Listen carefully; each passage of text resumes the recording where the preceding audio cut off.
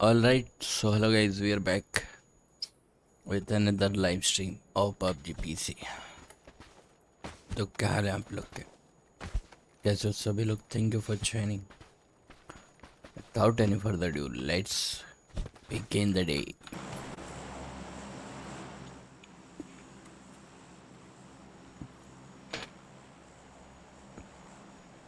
This is a song for the boys. We don't have choices.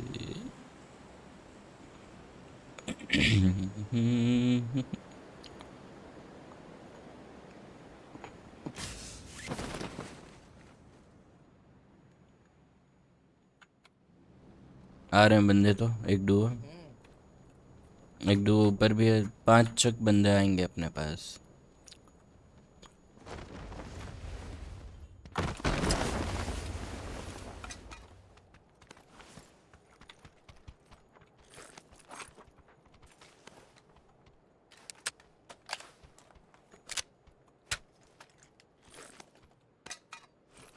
कहाँ गए बड़वे?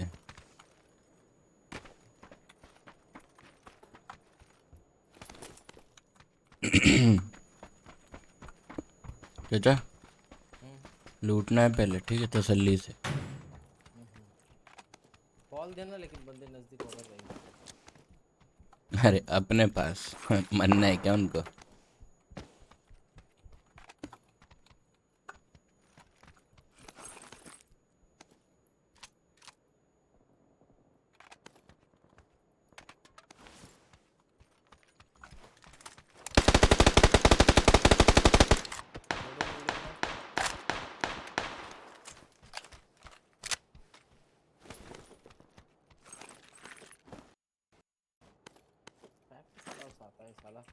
नहीं हमको भी है सर्वर का कुछ था।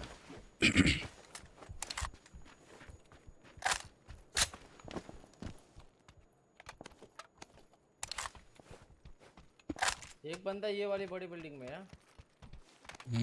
अभी रहने दो। और एक बंदा लेफ्ट साइड में कहीं पे है।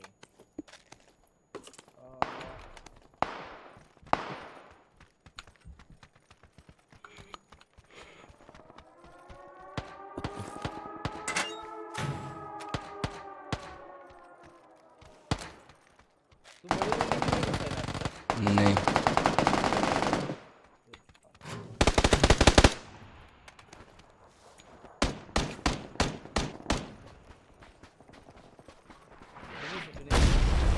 बिल्डिंग से बाहर।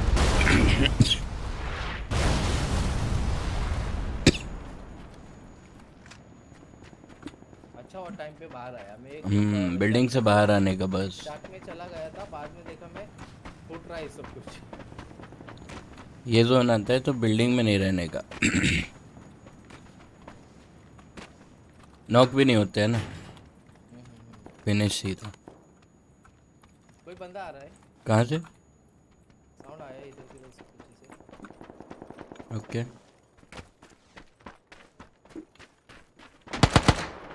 बहुत है क्या?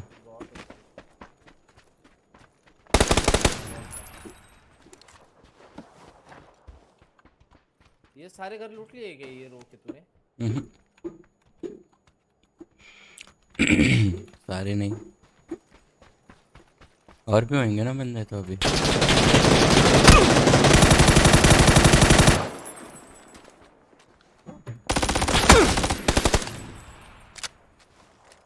लो है वो काफी। ठीक है एक यहाँ से भी आ रहा है। 2 बंदे हैं।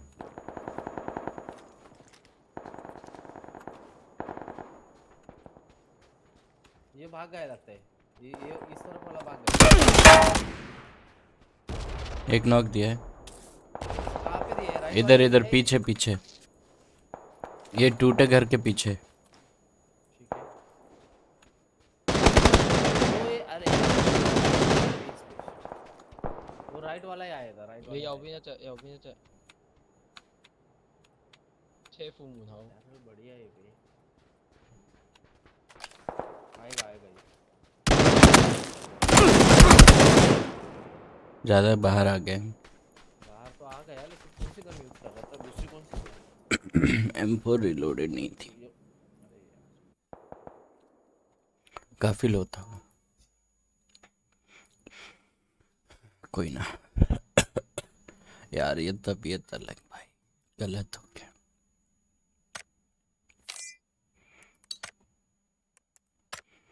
PUBG PUBG.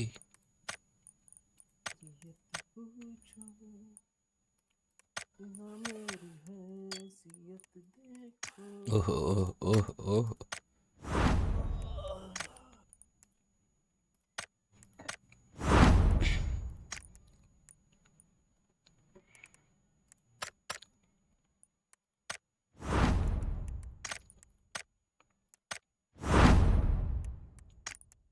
टीड़े टीड़े टीड़े टीड़े।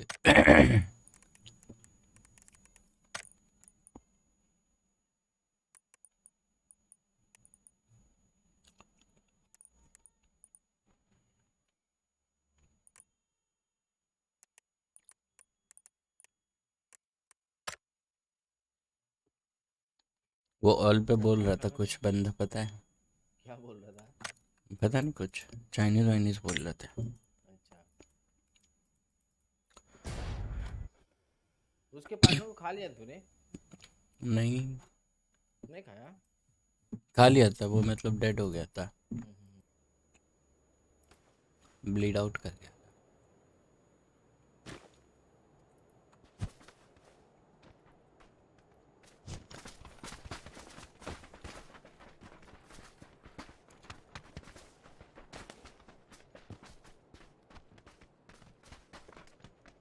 अरे वो आज कहाँ है अरुण?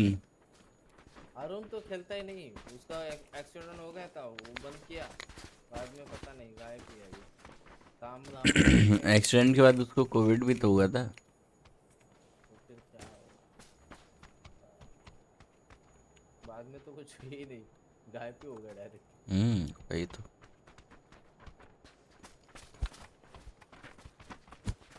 वो गायब हो गया, अंकित गायब हो गया। कहाँ चल रहा है बोल? चलो कहीं भी, ले लो हॉट ड्रॉप। हाँ ले लो। हम्म हम्म।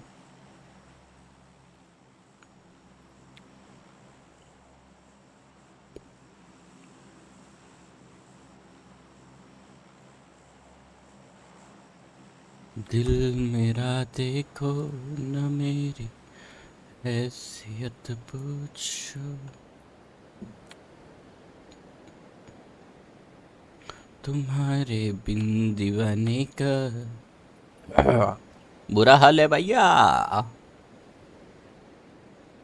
हालत गले में खराब दर्द है, है। बहुत दर्द है गले में। थोड़ा बहुत होता तो झेल भी लेते, बहुत ज्यादा है भाई।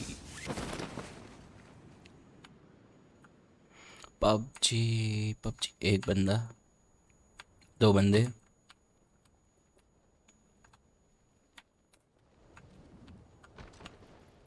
कहाँ कूद रहा है कोई बिल्डिंग में अपने वो? कहाँ कूदे?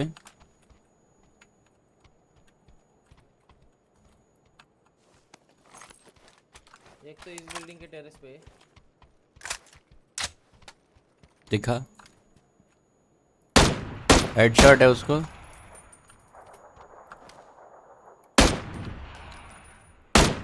एक और शॉट है, लो मर क्यों नहीं रहे?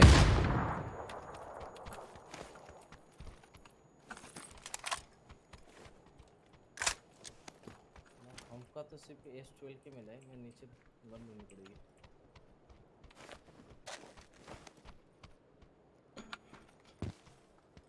हाँ,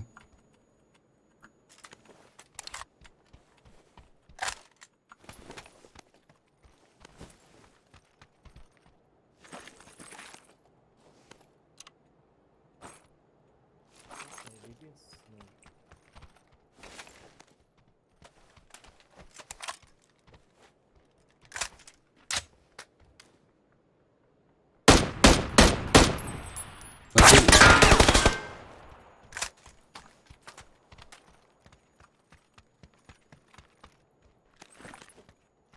बंदा पुश कर रहा है क्या तेरे पे? नहीं ना।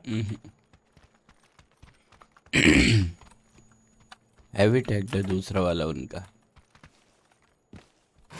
रेस नहीं मिला अभी तक। हाँ मिल गया एक। हम पे हेलमेट नहीं है।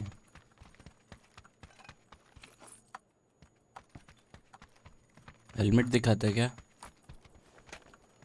हेलमेट शायद वहाँ पे है तो पता नहीं, लेवल 1 का है शायद।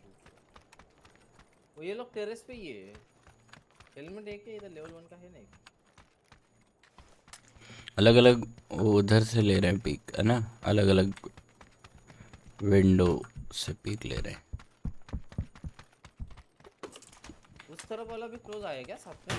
क्लोज नहीं, एक दूर है एक पास है। एक तो आपके मार्क वाली विंडो पे है, मतलब क्लोज आया लगता है। कहाँ से? ऊपर ऊपर से यार।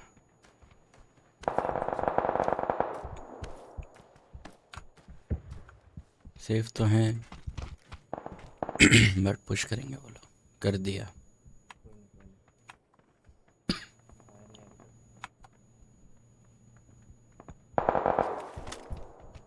एक उधर या एक उसी में है अभी तक। चाचा गेट। नाइस। दरवाजा बंद कर, इसको फिनिश कर, इसको finish कर। आ गए क्या?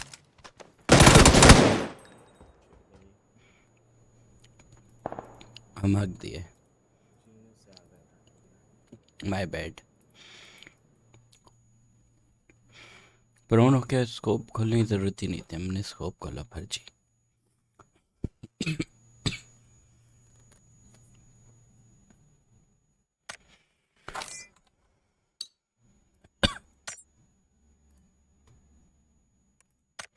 चलो कोई ना कोई ना।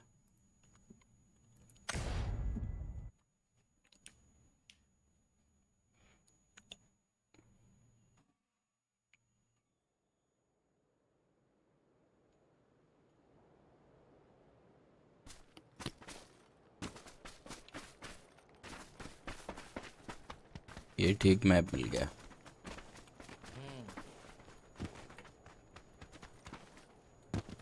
बड़े मैप में क्या बसड़ हुई थी पता है अभी तो? देख रहे थे हम, देख रहे थे। कितने बचे हुए तो बैठ ही गया यार। मैं कब से चाहता था पुश करे इन पे।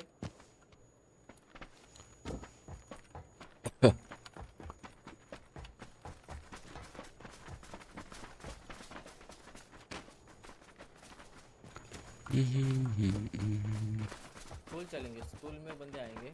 चल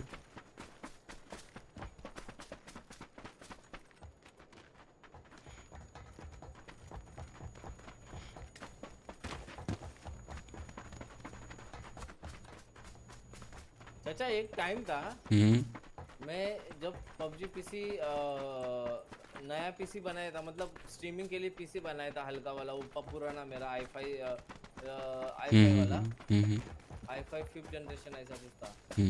वो बनाया था मैंने। तो उस वक्त मैंने वो बनाने के बाद पबजी पीसी डाउनलोड किया और मैं सोलो लगाया। बूट कैंप लगाया था। हाँ पहले तो बहुत बंदे आते थे, बॉट वॉट नहीं थे पहले। हाँ वही, मतलब जैसे ये मैप है ना, ये मैप है, और अगर आप सोचो कि आप इधर उतर जाओ मारते को मार, तो उधर भी क्या पता 2-3 बंदे आ जाएं, ऐसा होता था। जगह नहीं थी पता, इतने बंदे बूट कैंप में उतरते थे वहाँ पे। पता है हमको, हम भी खेले हैं उस टाइम जब बॉट नहीं हुआ करते थे। पूरी लॉबी में रियल बंदे रहते थे भाई साहब, अलग ही सीन था वो तो।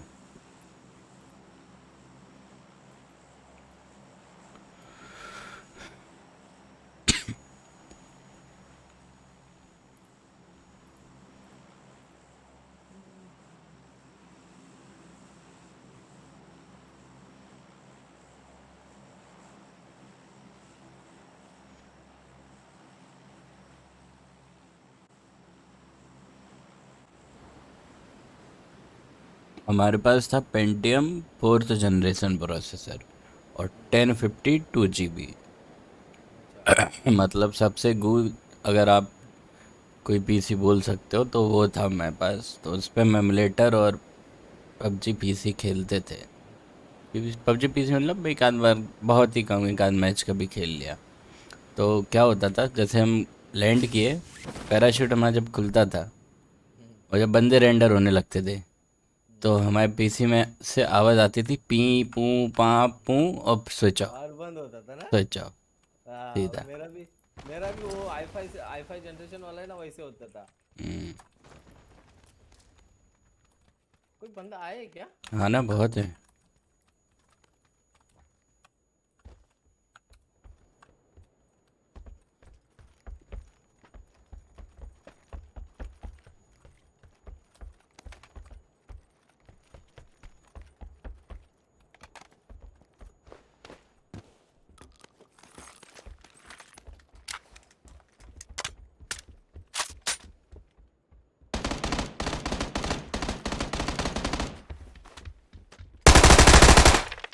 नाइस। तूने से दूसरे को मार दिया ना? हाँ, इंस्टा मिली हमको। मैंने एक को नॉक किया था यहाँ पे।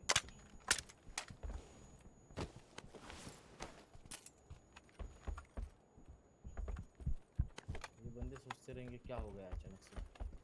वक्त बदल दिए, जज्बात बदल दिए।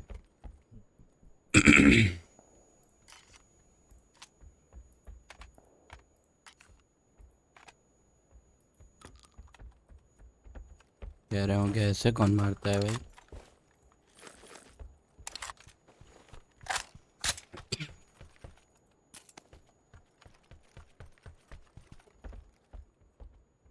यार बंदे तो हमने बहुत देखे थे, पैराशूट ओपन हुआ था जब। हाँ, दूर चले गए कुछ बंदे।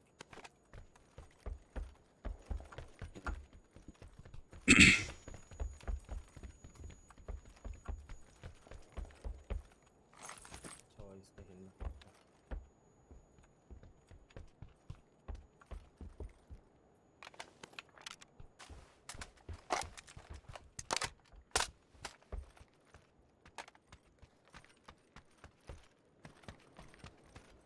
यहाँ पे एक ही पड़ी है अभी टाइम में।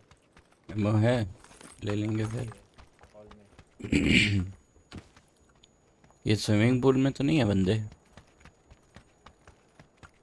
स्विमिंग पूल से तो नहीं। साउंड शायद हल्का। स्विमिंग पूल से तो कोई साउंड नहीं आया उतरने के टाइम पे।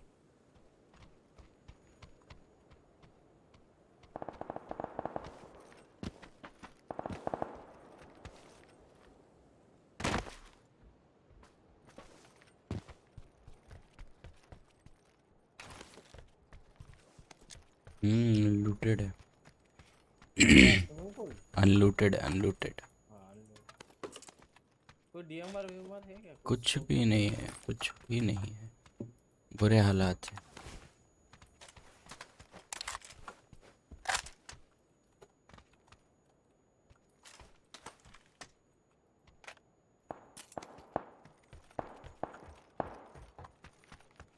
अच्छा, गाड़ी दिख रही है क्या? तेरे को स्कारल चाहिए विद एमो? नहीं, एमो ले लेंगे लेकिन। एमो पड़े 5 के एमो। वहाँ से लूट लो पूरा। हम्म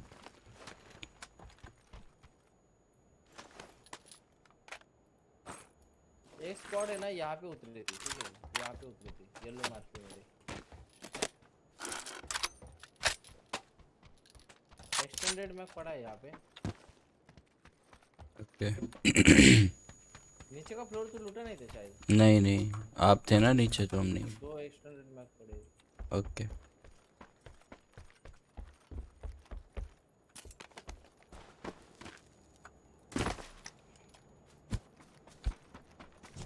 मुझे एक स्कोप की जरूरत है।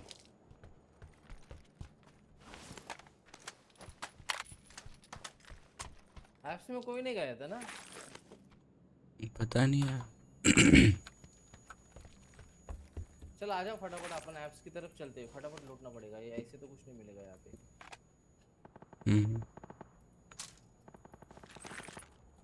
और अब भाई क्या हाल है? या तो इनसे लड़ लेते हैं, क्या बोलता है? हाँ हाँ, लड़ लेते हैं। आ जाओ।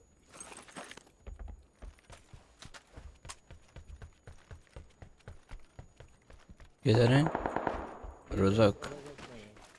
चलो।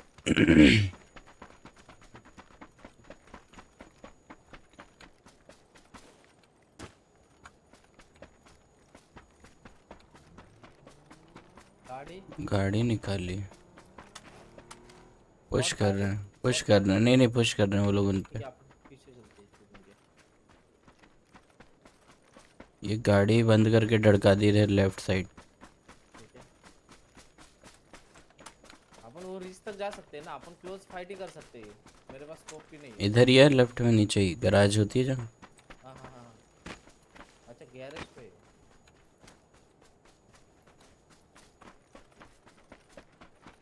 हाँ हाँ दिखा मेरे को। कहाँ पे वो इसके पीछे रेड वाले यहाँ पे। दिखा?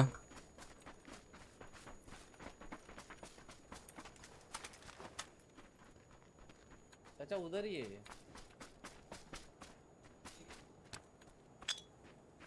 गैराज में है चाचा। एक उधर ही था रेड हाउस के पीछे। वही तो गैराज में गया। अच्छा वही घर। चल चल चल आजा आजा आजा। एक ऊपर एक ऊपर।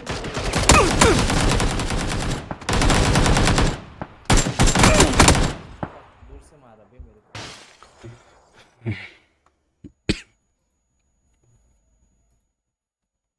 लफड़ा हो गया खाली फोकट। फर्जी।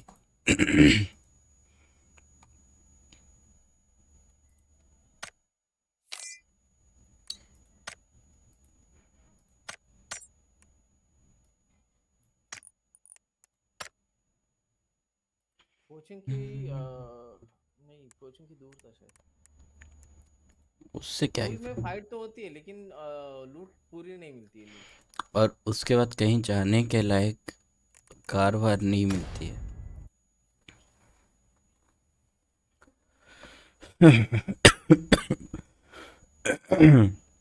ओ भाई, जान निकली जा रही है।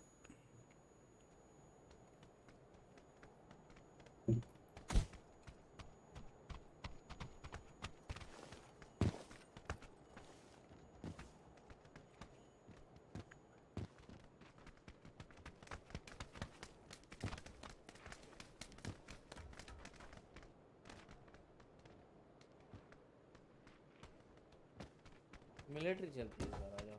चल। चाचा हो सकेगा तो तुम इस गेट से उतरना, इस गेट से घुसना। ठीक है ऐसे ठीक है, दोनों तरफ से पीछे से। हाँ मैं पीछे से घुस रहा हूँ, तुम यहाँ से घुसना। ये एंड पे यहाँ पे। ठीक। हाँ वहाँ पे घुसना।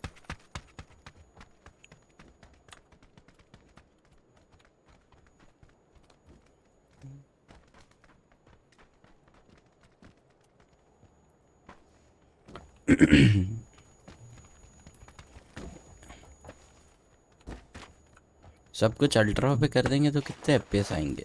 अरे बहुत लो चलता है। कितने? मैं देखा था। भाग ही नहीं रहा था बंदा ऐसे ढंग से। गलत सीन है।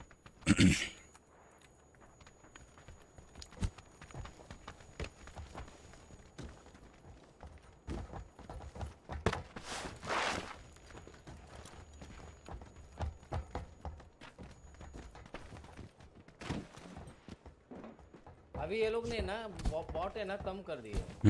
बंदे आने लगे ना। हाँ बॉट कम कर दिए ना तो बंदे फिर अभी जॉइन होते हैं।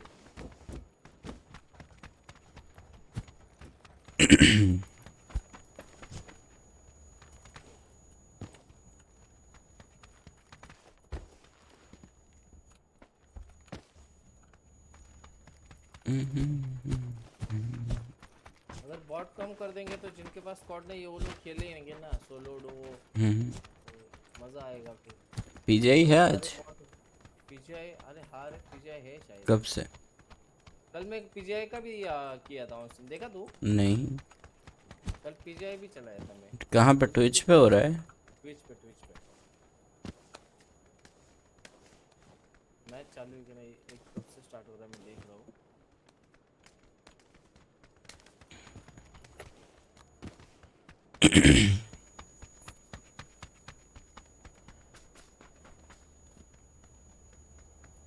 यार मैच तो स्टार्ट हो गए रे। लाइव इन 1.1.2 टाइम है क्या? टाइम है लगता है।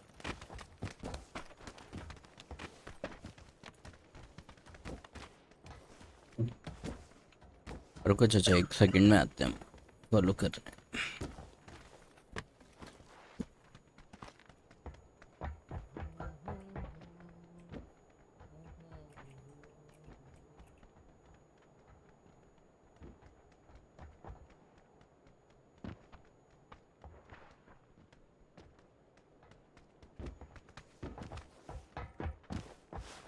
नाइन्टी थ्री बंदे 46 हो जाएगा।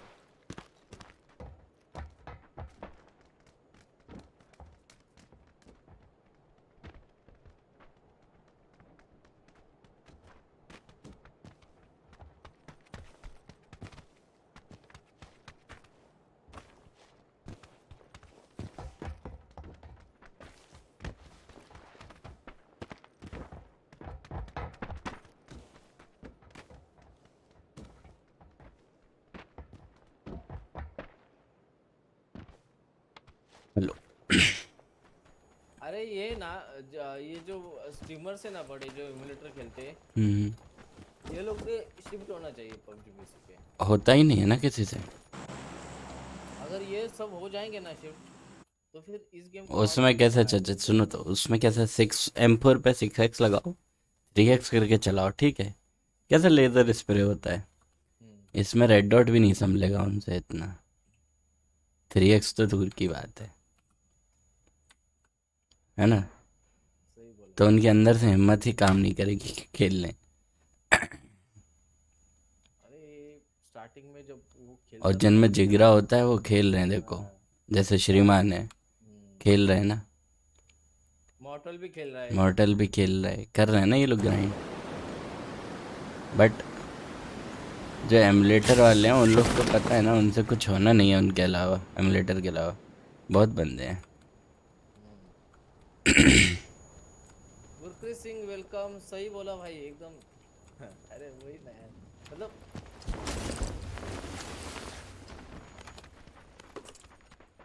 अच्छा बहुत बंदा है।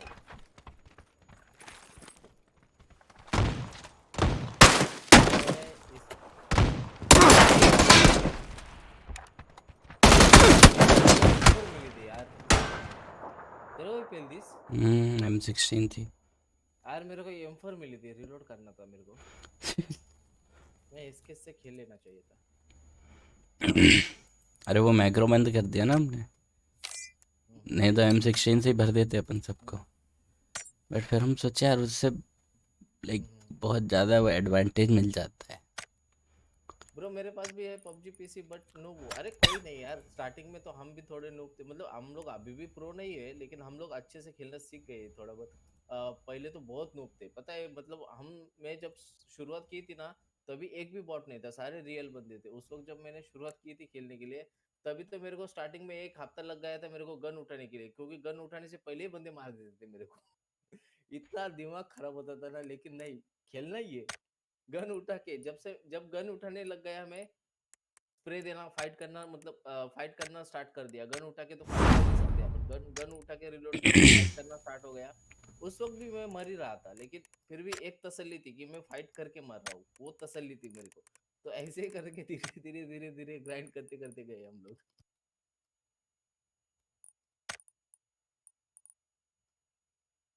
कोई खेलने वाले नहीं है। अरे खेलने के लिए कुछ नहीं, खेलने के लिए तू खेल सकता है। अरे तू हम लोग के साथ भी खेल सकता है, हम ना नहीं बोलते किसी को, खेलना है।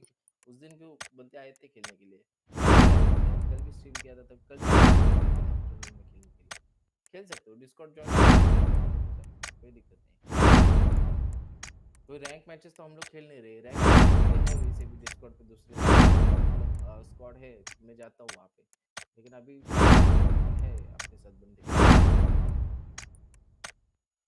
चाचा रेडी? हाँ हाँ 1 सेकंड, क्रेट ओपनिंग चल रही है सस्ती वाली। सस्ती वाली।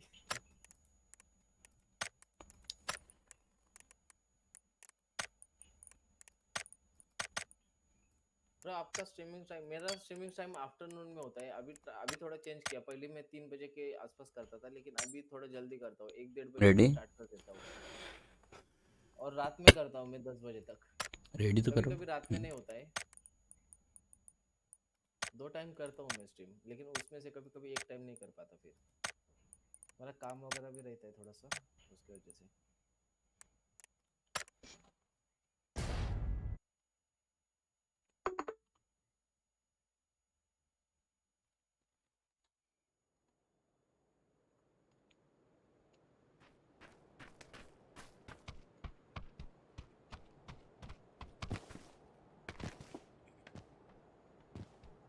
ये मैप ठीक है। तुम पहुंच गए क्या? अब नहीं आए। मेरे को रिस्टार्ट करना पड़ेगा शायद। करो। आप आओगे कि नहीं, लॉबी आ जाए हम।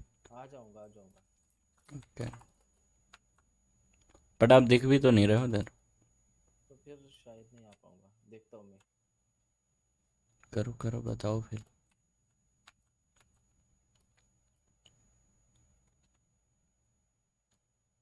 बंदे भी खैर ज़्यादा दिख नहीं रहे कहाँ से हमको हो? मूव मुंबई करते से हो हुए। bro? हेलो माफिया भाई, पबजी पीसी है क्या ब्रो? बंगाल से यप। हो, तुम्हारे नाम से लग रहा है। लॉबी चलो आ जाओ। आ रहे हो क्या माफिया भाई आप? आएंगे आप कि नहीं आएंगे? आप तो एपेक्स खेल रहे हो, आप कैसे आओगे? आप तो एपेक्स पीरो हो। मैं दिक्कत भी मुंबई। साइकत अच्छा मुंबई, बोस। नाइस। कहाँ पे मुंबई? मैं मुलुंड, मुलुंड में रहता हूँ मैं। थाने डिस्ट्रिक्ट। टिक टिक टिक टिक टिक टिक टिक टिक टिक टिक टिक प्रॉपर टिक। थाने में रहते हो या फिर ओनली मतलब थाना डिस्ट्रिक्ट रेडी कर अच्छे बाहर से। कहीं पे? हाँ मैं अभी पता नहीं क्या सीन है मेरा। अच्छा कर तुम लो लॉबी कर में लो। हो क्या? हाँ लॉबी आ गए थे हम। ठीक है, फिर मैं रिकनेक्टिंग कैंसिल कर दूंगा। कर लो कर लो।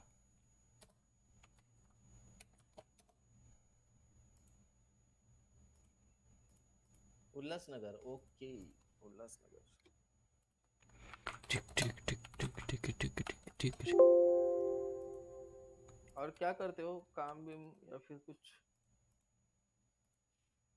अभी कोविड से तो सभी बंद है लगभग, और कोविड वापस बढ़ रहा है। क्या पता शायद एक और लॉकडाउन मिल जाए। आ रहे हो क्या जनवरी माफिया में। भाई? बोलो जल्दी से माफिया भाई। स्टूडेंट हो? अच्छा। ओ माफिया चालू है भाई। स्कूल, मतलब ये चालू है क्या, स्कूल चालू है? अब तो हो गए ना कि चालू। फेब से नहीं हो। अभी तक कहाँ शुरू हुआ है, अभी तो ऑनलाइन ही चल रहा है। क्या बात कर रहे हो? तो तुम लोग के आज शुरू हुआ है क्या? हाँ हाँ तो गांव में होता है ये शुरू। इसीलिए तो कहते हैं गाँव बेटर है। क्या आपका गांव दो बहुत कौड़ी का बेटर शहर? है, लेकिन क्या करे दो थोड़ा। कौड़ी का शहर क्या मतलब? हम्म। हाँ। अरे 2 कौड़ी के शहर में ना, स्कार चचा, हम्म बड़े बहुत से लोग है ना, कुछ सपने लेके आते हैं, ठीक है। हम्म ऐसे ही नहीं करते Mumbai. Hmm, final year college student. Okay nice, फिर तो बढ़िया है। कैंपस वगैरह आएगा या फिर ऐसे ही बाहर कॉलेज खत्म होने के बाद खुद से जॉब ढूंढना है?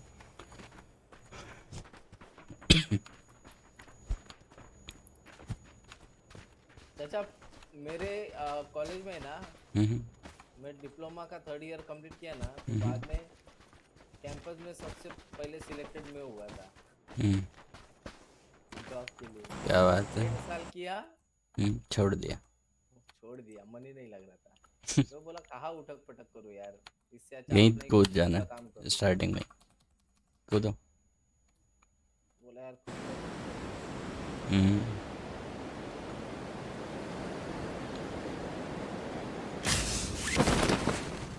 खुद से ही, फिर तो स्ट्रगल ही है अभी फिलहाल, क्योंकि कोविड की वजह से तो सब अच्छा कुछ। 4 बंदे आ रहे हैं आपके पास। हम्म।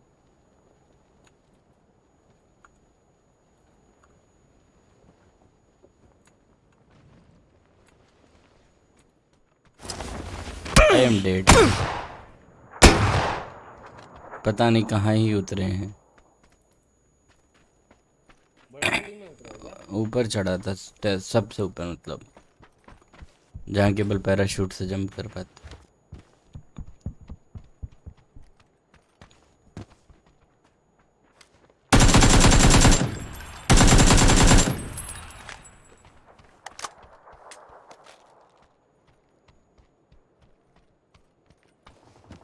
ये रहा। क्या बात है।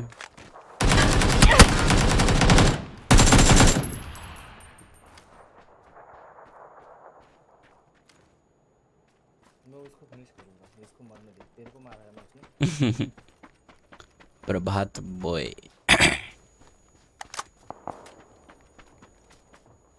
कौन सी बिल्डिंग थी ये? यही यही हाँ।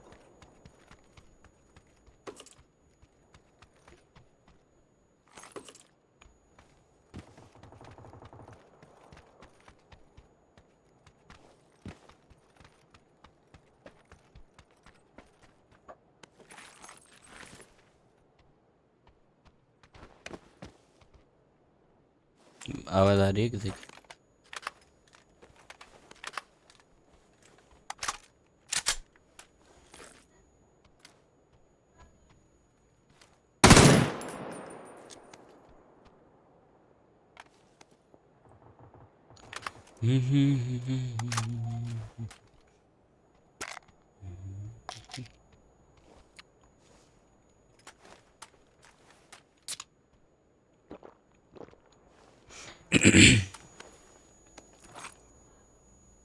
सामान नहीं उठा पा रहा। ये क्या बेटर है यार बैरल से।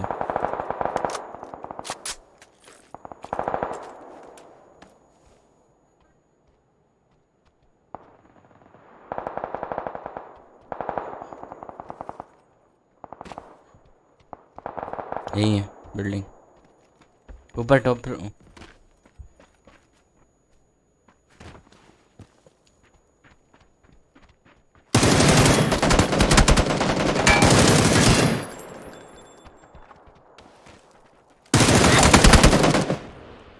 एंटी एंटी कितना था वो? काफी। अरे ये फाइट के बीच में पैकेट लॉस आ जाता है बे। गलत सीन है। मेरे को नेट थोड़ा है ना अभी, नेट ये वाला एक्सपायर होगा ना, थोड़ा तगड़ा नेट ये कर लूंगा। ये बहुत घटिया सीन हो जाता है मेरा, फाइट के बीच में पैकेट लॉस आ जाता है।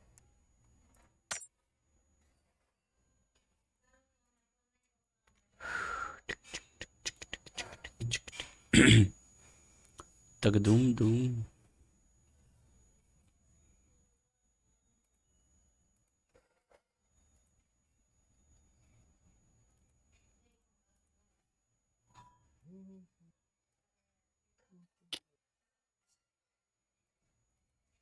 दो के लिए क्रैकन और सेनो की बेस्ट मैप है खेलने के लिए। और क्या फाइट मिलती है जल्दी डुओ जल्दी। सोलो फाइट मिलती है, फटाफट मैच, गन बिन वगैरह फटाफट मिल जाती है। बाकी मैप में तो पहले गन के लिए गन ढूंढने का टेंशन है। एक बार रेडी करना।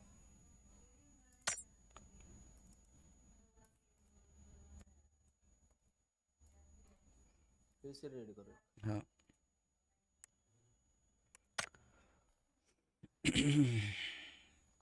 ओ भाई यार ये तबीयत भाई क्या हुआ, ज्यादा खराब हो रही है? मन ही नहीं लग रहा है कोई काम में।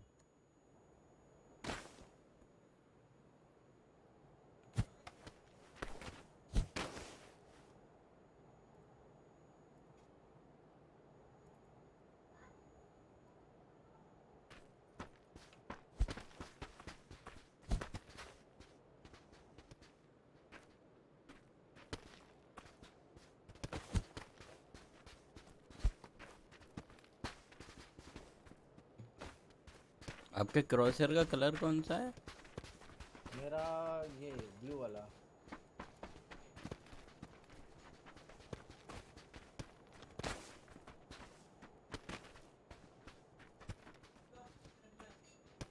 ये मैंने ये चेंज किया, पहले नॉर्मल था, वो दिखता है ना वो नॉर्मल, ब्लड का उसके बाद वो कलर। दो तीन आते हैं ना। मैं बताता हूँ क्या है। पी करके पैरट ऐसा कुछ है। नहीं रे, वो क्या रहता है, हाँ ये क्या है, ये प्रोटोन ऑफ ये है मेरा। इससे ब्लू आता है ब्लड। हाँ ब्लू ब्लू कलर आता है, वो ये मेरा। और क्रॉसहेयर का वो ब्लू है, तो इससे थोड़ा बंदा है ना सही से दिखता है। बंदा सही से पहले थोड़ा- देखता है? हाँ बंदे दिख जाते हैं थोड़े से। उससे कुछ होता ही नहीं है ऐसे। उससे खाली ब्लड का कलर चेंज होता है? नहीं ग्राफिक्स चेंज होते हैं ना, मतलब नहीं पता नहीं, लेकिन मेरे को ऐसे लगता है कि नहीं गेमिंग गलत थोड़े लगता सही से दिखता है। उससे तो खाली ब्लड का कलर चेंज होता है, रेड से ब्लू ब्लू दिखता है। है। वो कलर ब्लाइंड मोड है ना वो। हम्म, शार्पनर बंद किया है मैंने, शार्पनर जो होता है ना वो बंद किया है, और फील्ड व्यू मैंने बढ़ा दिया है। सेक्स दिख रहा है गेम अल्ट्रा पे। फुल सेटिंग करके खेलेगा रेंडर एक मैच। रेंडर स्केल 100 किया है मैंने, और ये जो है ना बंद किया है शार्पनर। हम्म, यही उतर रहा है ना बाहर बाहर चलो साइड। चलो, एक मैच हम फुल अल्ट्रा पे खेलेंगे, पूरा सब कुछ अल्ट्रा एकदम।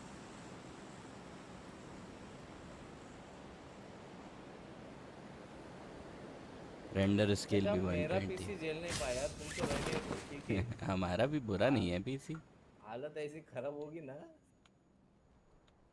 अभी तो 80 एफपीएस दे रहा है।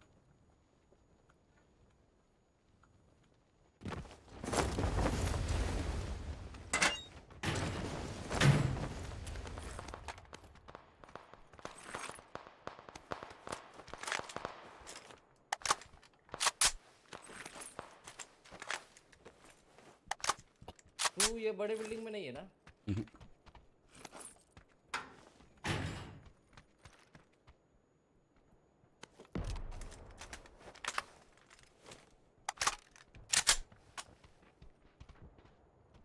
पुश कर रहा कोई हम पे।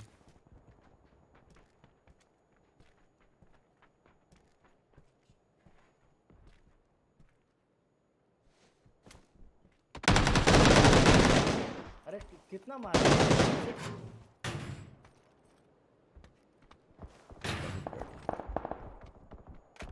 मेरी कुछ गोलियां दीवार पे लग गई यार, लगता है।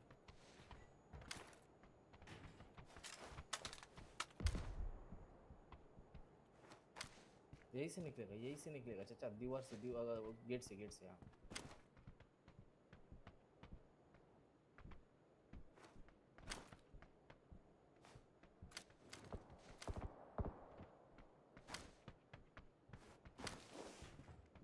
उधर से निकलेगा।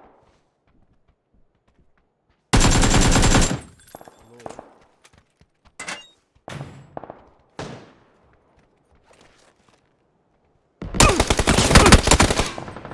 इसका क्या है? मेरा गलत सीन हो गया बे, मेरे को कितना मारा था, मेरे को पता नहीं उस बंदे को। हेलमेट वेस्ट ही नहीं था कुछ। भाई लॉबी क्या जहर लग रही है चचा यार, अल्ट्रा पे। हम्म उफ यार, मज़ा सा आ मजा गया आ रहा देख है ना के। खेलने के लिए, उसकी वजह से।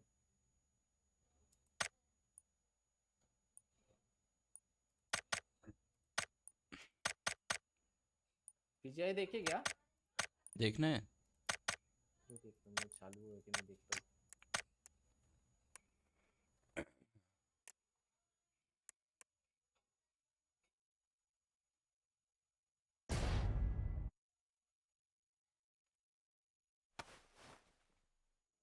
स्टार्ट हो गए रे। हम्म, स्टार्ट हो गए। ऐसा क्या करना है फिर, देख लो, कोई दिक्कत नहीं है, पीजीआई कर लेते हैं। ये मैच खेल देख लेते हैं। जल्दी मर जाएंगे तो पीजीआई देखते हैं। ठीक है। तुम भी लगा लो स्ट्रीम पे, हाँ, मस्त दोनों बैठ के देखेंगे, मजा आएगा। क्या बंदे खेलते हुए बता यार, और खतरनाक क्या, है लोग। जहर एकदम। सीखने को भी बहुत मिलता है। अरे आओ ना, वही देखते हैं चलो। देखते हैं। हाँ, एग्जिट किया हमने। चलो ठीक है, आओ। लिंक देना हमको ज़रा। हाँ।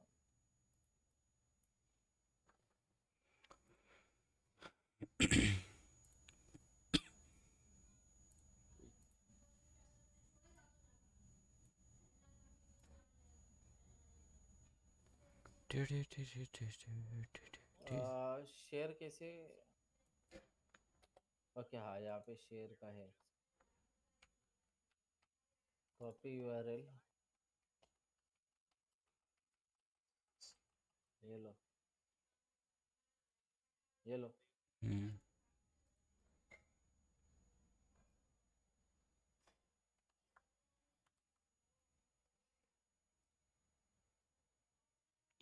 is Gems across the top, gets some decent damage, but I don't think he's going to get any knocks no, on he it. jumped out of the car! Well, and then Lockslock does it. The tab, by the way, finishes off Jayers, and now Lockslock out in the open on the road.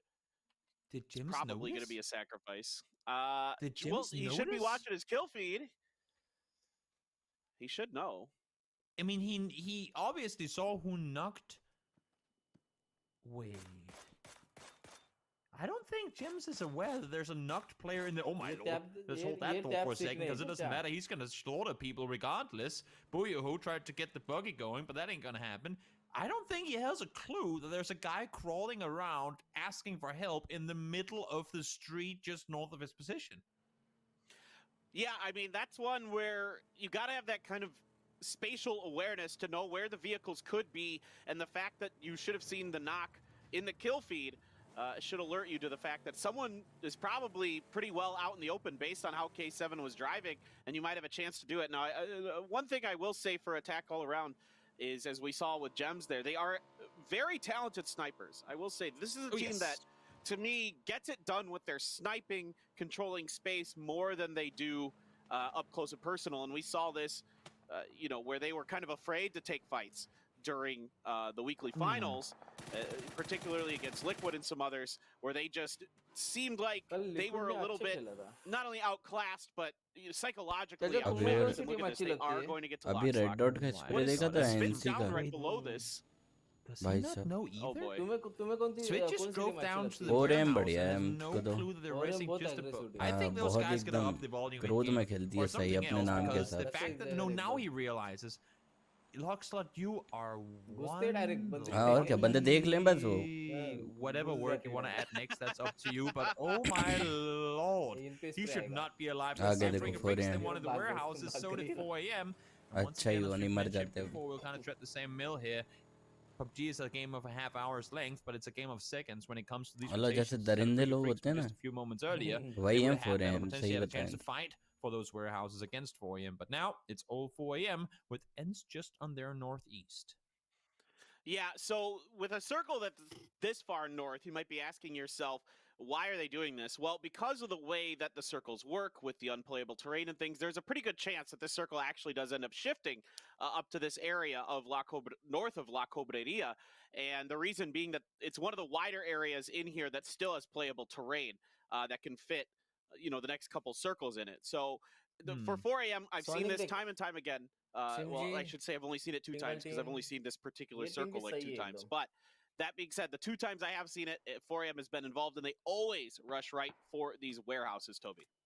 Yeah, and this makes perfect sense. I mean, they have a good spot to sit right now, and should the circle come towards the north, they'll be in, I mean, all kinds of joy in the position up there. So we'll see what the next circle shift. We do have quite a bit of terrain that will be shifted away from in Phase 4, so we're again in one of those situations similar to a lot of the games yesterday, where already by the Phase 3 shift, we can pretty much dictate 2 next circles popping, depending on where in the terrain we'll be finding ourselves. And that's already now. I mean, even though we're only in Phase 1, that's kind of what teams are trying to position themselves for. Find a spot that's close enough to one of those unplayable terrains, but have a big portion of open land behind it, so that should the circle go in your direction, you're pretty much guaranteed the next 2 or 3 circles will go in your like कितने matches हो रहे हैं रोज? Exactly, and Damwon Kia making their rotation out of the junkyard area south of El Azahar is typically where they've been dropping. Infantry is Impala, so they're nipping at the heels of Kia Damwon right now. And of course, these guys are going to be rolling up behind Buriram. So eyes on this part of the circle right now, as this is where I think our observers and we all recognize that this is potentially where there might be some fighting to kick things off. But Kia Damwon, very methodical. They take their time. Sungjong out front to do a little scouting at first, just see what's ahead of them on that pretty relatively flat terrain north of the oasis there. Let's see. It's should be pretty. I mean, normally, I mean this kind of ranks your military and erangle bill both coming in. अरे late from Rahul, the south welcome to side. the They're doing stream. exact Rahul same क्या thing hall here है? as well. हम तो बढ़िया हैं, तुम बताओ क्या There चल रहा है, should be enough कैसे चल रही है space for them जिंदगी, to बड़े make दिनों बाद that दिख रहे pathing over towards, as you said, water treatment. But it's where they go from there. I'm curious to see, because Ankit, if they welcome, come in bro. by water treatment, I think if they're really smart on this one, they stay out on that Ankit. east side road and tank the Kya blue kar for raha maybe tha? a little longer, just to see if the circle goes north or south. Because if you come in from the south now and the circle goes north, you might find yourself in trouble making that rotation up towards the ये north. एकदम Let's end में see. In the circle बना meantime, हुआ है. got me out. Shots fired over towards the Dam 1 players. Are they opting to go back towards this? Because they jumped out of their vehicles and they seem to be scouting down towards this compound. And actually, you can see BYTE, they called their bluff. They knew there were only two. BYTE drove out, but nope, now they're going back in towards the compound. There's a lot of psychological warfare going on here, trying to figure out, do we commit to it? Do we push towards them? Do we force them back? What's going to happen here? Yeah, the idea for BYTE to me right now feels like they are saying, look, we're already here, we're controlling this funnel towards where Ensign 4AM are, into the area in between these kind of two mountains, and you can see Edie's even deeper in to kind of give some recon, as BYTE is potentially likely to need to move. Now you can see the circle does shift up to the north here. Again, this is why this road up to the north has been so prioritized. Night new era, ये है PUBG PC का global tournament, world level पे जो tournament होता है PUBG PC का, वो है ये. terrain stuff works was pretty likely to head up here. Now BYTE is going to make their move. And they're in all kinds of hurries to do so, because they know, as you said, a lot of teams will be positioning towards west. Oh my lord, once again! वही tap tap देख रहे थे. Mini से उतर I mean, दिया. obviously this time around, because people get shot क्या out of the तसल्ली से vehicles, tap but tap great मारा shooting भाई. from ends this time around. We saw the similar story before, and oh no, here we go, drive-by meta at full effect once more. Noadra finds Son Yang. Out of the vehicle he goes as well. So a lot of people getting tacked on up, falling down. Sean Yang, don't see a universe where he gets back up on his feet. Nope, ain't gonna happen. Kia losing a player early as well. Yeah, they're going to lose the in-game shot caller. Now Grenade going to roll in towards Kanaxi. Doesn't really catch much of him, if anything at all. And now he's taking more damage as Kia Damwan trying to push in through BYTE territory. But BYTE setting up walls against what Kia Damwan wants to do and not really allowing it. And I say that, now Tiggleton gets involved from the Sonics, gets a knock onto Noradra. So for BYTE, this stalling tactic isn't quite paying off so well for them just yet. No, and it's important for Damwon that they're actually doing the damage from afar. Oh no, Indigo falls down. Had he held his tongue just a bit longer, had he waited just for a more longer moment, Under would have been there, but he only now got out of the vehicle, and it's way too late. Oh my god, that nade is going to be absolutely perfect. Nope, as I say that, barely any damage done. Still 62 HP up. That nade, will it do more? It will, but still alive Under. The best is really keeping him in good shape right now. 3 nades used. No knocks coming in. Level 3 gear against nades, as we know. Pretty damn difficult to get knocks with them. Yeah, and Under gets a bit lucky with that third grenade that it does not bounce in. There's a molly right at his feet, though, and that surely will be the end. No, the first aid kit came out just in time, and I think Under's going to be able to survive. I thought he wasn't going to get it, but he does. And now he tries to get Edie. Edie's throwing more mollies, and there's just too many throwables here for BYTE United. They do end up wiping Kia Damwon, our first team out. That was a bloody fight. Neither team really benefited from that, of course. Of course, Kia didn't, but but for BYTE, I think they lose 2 in the process, so that's not ideal. And this is again more of BYTE style, where they want to fight you, but I usually they take the fight to you. I don't see them kind of doing this fighting retreat thing as often. No, I mean, they knew there were multiple opponents coming their way, and they tried to hold off against it, so I respect the effort. And to be fair, I mean, they did end up succeeding despite losing players. There's a promo code on your screen. Get it typed in the game. Maybe take a screenshot so you don't forget it, because it will be gone from the screen as fast as it got here. So make sure to get the code written in game, and you can reward yourself with some nifty esports points. In the meantime, BRU की team देख रहे हो, 2 बंदे हैं और 4 kills हैं उनकी. All they care about is maybe getting a circle up towards the north, because they're sitting far up there, similar to what we've seen them do before. To be fair, I mean, yesterday we were complimenting them a lot for their rotational game, and I think if they sit up here, it seems to me like they're going to do that kind of thin spread as we've seen तो पूरा 4M Virtus को Pro, as support we've seen कर रहे Gen हैं. G do before, take control 4M on all तो sides, protect and then wherever the ये circle victim goes, है you can rotate accordingly. Unfortunately for them, right now, well, they don't have that far they need to go. Because look Oh at भाई ये the क्या south, चल रहा all है? those teams having to go up, that's going to be difficult.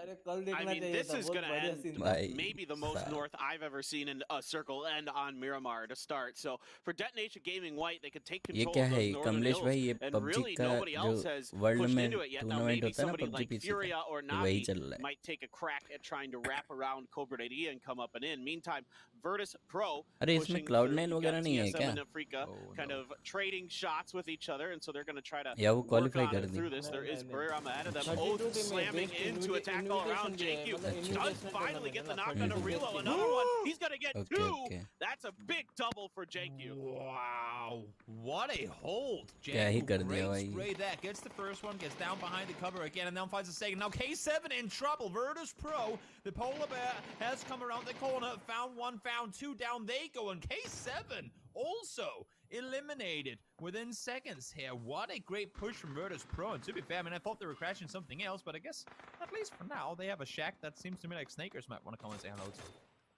Yeah, Snakers needs to find something that he can hide in for a long time, and there isn't a lot in this part of the circle. The terrain, there are terrain that you can work with, but there's a lot of high grounds to your west and east in this particular spot, so the hard cover is so much more important here.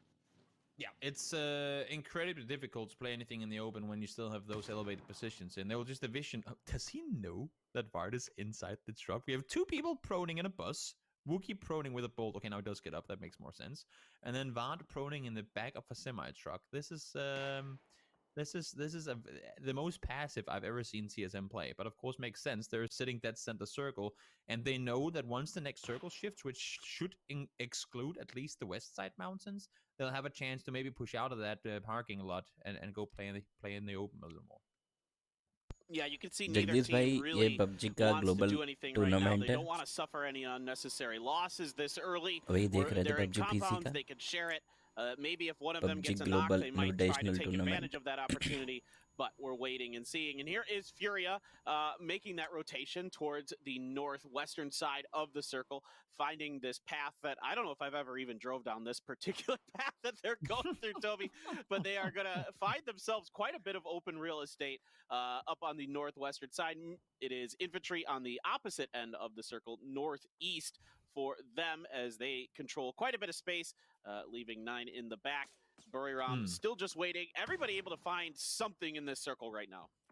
Yeah, this circle should go, I would assume, centering on 4 AM to some extent, because we have a southeast side that we have to shift out. We have the west side, and of course also the rocks on the north side. So towards 4 AM, yeah, a little further west than that is where we're going to center up. Snakers, chill in the middle, at least you can do that for now, but for how much longer, I'm not quite sure. It's going to be difficult to maintain that spot, I would think, with how many teams that are currently trying to make their win from the outside.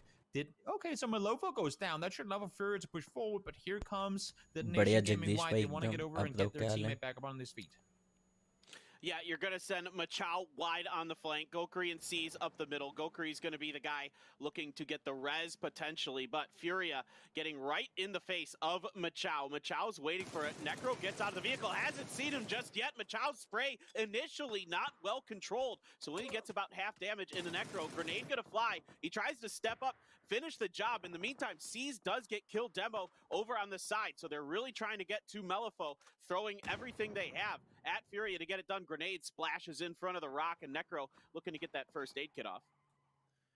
It's gonna be so difficult. They need to take this fight out. I mean, outside the circle, the blue is already gonna start closing in now. They need to get this over and done with fast, because they want to spend this time they're doing on fighting outside the circle, on finding good spots within the circle they can rotate to as soon as possible. In the meantime, let's see here. Attack all around in between two teams now, the Freaky Freaks here.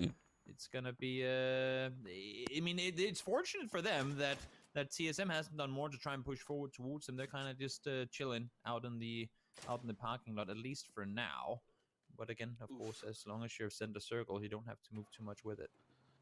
Yeah, Squeaky reached way out of Ence's compound to see what he could get done and check out what was going on in this long, protracted battle between Furia and Detonation Gaming White. And the top fragger for Detonation Gaming White is going to get spotted out and taken down by him. Now Raspu trying to get some grenades to land towards Melifo, just bouncing off the front of a rock. That one bounces in but doesn't get deep enough before it explodes to do any damage to Melifo. Detonation Gaming White continuing to hold pretty decently, but Furia really trying to get through this blockade as, yeah, both, like you mentioned, both of these teams really want to try to find some kind of way to establish themselves and get ready for this next circle pop. I mean, we do have Noadra and Edie. ये net बहुत two of the जोरदार है, only पीछे ही है compounds इसके। in the circle playing a 1-1 split right now. I don't know पता if it's क्यों because they नहीं simply अभी can't तक। get to one another. But if I'm Furia right now, as I was just gonna say, you have a chance to back off. Back off. There's no reason to fight a team outside the edge of the circle. You should, as I said, scout further forward, try and see if you can make your way in and run down towards the south rather than try and force the team and force a fight in the blue that won't really grant you anything. Because where you're taking the fight right now is not a spot you can stay in regardless. So get away from there, try and see if you can find somewhere else to play, and then hopefully other teams will take care of the problem to the north for you. Smoke कितने रहते Yeah, हैं and in all लोग the के? damage 10, they've done to their 8, 8, vehicles 9, as 9. well. Both teams not really getting much मेरे out को of this चार other smokes than फेंक losing दिए a हैं। player each. And now Furia has started to make their way, and Detonation Gaming White finds a bit of a nestling area between two hills. And yet, indeed, we are heading towards this compound. And again, this is why 4 a.m. and Afrika Freaks very early on, we're trying to prioritize these warehouses, because circles that shift up this way tend to find those warehouses in them, and they're actually surprisingly easy to hold. Like, two of the easier warehouses to hold on this map. Sometimes those warehouses can be a little tricky, Toby, because the front of them are so wide open. But in this case, there's actually not a lot of angles, because you can see right here, this is a great angle. The कोई observers just single look. बंदा भी From the कहना front है of that M2 पर नहीं warehouse, चला there's रहा है। actually not a lot of visions that other team can get, but Sniper Detonation कोई नहीं Gaming चलाता White, हाँ they're going भाई, to try to सब find a DMR। dip on the outside of it, and there isn't a lot of room to be had. No, when that's where you're playing that little bowl there, then you know it's slim pickings of what's available. And I just gotta say, I mean, kudos to PUBG Corp, because we're seeing it right here. Snakers yesterday complained about the teams just getting circles, and that's the way he wants to win it. While he doesn't have his teammates alive, I mean, he's still got 3 circles on him in a row now, so that's something. I guess they're just you know what? It's if someone's not satisfied with the circles, we'll give him some. That's fair. I like it. We gave him the circle magnet for sure. There you go. Hang on to it for today. FaZe on rotation right down the middle of the road. Now they do have kind of a high ground they can work with. They might be angling towards where भाई Snakers के is. Pass uh Gaming गए। White falling to 4 a.m. as they're trying to swat them away from the वो warehouses. तो कुछ This कर ही is नहीं gonna रहा भाई, find सो गया ऐसा FaZe लग रहा है। in a long करेगा dip. वो हाँ It's going to be वही, interesting वही। to see once TSM and the teams below them are forced to do something, how well FaZe is going to be able to hold on to this. Yeah, it's going to be a really hard area to fight around. And also for infantry on the hillside to the east, I mean, they're not looking straight down below them right now. They're trying to take the fight to the teams that are coming in from the west. But once they start looking straight down, it's going to be very hard where FaZe is playing from, where Detonation Game White is. It's going to be very hard to play from there. Edie now trying to hold off Sonics on his own for now. Finds Shrimsy initially. There are only 2 alive, so it's a 2v3. He's full white. He's trying to spray towards the door. That should mean, at least for Mime, that he knows he hit him inside. He's tagged up now as well. Mime doesn't seem to want to commit to push inside here. It's a hard situation to be in. Noadra finds Tickles in the meantime, so 2v2. Now it's going to be really hard for Sonics to really find that entry path here. Noadra spots Mime on the outside, down to low HP. Is he going to vault out and try and get him 26 HP with the booster still going? It's going to keep him alive for now, but Edie low as well needs to heal up too. I think Noadra definitely wanted to get out the window and try to finish the job, but decided against it. We do have a res coming through, so Shrimsy is up and running. HWin into the door. Edie finds the headshot, but no knock onto Mime. Mime instantly going right down because the blue is here, and that's going to be Mime going down. Edie has to run through the blue himself. HWin can just try to hold an angle here, but there is just enough of a hill. Shrimsy helps him out a bit, catching Noadra trying to come out the windy, and now it's Edie's turn to try to blockade Sonics, heading towards the next building in front of him. But this circle is going to head over towards those warehouses once again to the east. And for these teams, दो वेरोज really, पकड़े हैं, कोई आने की हिम्मत Furion नहीं doing a कर रहा है. fantastic job holding them off, but it's just fight after छह fight तो is मार दिए really उन लोगों ने उधर से होल्ड wearing कर them करके. down. चांस है उन It लोगों is को. so Wait. difficult for ED to hold छह this kill one कर off. लिए उन Even if लोगों he ने उधर ही manages रह to रह take के. out Sonics, where the hell does he go from here? There's अच्छी nothing position on the Lee west side of the circle that's even remotely available. You can crash into Sonics, or Sonics into TSM, sorry, in the parking lot and hope to find something, but that is very optimistic at best. ED does fall. Nice attempt of trying to hold off there, but Sonic stands strong, and now Sonics, I mean, same situation as ED. Where do you go from here? They have 3 Navi players just on the other side, make that 4 actually. Senya's holding the side of the circle, and keep in mind, again, infantry haven't done a whole lot to get active from the hillside. Should this next circle go east as well, infantry are going to be in a scary good position. Yeah, for infantry right now, they're okay. If they have to come down the hill, there's not a lot of cover on the side of it. That's where things get a little interesting. How well are they able to keep their vehicles alive? Let's shift over to Afrika Freaks as they cross their little neutral zone that has been held for quite some time between them and Attack All Around and TSM, and finally it has to happen. They're going to open a door, see if they can bait someone out. Grenade comes through. EJ comes through, gets a very nice spray. Quick finish onto Svit. Really well done there. Great timing by EJ. Now it's up to Gems for AAA. There is also the Groza for Hikari. So Afrika Freaks getting the benefit of a crate falling their way at some point is going to help a lot in these close quarter situations. I like this combination of I hold the nade, you open the door, I push it through. Really smart. Unfortunately, Gems could hear that all happening inside. Hence, they'll fall. Virtus Pro 4-0ing them. Down they go. Virtus Pro again coming off strong. They had 2 back-to-back second places to start off the day yesterday. Really impressive performance from VP, and we'll see now if at least this time around they can get closer to that win, or maybe grant themselves a chicken dinner. They drive straight past the guys from Detonation Gaming. Why didn't you thought there couldn't be any more people here? Because they have 4 AM right above them. I mean, they just drove straight into the center of the tornado. Lou's buggy is driving on basically nothing. It is barely holding together.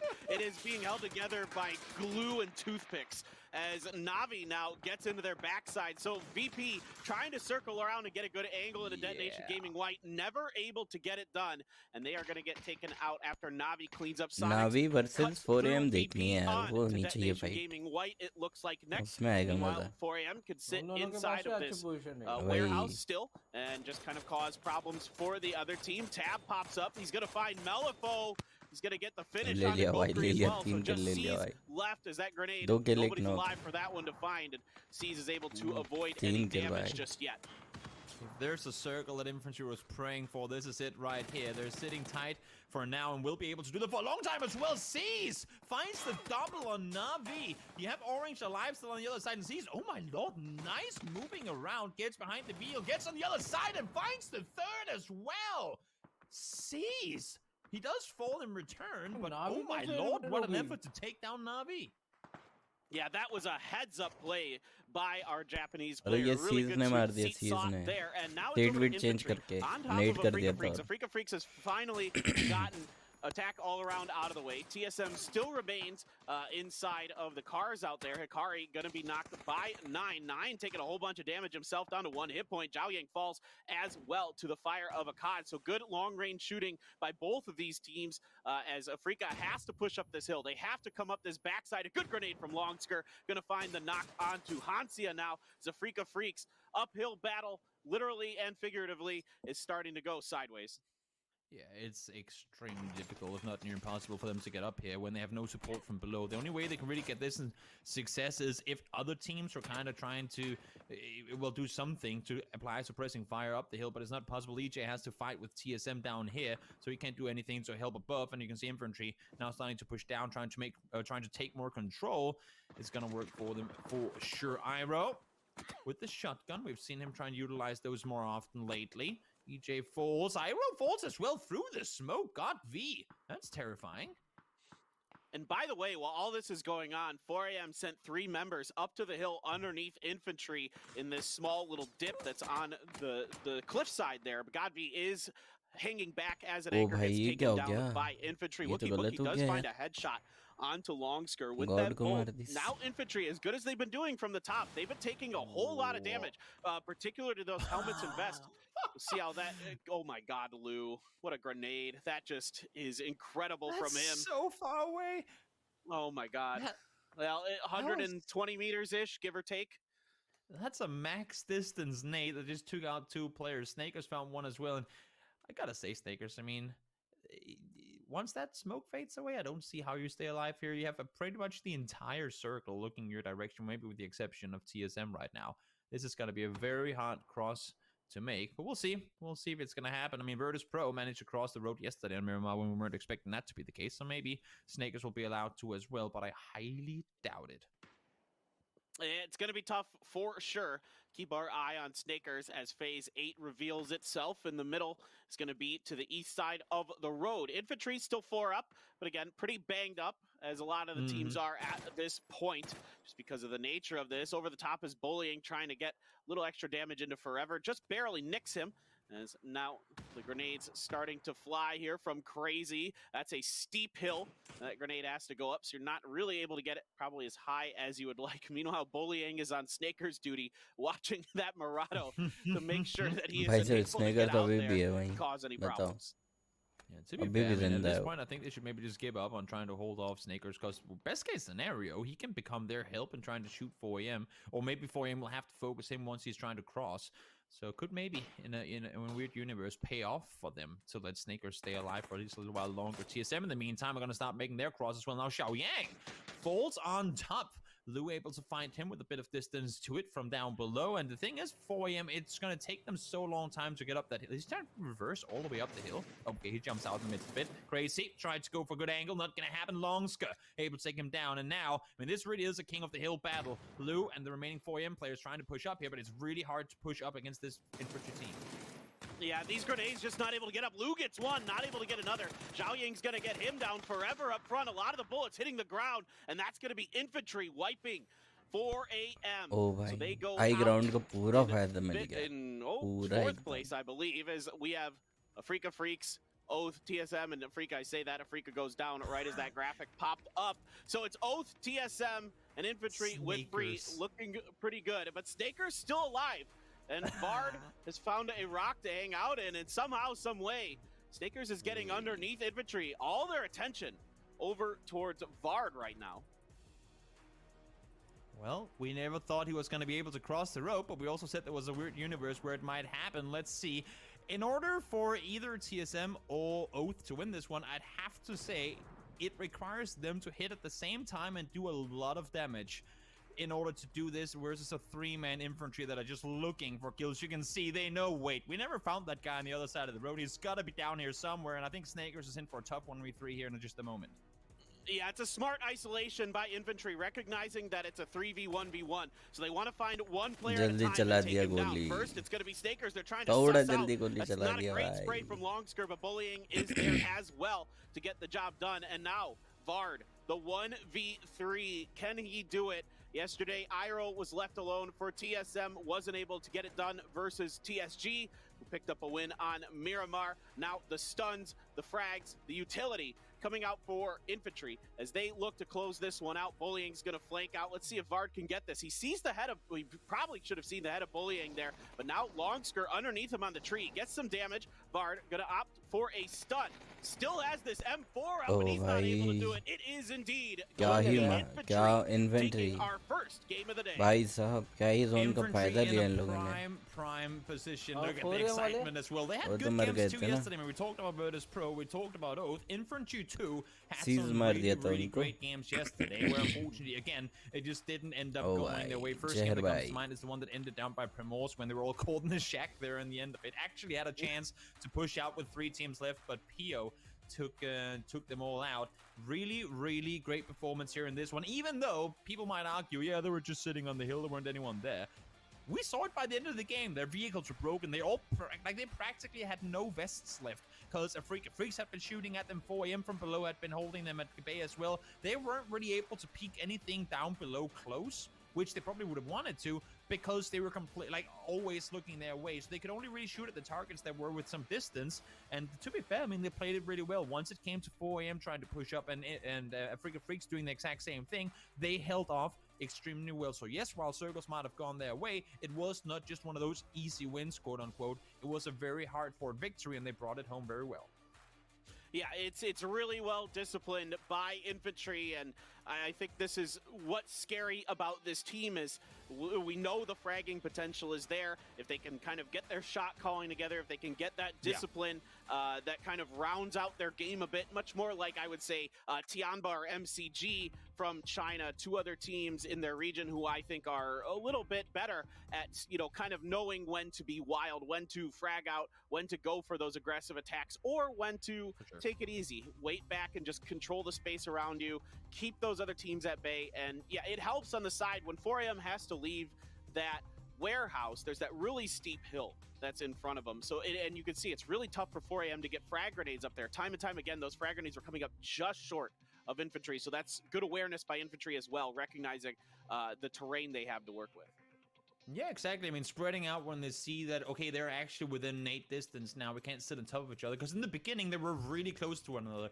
If a player gets knocked on our side, we have to get him back up really, really quickly. But really, really, really great playing from them in the end of it. Again, circles went their way. They do that sometimes. But they did manage to bring home the win in the end of it. We do have an interview ready, I believe. So let's see what they have to hear, the guys from infantry. 바로 롱스커 만나서 인터뷰 나눠볼게요. 축하드립니다. Congratulations. 네, 아직 연결이 안 된 모양입니다. 바로 롱스커 선수가 나왔습니다. Here we are here with player Longsker. Congratulations.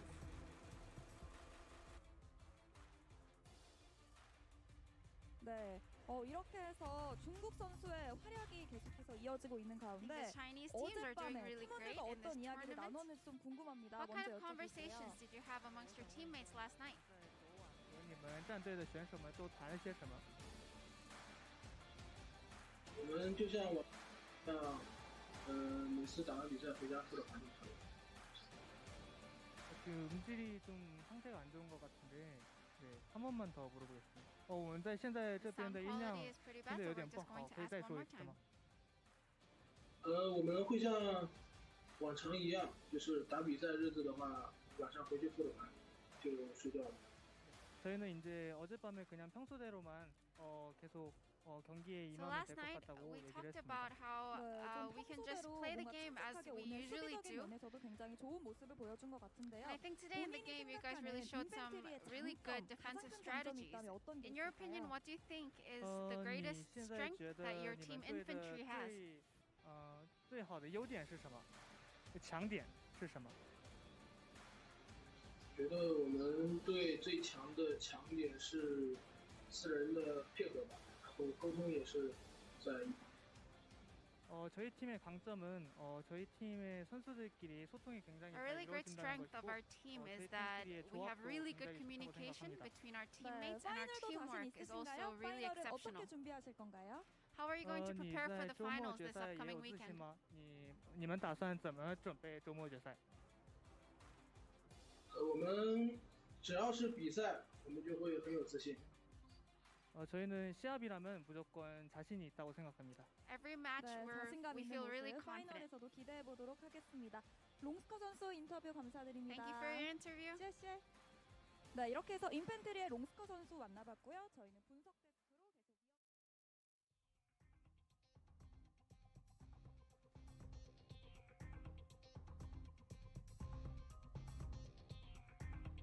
6 games and 3 Chinese teams come through as champions. Let's take a look at the highlights. Clover?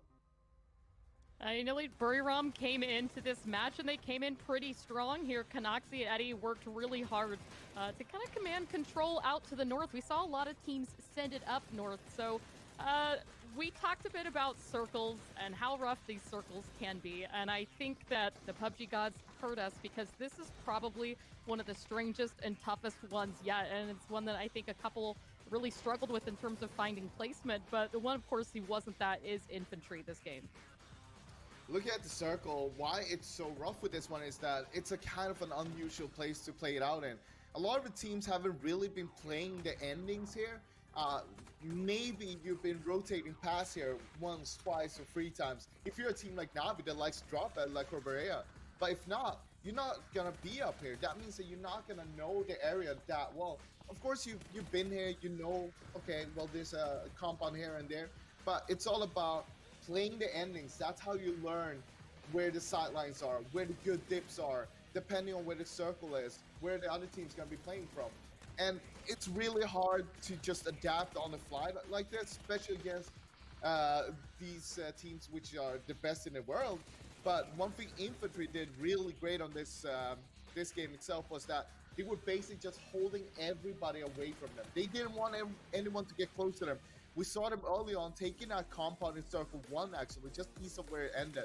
But already in circle 2, we started flexing out, trying to shoot at everybody that got remotely close to them, because they don't want them close to them. They don't want to take any fights. They just want to keep all the accessories, all the armors, all the helmets as pristine as possible for the end game. And you saw what that gave them, a chicken dinner. Well, welcome back to the desk. My name's Toffees. I'm joined by Clover and Froz. You just saw the highlights of Infantry taking home the win in our first game of the day. And I know there is a temptation, guys, to sort of have the audience be like, well, they got the circles. But the reality is, when we look at the numbers, Infantry had 13 kills. TSM in second had 1. Oath had 1 in third. Freaks had 3 in fourth. 4AM only had 5 in fifth. Phase 2 in 6th. So every other team around them, Clover, was not getting kills. So I know there's a temptation to say they just sat there, but the kill count would disagree.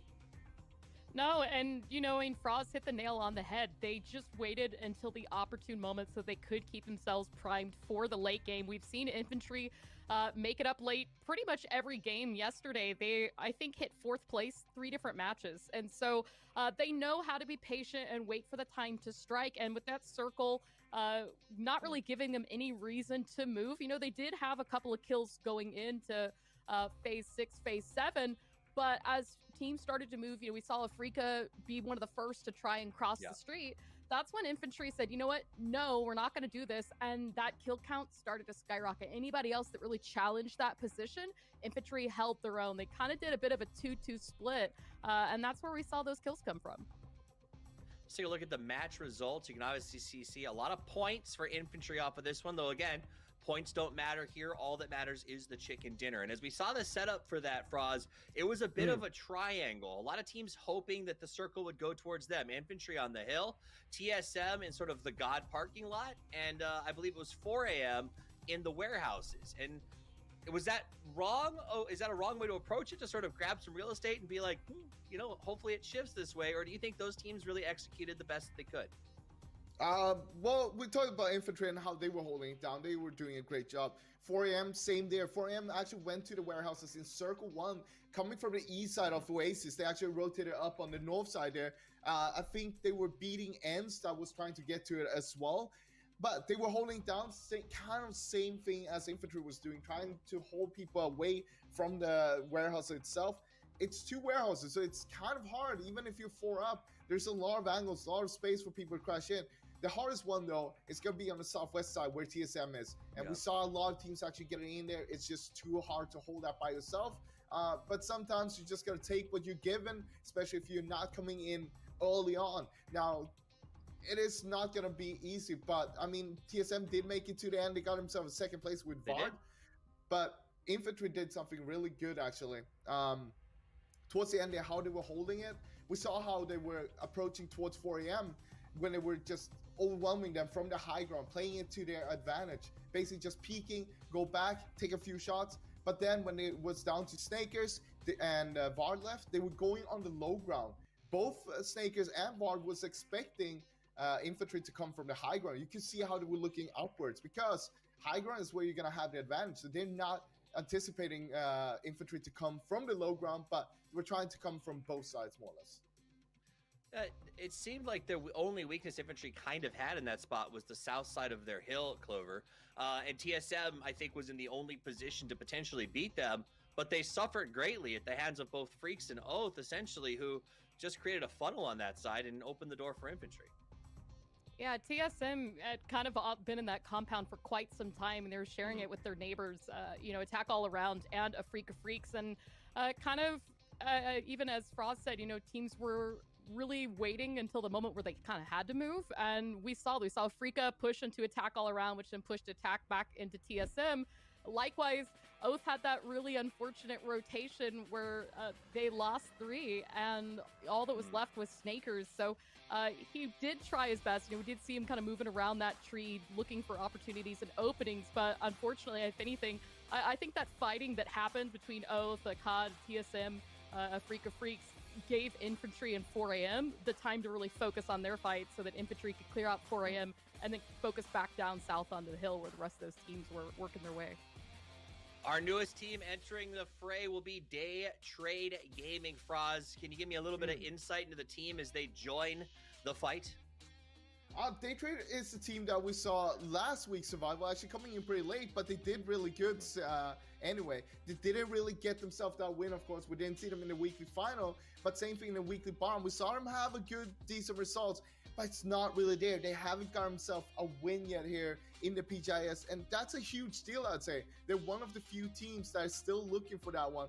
Of course, they're coming from a little bit of a underdog position from the SEA region, maybe. But Vanatika, he's the one you should keep your eyes on. He's going to be frying out. We've seen that before, and he's probably going to do it now again. Excellent. It's a team that seems to do very well, Clover, in their region. I think always top 3 in sort of the tie series. But when they get to the PCS, APAC throwdowns, they don't seem to step up as much. What do you want to see them do today to change that at the international stage? I think that, you know, as we've started to see over the course of last week and even the last 2 days, teams are really slowly changing their style of play to get those chicken dinners, you know, tunnel down the aggression a little bit so that you can play clear-headed, find yourself up in the late game, find yourself a safe compound or a safe place to play from, and just, you know, go for the win. Go for the win. I think a lot of teams struggled to do that last time, Froz, because they didn't know how to win in a circle that was so unfortuitous and really uncomfortable for a lot of them. What are the chances we see this happen again on Erangle as we head over there? Well, it's going to be very, very slim chances we'll see a circle that is rough as the last one. But that's, with that said, last week we saw 2 urban ending circles back to back. Anything can happen because this is PUBG, the weekly survival series presented by Intel. Let's head to the map with the demigods of dialogue. It is none other than the Paper Thin and Toby. They're getting better and better. The alliteration gets better and better as we go on. Thank you much, Toffees. Thank you, Clover. Thank you, Froz. You guys doing a fantastic job over there on the desk. As we go over to Erangel for game number 2, we're going to be swapping back and forth between the 2 maps played. It's over on the eastern side of this map, and all eyes, I think, on the Pachiki area to see if Kia actually tries to mess with the Sonics. I don't think it's going to happen. I don't expect it to happen. From what I can see, it looks like they're going to be more towards the Gatka split. But one thing that, you know, kind of interests me is, I see Sungjong underneath Pachiki as well, probably looking for a vehicle spawn there, Toby. Yeah, it's as soon as they saw Liquid having progressed through to the weekly finals, they just went and said, well, they were the only ones that were really ever contesting Gatka, let's just go loot where they go. And they've been doing that ever since, and I'm assuming it's gonna stay that way. I'm curious to see what's gonna happen once we do get all of them fighting the same game. Oh, no. See? What happened there? Oh no! Let's a parachute whoopsie. That's a parachute whoopsie. I mean, at least it's a parachute whoopsie in an area of the map that ain't too contested. But then again, I did see a few players. from TSM, and I mean, if Miracle and Vard are heads up in this situation, they could get a kill. But then again, and this is where it becomes interesting with the format we're playing right now, right? Do you go up there to try and flush a player who's just, well, proned on a tree, that's easy peasy, with the fear of an opponent potentially coming to try and rescue? Because yes, in a normal universe, that kill at one point would be amazing, but the fear of losing a player early in a game where kills don't matter, maybe that'll keep them from trying to do so. Yeah, it looks like that's going to be the case, and you got to worry that if you try to reach out for this, you know that Sonics is going to be sending reinforcements to try to resurrect their downed player, and they're probably going to have guns when they go for it, right? They need to have something to protect themselves from the vehicles. You don't want to risk, even as easy as it is to shoot out of vehicles these days, you don't want to risk having someone, do the same thing to you. Now, Daytrade immediately heads back over to the ferry pier. They actually dropped on Sosnovka Island, and they raced right over the bridge. Now, Navi was there, and somehow those two teams didn't cross paths, didn't really get to see what happened with all of that, because we were kind of focused on making sure that Shrimzy gets back up and running for the Sonics. But for now, Daytrade is going to escape. It looks like much damage. Looks like Puchills might have taken a little bit there, but kind of interesting to see Daytrade come across here and get to the ferry in this manner. Yeah, should be all right to get looted on up. I mean, as you can see, Navi just opting to spread a little further towards the east side than where they'd normally go. Ooh, is Forever pulling up on this with barely any HP? It seems to me like he is. He does have got V on the other side, and Hickory now has to think twice.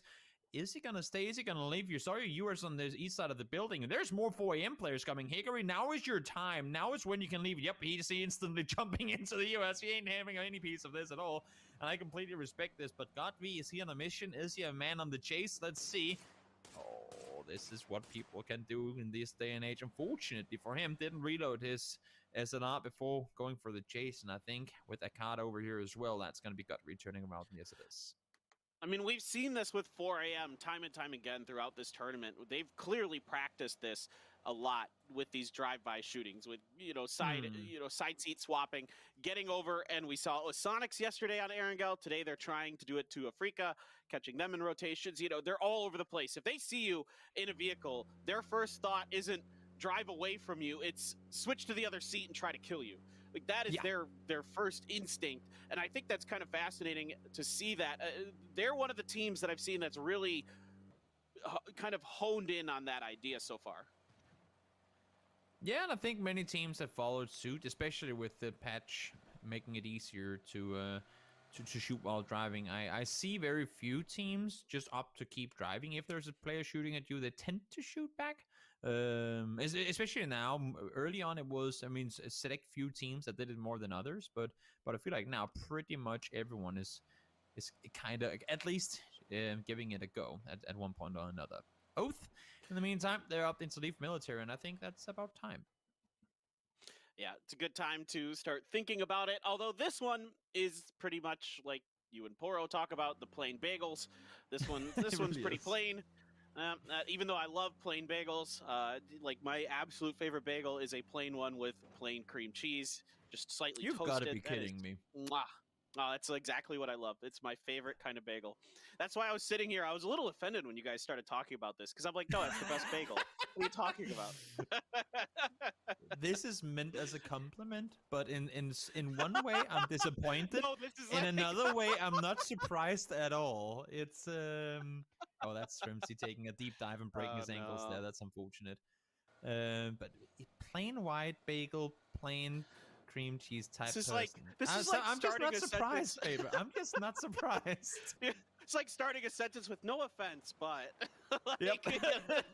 In the end, it's supposed to be a compliment, but yeah, it's I'm just not surprised. What can I say? I'm You don't have to say anything. a man of simple means. Let's leave it at that. Yeah, So there you go. this circle, I think, is going to be a little less caustic than some of our earlier ones yesterday on Erangel, due to the fact that we aren't just hard shifted over to the west. So this one might just kind of see a little bit of jostling for space towards the middle, as we already saw early with 4AM and Afrika Freaks, with 4AM kind of winning the battle for that crossroads, one of the crossroad compounds. There's many on this map, but that being one of them, over to Furia, who has found K7 underneath Raspu. Now Raspu with that huge 1v4. Oh, hold on. VP and FaZe. Oh, it's 2 down early for VP3. Buzzface, Gustav Uba doing a fantastic job, just decimating Virtus Pro. They absolutely butchered them. Spiro thought he had an angle coming in to help, but he got taken down. 3 bullets, 3 hits, and he went down. Wow. Virtus Pro completely annihilated within seconds. Now it's just RYZEN left down the farm in the south side, probably thinking twice about maybe next time before we go up to that compound, we should scout it first. Yeah, that was a bit of a blind send, and they're going to pay the price for it over towards Furia, who has sensed or seen K7 hanging out around them. Raspu has kind of wandered out into the hills now, so that is it that Raspu's vehicle that he drove into there? Did he just run? If I'm not mistaken. Oh, and meanwhile, Necro gets a headshot on a Melifo from downtown. I don't know where the heck that was, but was it that Raspu's vehicle that he drove into that garage? I'm pretty convinced it was, and then he ran up towards Volcano and left that direction. Okay. You ain't having our car. If we can't have it, you can't have it either. I think that's the that's the quote on that one. That makes plenty of sense. I mean, you know, if you got to take your toys, and if you can't play with them, no one else can. That's exactly how I was as a kid, and not really. But am I supposed to say it's supposed to be a compliment, but it's no offense, hiding your toys from all the other kids. Poor So Songjong toxic. has been yes. I wasn't like that at all. Actually, I very much actually like to share with other kids. Now I want to talk about Songjong here because this is 2 rounds in a row where he's kind of found an early death or an early knock at least. This time he does a die, but so he's having a little bit of trouble doing the normal things that he does, scouting for Kia. And generally, I would say he's a relatively safe scouter compared to say like when I watch Korean teams like PO or Wicked. Who are known to kind of get picked off early. For him, it's quite surprising to see him in difficult situations to start 2 rounds in a row. True. I completely hear what you're saying there, and I think it's true. Maybe it's to do with again constantly changing lobbies. You can't always keep tabs on where everyone is. Teams tend to change loot spots depending on what teams they're up against. And normally, when you have a day to prep for, okay, so tomorrow it's this lobby, let's prep for that. Here, you literally change things up every game. And this time around, this day trade looking their way. One of the teams that's come in with not that many games in the past, right? So maybe it's just them. I don't want to say be caught off guard, but maybe they weren't expecting anyone to be southwest of Navi's position. Yeah, I think here just also really good shooting by Orange. It's fantastic that Mini putting that high bullet velocity to good use there. And I think also part of it might have been, well, infantry, this is where Navi is infantry's normal kind of area that they control. They maybe thought, you know, oh, well, no infantry in this lobby now. This spot might be a little easier to scout from, and that turned out to not be the case. No, I mean I like the fact that Navi went further east with the circle with the team change, I guess you can say, because they normally do split a little more on the south side. And then when day trade came in, I mean, had infantry still been there, it would have been much more clustered fight to have to take circle shifts. We'll talk about that in a second. But because infantry in here, Navi just spread further east. I thought it was a really, really wise play on their part. Let's see TSM sending it straight through the 4 a.m. split now, trying to claim some territory in the middle. But unknown to them, of course, is that there really ain't anything to take yet. They think they're early, but there's just teams here already. Yeah, there isn't any compounds available anywhere near the center of the circle. They're going to have to fight for one if they so choose. And when I look over towards the map, they are continuing to make their way towards Detonation Gaming White. RYZEN, the only one left for Virtus Pro. Godby going to see if he can end their round, send them to the lobby. There is the dip here available for RYZEN, but as a single player, that dip is pretty wide. Not going to be easy to control, particularly with how we've seen teams attack dips, sending vehicles far to kind of get flanking angles on you early. So RYZEN doing the thing that snakes like to do, hang out in shacks. And that is going to be the home for a while, I suspect, until someone decides to try to knock him out. There you go. He's going to be... You just have to be so much extra careful, especially in this format. Every time you go to a shack, every time you go to a building, every time you really do anything that involves you potentially being at risk of getting shot at, I feel like there's so much more risk involved now that you know that people just do not play aggressively, at least for the most part. I mean, yes, teams will pull up on compounds. Once they get there, they played extremely safe. Let's see now. Unoadra finds Relo. Both once again in trouble on rotation. And didn't seem to me like they were rotating too far. I think Relo might just have been reparking the vehicle up on top of the hill there, but he does go down. I don't see a universe where he's going to get rest here either. Patcaps is going to send it forward, but that is a low take, and no, Relo will fall. Yeah, just too much damage already done on the knock status of Relo by Noadra. So Noadra is going to say thank you very much. and roll on to group with the rest of Buriram. Meanwhile, Daytrade over on the western edge has Sonics kind of taking some pot shots at them as they rotate up towards the apps, and that might be the only place that's available for them for now. But you can hide your vehicles behind those apps relatively safely. There probably won't be anybody coming behind you, and as we can see on the map, we know that's true as Kia is wrapping up towards the north. In fact, Indigo way ahead over by Yasnaya, and they are going to come in from a very steep angle compared to a lot of the other teams. Yeah, I do too. I mean, I think this is good recognition by Kia, right? Like, there's probably not going to be a lot of people in Yasnaya or in the fields of Yasnaya just due to the fact that you don't want to be there if you don't have to be. Exactly. While you say that, promo code comes on screen. Get it in there. Get it in there. Get your skins. Woo, woo, woo. That's... that was the hype. I never thought I was gonna get to do that on cast, but thank you so much for starting that off. And then, because now you get the blame. If anyone think that's weird, you started. It was you first. I just kind of followed you, you know, as a co-caster. I do a lot of weird stuff on cast, so just get ready, buddy. We're here all week. Just buckle up. It's gonna be a lot of fun. Necro finds another headshot, by the way, on to Detonation Gaming White. That's 2 now that he's found with this M24. Yeah. Poor Detonation Gaming White just getting their helmet shredded, and it makes me wonder how many extra helmets are hanging out inside of this compound for them to use, because that, you know, basically takes that level 2 down to 1 more shot and it's gone. Destroying helmets for a living. I like that that lifestyle of Necro, just taking out people all over the place. Let's see a Freak of Freaks. They just got themselves a center circle. HeroZen is in as well. Kudos to him. Let's see if he can stay alive. I mean, to be fair, Snaker stayed alive surprisingly long as a solo player last game. Maybe we'll see HeroZen do the same thing here. But I was gonna say, when are we expecting a Freak of Freaks to get together, and where will they assemble? They do go down towards the Southside Junkyard compound, and I like that. Playing that museum or warehouse or spawn building or lobby, whatever you want to call it here, it's difficult to maintain control of, and it's increasingly difficult. Like, it's even more difficult to prevent third parties from getting in because it's such a big area, and a lot of it is in the open where you can't really do a whole lot. So I like the fact that they didn't overcommit to anything there. Yeah, and oddly enough, there aren't a lot of good sight lines. Hello. I don't think there's going to be much that happens between them. But oddly enough, in that museum, there's also a lot of trees around it, and that fence makes it hard to see a lot of stuff. It's just a very odd compound, and I fully agree with you that I think the Freaks choosing the better of the 2 compounds. Not that the museum is particularly horrible at times. Sonic's going to roll up towards 4AM. 4AM taking the what it used to be known in NA as the tempo dip. That team no longer exists, but this dip it used to be very, very powerful, but with the new way that the vehicles work and other things, I found it to be less and less desirable as time goes on. Gems lands some really good shots onto Venotica. Talking about that superstar. Puchils gets right out, and Gems is going to put the knock onto him. That's going to be the finish as well. More of Daytrade rising to him, and they're going to shoot him down from the vehicle. Nurin's going to take him off the rock, and that's going to be end of it for Gems. The rest of AAA just spread out around this road.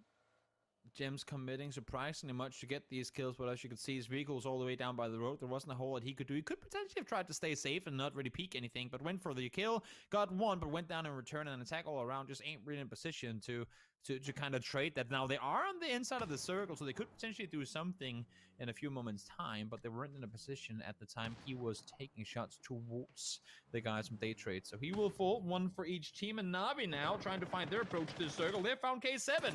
No knocks on their side so far. Senya finds Lockslot early. Oh, Lockslot would like to have that spray back because Senya did not waste any time with his SLR to put him down. But now this is phase 3 blue. Starts to chunk a bit. JQ trying to shoot into Daytrade. Clips some bars from the Wizard as Daytrade now rolls up underneath FaZe. FaZe who fended off Virtus Pro, at least 3 of them. RYZEN still has that shack, by the way, in case you were curious. Savior now rolls up to Detonation Gaming White's compound, him and Buyohu, trying to see if they can establish any kind of presence over here. This hill kind of is somewhat okay, except for the fact that Navi's still back there in the blue. Yeah, it's I'm curious to see where Na'Vi is planning on pushing this one from. Maybe they'll crash down towards TSM, maybe they'll go down towards 4AM.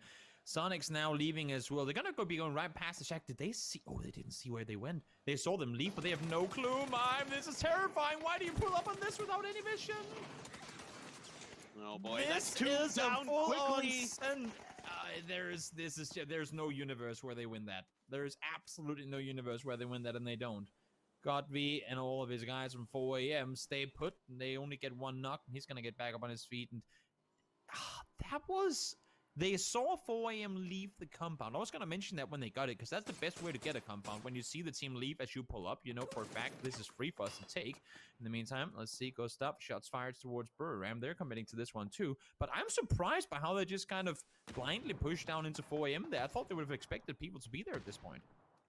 Yeah, it didn't seem like they were quite prepared for that fight to be as intense as it was, and they were dealt with rather quickly and handily by 4 a.m. Only a run over by Tiggleton really doing any damage to them. Now, Buriram buys time and moves forward. So we're seeing a new idea here for Buriram on their edge circle strategies.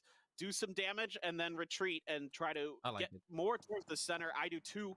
I fully agree with you. I think it's really, really smart. Inigo gives Kale a little bit of a nudge there, says, get going. I've got a motorcycle. And I think, there's only one on that motorcycle. We still have all 4 vehicles. I don't know exactly what Inigo's. Oh, he gets knocked. I don't know what happened there. The back tire got popped, so it lost all speed. Yeah. That makes sense. Here comes Kia. Gale there does actually get the knock on Edie, though. He has 1 hit point left. Kanaxi trying to put some shots. FaZe making a move on the backside of all this. Godmeow is just prone on the ground. Easy pickings for Sungjong. And Damwon Kia loses Kale in the end, but they have successfully gotten 2 to the edge of the shelter. That is so unfortunate. We complimented Burram for pulling off there, but they were still kind of having their eyes fixed and positioning towards FaZe. And now Konaxi, despite being alone here, finds 2, doesn't find the third. Malofo, once again, the man of the hour, keeping Detonation Gaming White alive for now at least. Furrier is here as well, so we just had 4 separate teams pull up on shelter at the exact same time. Now, it is pretty centered in the circle, so it makes sense as this is where they're opting to go. But oh my lord, did this area just get a whole lot of attention very quickly, and TSM are coming into this area now too. Yeah, this is a mess around the shelter, and Kia stuck underneath inside of the shelter, which is the absolute last place you want to be, because usually all the exits are covered by one team or another, particularly when so much of the shelter is in the circle, because these exits do offer decent cover. Now, there are going to be some grenades from Iroh thrown down in towards Detonation Gaming White. Wookie Bookie sprints down the stairs, gets C's right on the back of the stun from Iroh. Well done here by TSM. Good teamwork. Another stun coming around the corner as they try to flank down in here and really make sure that Detonation Gaming White is pushed in. I was just going to say, I think this, I mean, if they back off now, fair enough, but I think it's overcommitment. They don't have to go in there. They have them pinned. I mean, there's only 1 exit on their side. They can pretty much just have 1 guy hold that while the remaining 3 look the other way. And I like the fact that they backed off. I thought for a second they were going to straight up push in to Shield. And I'm like, why? Like, what's the point of trying to push in aggressively like that? And now, fortunately, they opt not to.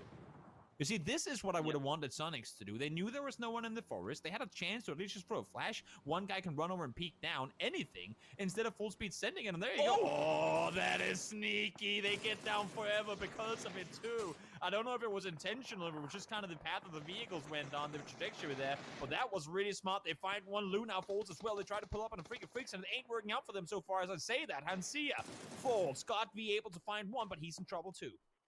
Hikari just changes directions there. If you had held that a little bit longer, he might have been able to find Godvi. Now, Hansia is down for a Freak of Freaks. Grenade lands right next to Crazy, does some decent damage to him.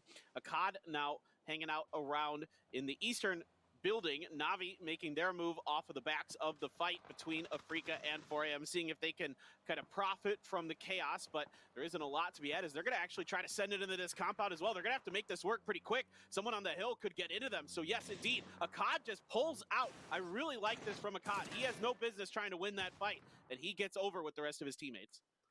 I really love what we see from... Well, to be fair, all the teams 4AM read the pressure. They needed to get away. They leave. Unfortunately, they do lose 1. Na'Vi came to pull up on a third-party opportunity. They will be all kinds of set inside of the granny right now. And kind of on the backside of that, attack all around. So all this happen and go down to take Na'Vi spots. So even though they're still outside the circle, it's just kind of one of those leapfrog things where teams take over each other's spots, and everyone seemingly right now anyway are really quick on reacting to it. So just 3 different teams within the same 20 seconds all making pretty heads-up plays.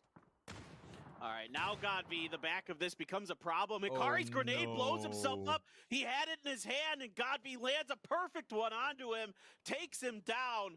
Disaster for Hikari and Afrika Freaks. Only 2 left now for them as AAA not able to substantially get into the backside of 4AM to do enough damage to prevent that grenade from coming forward. Now under this is a fight in the shelter. How often do you see this? Sungjung's gonna go down. Gokuri gets taken by Under backing up, trying to see if he can get something going. Now he's got stuns ready. He's gonna try to push through, see if he can solo take it down. Detonation Gaming White. He does get the flush. Now potentially throwing the smoke to look to get his teammate up and running.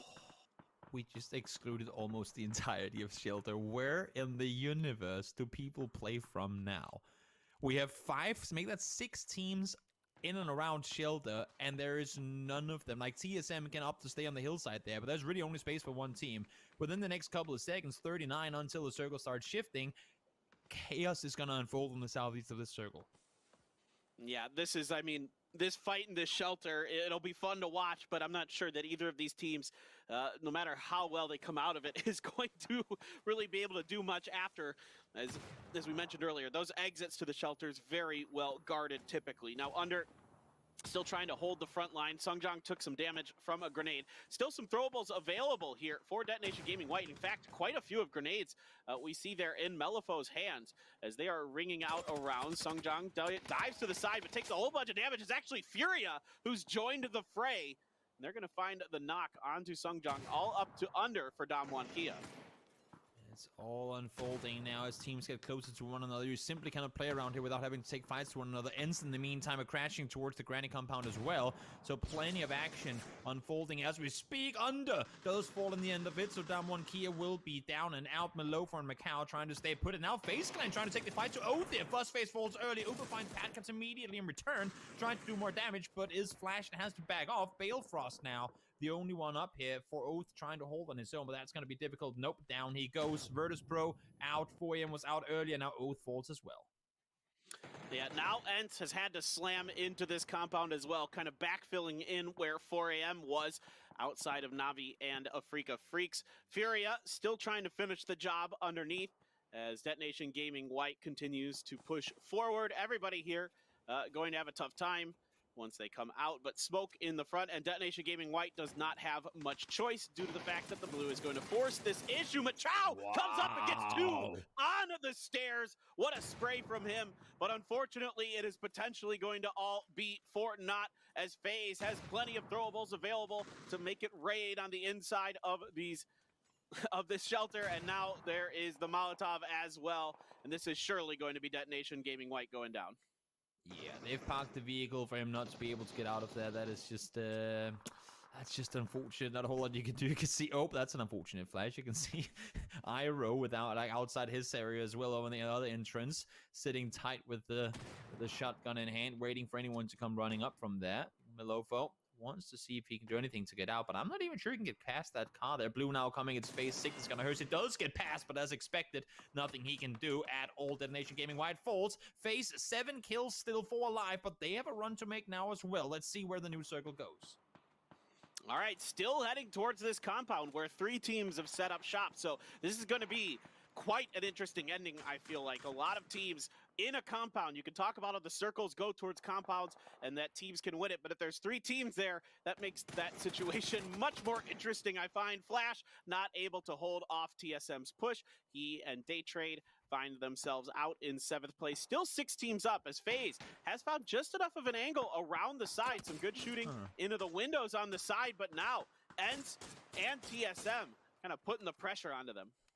Yeah, I was just going to say, how come Ents ain't doing more to hold off that angle? They would have caught them running down the side of the hill had Diggery been looking this direction earlier, so I thought they were going to maybe do more to hold off, but of course they do have a compound straight in front of them they have to deal with as well.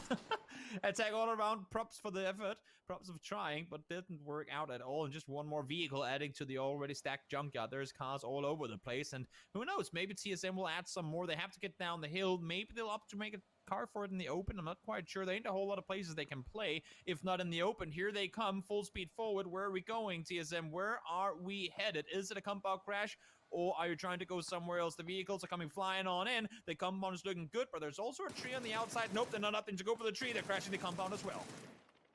Yeah, they were trying to use some of those smokes that have been thrown by AAA to see if they could kind of do what they weren't able to. And it is going to be Vard who gets knocked in the process. Vehicles explode, don't land on top of anyone, so TSM avoids any damage from that. But that molly does clip Wookie Bookie. He hops into the vehicle quick. 8C now taking advantage of the timing here to try to reach out, but Tap trying to blockade that. Wookie Bookie is going to get knocked by a grenade from Tixu. So this is going to be an absolute mess. There's 5 teams up all around this compound. You got a couple on the outsides of the fences. FaZe, ENCE, and TSM, and Afrika Freaks and Navi locked down inside of the buildings proper. Such a hard fight coming up. You can see FaZe Clan. I mean, I think we saw Ghost Stuff just now. 0 first aids, 28 bandages. They've been fighting for a while, burning through meds, burning through utility, and Western Helmets too, trying to stay alive. And somehow, all 4 from FaZe Clan have made it to the building. We got 4 EU teams and Afrika Freaks. And to be fair, I mean, the majority of attention has been on the west side of the compound, and the fact that Afrika Freaks has stood strong against so many teams trying to push up to them is really impressive. Now let's see FaZe take one down from Navi, but Navi immediately there to respond. Circle going down towards the south, and it's the final circle too. We all know now the game is going to end outside of the compound.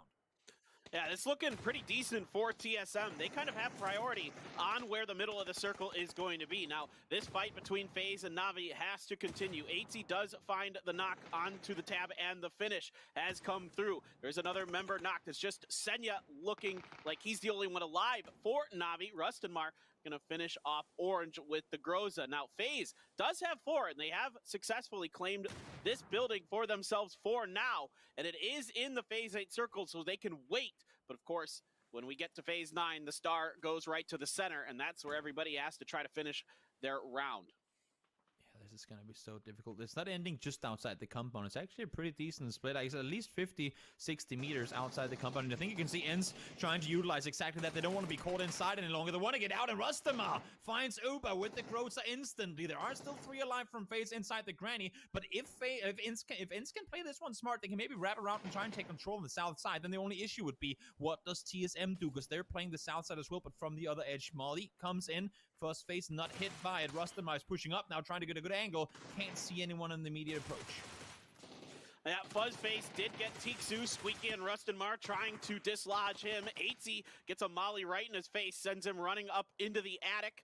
Didn't take any damage from the molly, though. That window doesn't offer you much of a view as Rustenmar continues to hold an angle for ENCE as they go for the res. That stun clips Gustav in the face as he tries to come down the stairs. Here they go. Rustenmar's waiting, but 8C follows up nicely. Senya comes alive, gets Diggory. Tixu still here. 8C, though, alive for FaZe with 8 health as ENCE struggling with Tixu, the only one left alive on the outside of this wall. FaZe, though, has found themselves stuck inside this compound.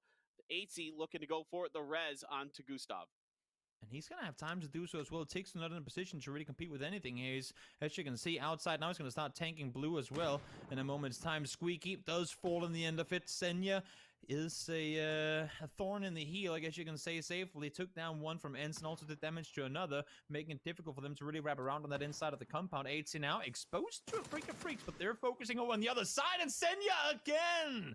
Such a big factor in ENCE going down. I thought they had the better position, but it ain't working out for them. Makat now finds 8C, just Gustav left alive in the open. Not perfect vision on him as well. He's finally focusing over towards the east side. They are 2 alive, and he's going to take down Gustav as well. Look at this timing by Senya. He comes up to the shack. He almost gets in there deep enough, but Akkad is absolutely on fire right now. It is a 4v2 TSM versus Afrika Freaks. Akkad with 5 kills already, stuns out around Vard. There is a good angle here for Afrika Freaks if they can get it, where they can really get a good firing line down onto TSM. But Iro's in a great spot holding the line there, and that's going to push Akkad back. He keeps trying to poke out. Blue is now going to force Iro forward. It's going to get the knock on him for sure. It does. Now it's a 2v3, and Vard is proning, waiting. EJ taking a bunch of damage as well, or inching forward. Toby, this one's going to be nuts. they know they have them right around the wall, and they're trying to split out on the smokes. Now, if they win this one, it's a 2v2 now. Iroh fell down. Wookie is down as well. Miraku is up, and so is Vop. And will they win this? No, they find one more. They find the last one. Akkad, you absolute beast! Somehow, a freak of freaks from being 2 alive early on in the game withstand TSM 2v4. What a hell of an end game. That was a freak of freaks taking down as to the last 7 players of that game on 3 different teams. Wow. And I mean, almost all of that was Akkad by himself. What a round for the superstar for a Freak of Freaks, coming over from T1 and proving to be a huge addition for them as they find themselves in the weekly finals again, looking to claim a second win in those weekly finals. What a performance there. That was not easy. I thought TSM had that. They had it locked down well, but it was excellent patience. It was excellent utilization of the smokes, waiting for the blue to force Iroh off that wall. Everything done so well for them. Great reactions from Akkad, taking care of FaZe, taking care of Senya. Just incredible performance. I was surprised in the beginning, expecting, I mean, when they threw those flashes and then didn't opt to push, I thought that was their game gone because they didn't have any more flashes when they then eventually did make the push. But then you get Iroh up on the wall, perfect position, I should say, really nice hold. He gets both of them down to really low HP, and I was thinking that's going to be when TSM has the push, but they allowed for them to sit back to get healed up and then make a second push. I think had TSM opted to push around that corner of the wall when they were both low HP, they would have had the chance to win it. But as you said, TSM had that one locked down. They had them on the wall. They knew they were coming to them, but Akkad, holy moly, completely out-fracking TSM there in the end of it. Yeah, he's coming alive again. It's this new team change for him has really brought out the best in him, and it's a joy to watch him continue to get better and better with this new Afrika Freaks team. What a game. Let's hop on over to the interview. We want to hear what Akkad has to say after that one for sure. PGIS 위클리 서바이벌 PGIS 2주차 Weekly 7번째 매치에서 Survivals 승리를 거둔 Week 팀은 2. 바로 아프리카 And the winners of our 프릭스였습니다. 7th match is 바로 Afrika 인터뷰 Freaks. 나눠보도록 하겠습니다. 축하드립니다. Congratulations. 네, 아니 왜 이렇게 오늘 잘했어요? You guys did really great today. What happened? 아니 연막을 활용한 플레이도 너무 인상적이었고 마지막 4대2 Using the 교전에서 smoke 어떤 대화가 during 오갔는지 너무너무 the 궁금합니다. game was really impressive, and the confrontation at the end was also really impressive. What were you guys thinking? 정말 I think we really focused on eliminating every team. 아무래도 2층 집에서 정말 긴장되는 플레이를 보여주셨는데 I think when you guys were on the second floor, that was some really nerve-wracking play. What kind of strategies did you guys have towards today's game? 일단은 딱히 운영적인 전략 같은 거는 세우진 않았어요. 왜냐면 이게 룰이 치킨 룰이다 보니까 We didn't really have a 중앙에 specific 들어가서 strategy 서클을 per 잡고 se because 상대팀을 the 다 rules 잡아내가지고 were 치킨을 taking home 먹는 the chicken, 룰이어가지고 and that was the 그냥 main 중앙에 goal. 계속 들어가면서 And so we 네, just kept trying 저기 to 생기자. maintain 네, our 잡아내자. stand and to try eliminate 했던 것 each 같아요. team. 정말 긴장되는 경기였습니다. 지금 손에 막 땀이 날 지경인데 My hands 그리고 are 이제 sweating because 파이널에 today's 또 game 진출하게 really 되셨습니다. made me nervous. 오늘 첫 You guys 달을 made it to the 가져가게 weekly finals, 되셨지만 and you 지금 guys also took 슈트킬에는 선수가 $1,000. 상황이거든요. But I think 파이널 Shoot to 자신 Kill 있으신가요? has made it 일단 to the number one 파이널 ranking in 같은 terms of the 경우는 저희가 prize 전주 money. 우승을 했기 때문에 Are you guys 기세가 아직 expecting 남아있어서 some good results for this 자신은 weekend? 있고요. 슈트킬도 만만치 않은 팀이지만 이겨보도록 Although Shoot to 노력하겠습니다. Kill is a really 좋습니다. strong 마지막으로 team, we're still 슈트킬에게 한마디 expecting 해볼 수 to do 있을까요? really well this weekend. 슈트킬에게 Is there anything you guys would 하고 like to 싶지 say 않고요. to 일단 Shoot to 선의 경기는 좀 Shoot to Kill? 아유 좋습니다. 아까 선수 인터뷰 너무 I'm expecting a really great 감사합니다. competing 네, game. Thank 지금까지 you. 네, 아프리카 프릭스와 인터뷰 나눠봤습니다. 카드 선수와 함께했고요. 계속해서 분석 데스크로 함께하겠습니다.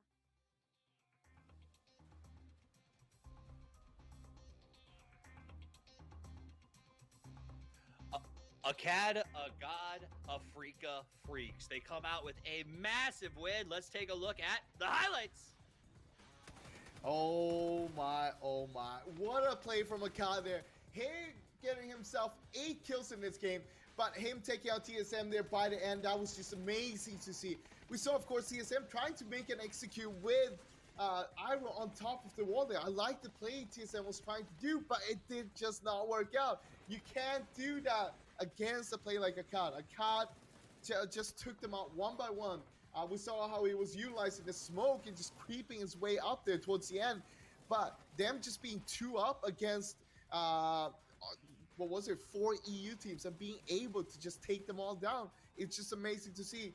And yeah, I don't know how to explain this, but Africa Freaks right now, it's a totally different team from what we saw last week's weekly survival coming into the weekly finals and now to this weekly survival. Yeah, I mean, you know, Africa really did great during the weekly finals for week 1, and I can't help but wonder if any of that kind of gave them that momentum going into this week. You know, this circle was kind of a tricky one for a lot of teams. You saw, I think, 7 take a chance in or around the shelter area, but Africa sent it a little bit earlier here. I think they kind of had a early rotation where they ran into 4 a.m. and 4 a.m. pushed them away, and we saw just how perfect that this compound was for Africa to play from. They were able to hold it off and then share it really well, as we saw there at the end. Like you said, 5 teams sending it and playing that very patiently. You know, they were kind of in 2 separate buildings, which can be a little bit risky, but at the same time, that we saw with Akkad's position up there on the second story, eliminating FaZe, taking out Na'Vi, keeping the pressure of Ents away, and of course, dealing with TSM and the end.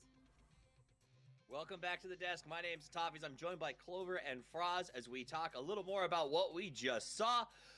We're going to break it all down in a second, but I do want to throw a shout out to TSM. They worked hard on that one, but it was not to be. It's got to be heartbreaking. That's the second place in a row today, and as you pointed out early, Clover, that's their second place in basically 7 games. That's got to burn a little bit. We've been talking about so many of these teams that have been coming very close to getting that chicken dinner, but just not were in the cards for them. And you know that that's got to be eating away at them. I feel like, if anything, you know, now is the time to not let that get into your head, especially if you're TSM. Now, a quick PSA for those of you folks watching at home. If you're watching our YouTube stream, we appreciate you being there, but we have heard there are some technical issues over on that. So if you are having issues with that stream, we invite you to come on over to Twitch and watch it there while the admins continue working to fix the YouTube stream. Froz, let's talk candidly here. I think we can all agree that Akkad was a god in that particular play, in that particular moment. Him in the barrel, oh, gorgeous to watch. That said, I have to ask you this. Was that a god-level clutch or a god-level choke, in your opinion? It must have been a combination, I'd say. First of all, of course, Africa Freaks having 2 people up, while TSM had 4 people. TSM definitely had the advantage there. They also had the wall to play against, but Akkad was taking the advantage of his situation with the smokes there. He was pushing out first, making sure that he would be on the front line to take those first shots. And you can see how ready he was. While TSM basically ran out there, after the first one went down, they just tried to run out and get that trade, but Akkad was just ready for that the whole time. Let's ask you in chat. It was Frost says a little bit of each. I want to know what you guys think. Was it a choke or a clutch? Let us know right now. Cast your votes as we take a look at the top 5 kills and damage. Clover, I don't remember if it was you or Frost who said it in the green while we were hanging out, but that ending almost felt like an urban ending to some degree. You know, maybe a little bit of the suburbs, right? But whenever there's buildings into play in the late game, that definitely does change things up a bit. You've got corners to play from, that close range. You know, if you're set up to play at long distance, you might be a little bit more hurt, especially if your armor, is really badly damaged. And we kind of saw what happened there at Iro as he tried to take a couple of shots. Akkad unfortunately traded that back, and the blue did the rest. And that just shows that you've really got to be ready for those last little angles and peaks around those buildings at the end. You got to be ready, as do the teams who are not quite ready for the next match. So what we're going to do is take a short break, and as soon as we're back, we're going to go directly to the casters to see which teams can go far as we return once more to Miramar.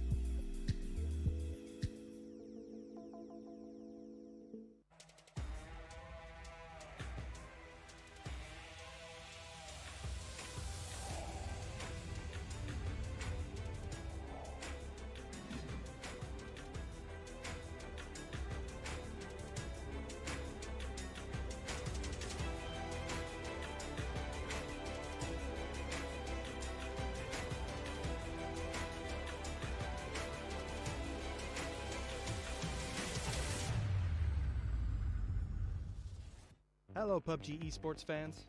The PUBG Global Invitational S starts on February 8th, and as is custom, we're launching a brand new Pick'em Challenge to go along with it. Each Pick'em Challenge is a little different, so make sure to watch all the way through to find out what's new and what's changed this time around. It all begins on January 20th and 21st when the esports tab officially reopens inside the PUBG PC and console clients. All throughout PGIS, you can use this tab to keep up to date on participating teams and players, along with real-time tournament info.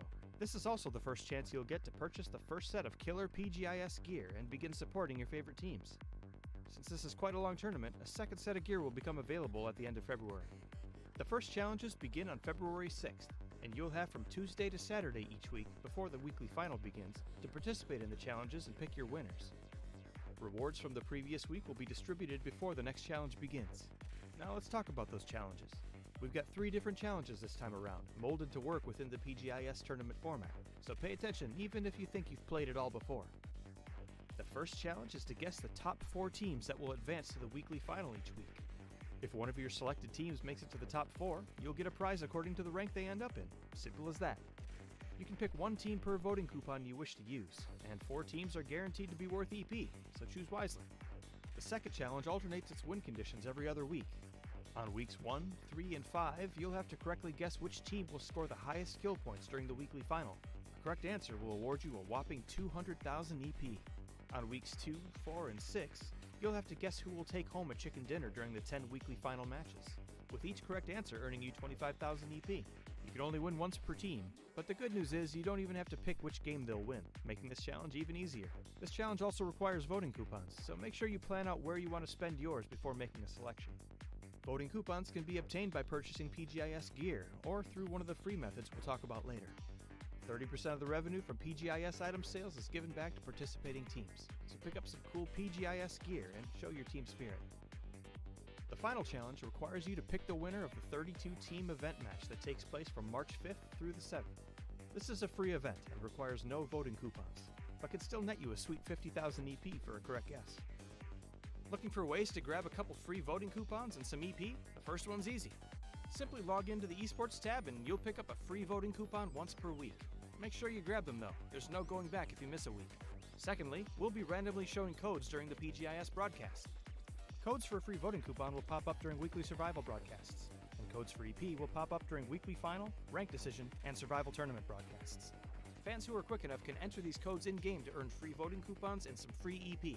You can only claim 1 free voting coupon per week through this code, and you can get up to 80,000 free EP during the entire PGIS event. These codes are first come, first served, so be quick or try your luck again the next time a code appears. Once you've racked up a nice pool of EP, make a trip to the esports store and choose from all the sweet new PGIS gear available. You'll have until April 14th to spend your EP, so stop in early to plan out what you'd like and pick it up as soon as you earn that required EP. That about does it for this overview of the PGIS Pick'em Challenge. Now it's your turn. Log into the esports tab, research your teams, plan your strategy, and get picking. PGIS is our biggest tournament yet, and we want you to win big alongside your favorite PUBG teams. PUBG, PGIS, and the Pick'em Challenge. Your time to win starts now.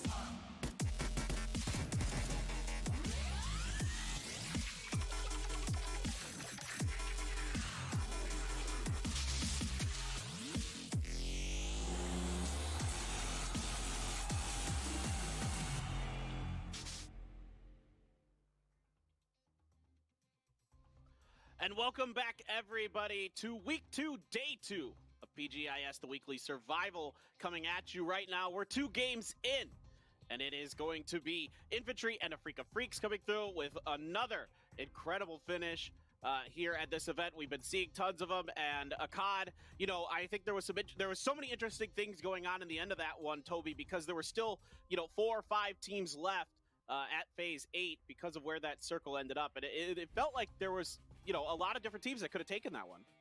Oh yeah, easily. I mean, and to be fair, when you look at the different teams that were there, ENCE, FaZe, Na'Vi, TSM as well, I think the last team that I thought was going to win that game was probably a Freak of Freaks. They were pinned in that building, they had to get out, they knew there were teams outside, and I just didn't see a universe where A, they get out of the buildings alive, and B, they get any kills once they do get out, because I would have been thinking with a building with only 2 doors in the downstairs and yes, a couple of windows above, they would be taken out as soon as they exited the building, but they played their smokes right, they knew where they had their opponents in the end of it. Unfortunately, I guess both for them and TSM, all the fighting on the east side didn't really put any pressure on the west. TSM were allowed to just kind of sit back. I mean, not sit back, but allowed to play pretty safe on the west side on the wall there. And as well for Freak of Freaks, they were allowed to take free shots over towards the east while the whole FaZe, Na'Vi, and ENCE fight was unfolding. So fortunate for them that none of that action really came their way before the very end. And just a crazy game. And as you said, there's so much to take away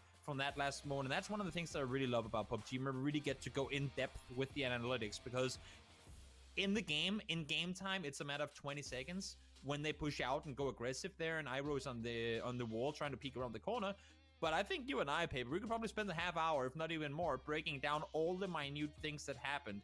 Akkad getting the first kill, like first knock on Iroh when he has to jump down, doing damage. Why did TSM not push? Why did Freak of Freaks throw the flashes and not push on them? Why did Akkad end up pushing out, trying to take the win that he ended up doing? But while EJ was healing behind the wall, not a factor in that fight at all. So many small things that could go into it. Just a great game overall.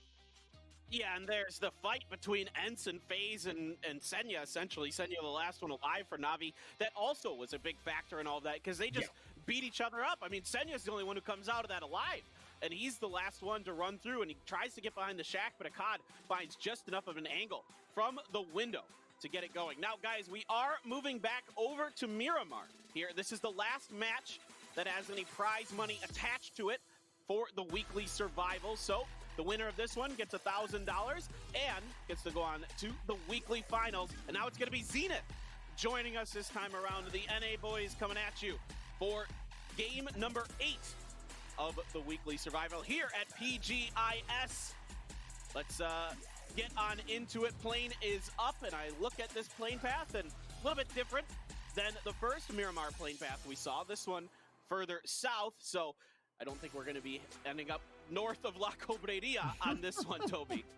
Maybe not this time around, but you know, I mean, on the south side of Miramar, we have a ton of interesting circle endings as well, and I mean, as much as, to be fair, I feel like we've had enough of them for a while. The east of Los Leones endings, I think, are really interesting, because even though you might not get a compound, because unlike down by the water, the grass is higher, it's easier to play around, and also you don't have that much completely flat and open terrain. There's usually more cover to find in the open with different dips and hills and whatnot you can hide behind.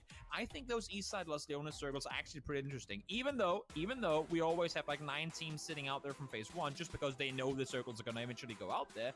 I think they make for some very, very interesting end games. So we'll see if the circle's going to go out in that direction or if it's going to go elsewhere.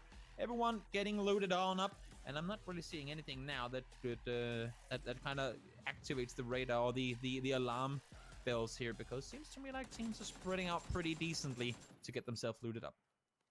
Yeah, Necro just going for that iron sight AK spray.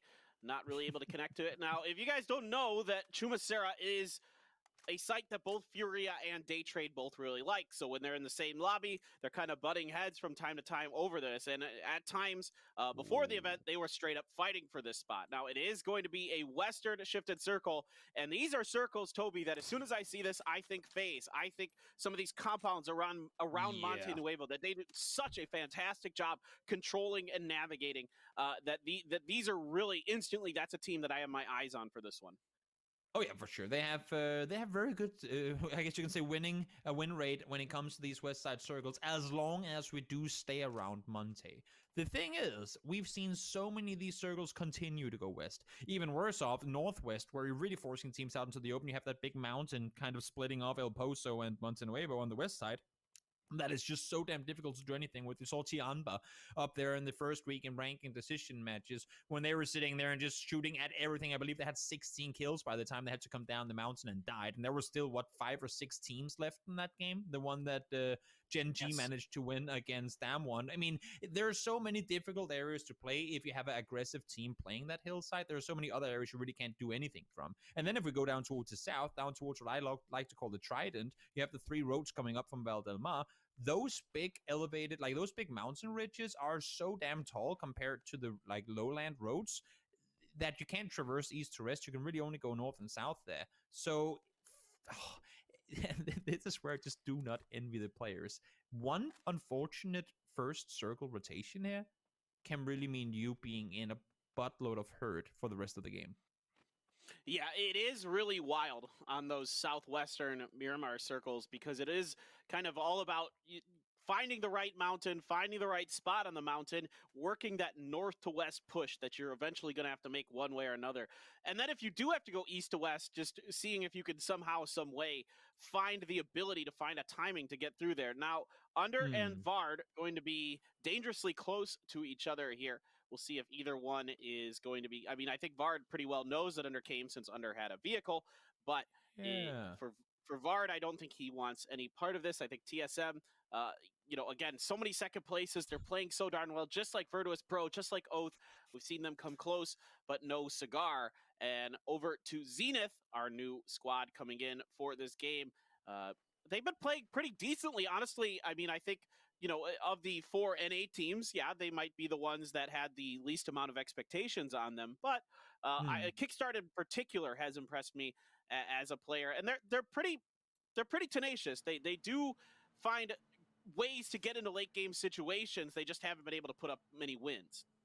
Yeah, they again. I mean, the same story can be said by so many teams. Overall, we're seeing a lot of teams play exceptionally good PUBG. That had it been in any other format, they would probably be sitting, if not at the top, then somewhere close to it right now. But of course, with the wins is everything that we're going up for right now. It's very, what do you say? Now I can't find the word for it, but it's very unforgiving in you needing to get those wins in order to get anything on the board.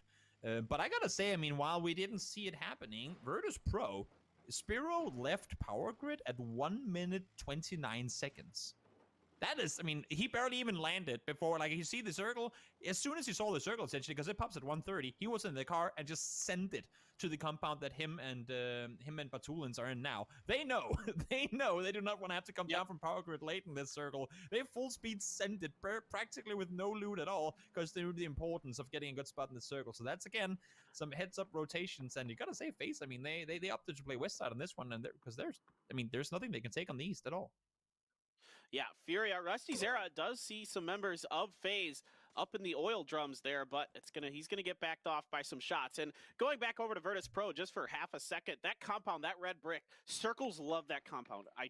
Just because of the way that the terrain and other things around it Circles really like to find this compound, and where Zenith is where a lot of teams end up on the outside of it, in that ditch on the other side of the road, trying to hedge their bets that it goes one way or the other. But of course, for now, Zenith looks like they are going to just keep pushing down towards Monte. Speaking of Monte Nuevo, Zenon here finds the God compound on the edge of the city. 4 a.m. Had a bit of an oopsie with Forever here, but they are going for the res. Looks doable unless Iro can find an angle on the backside of this. One of the things that, I mean, again, it was just a small knock, not too much to it. Oh, is Lou, get in the car, please. Get in the car, get away from there.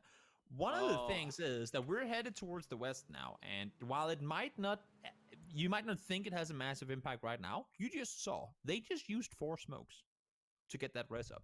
Believe me, if we go anywhere near the northwest side in this circle, and if 4 a.m. somehow manages to get there, they would want those 4 smokes back and be able to use, because if they're forced to go anywhere in the open, they're going to be using smokes from phase 3 and onward, because there's constantly going to be people with eyes in their direction that's going to be able to shoot at them. So we'll see how much of an impact not having those 4 extra pieces of utility will mean for 4am coming into the later stages of the game. Yeah, desperately needed is every single smoke. The way I like to talk about them is they are first aid kits for time.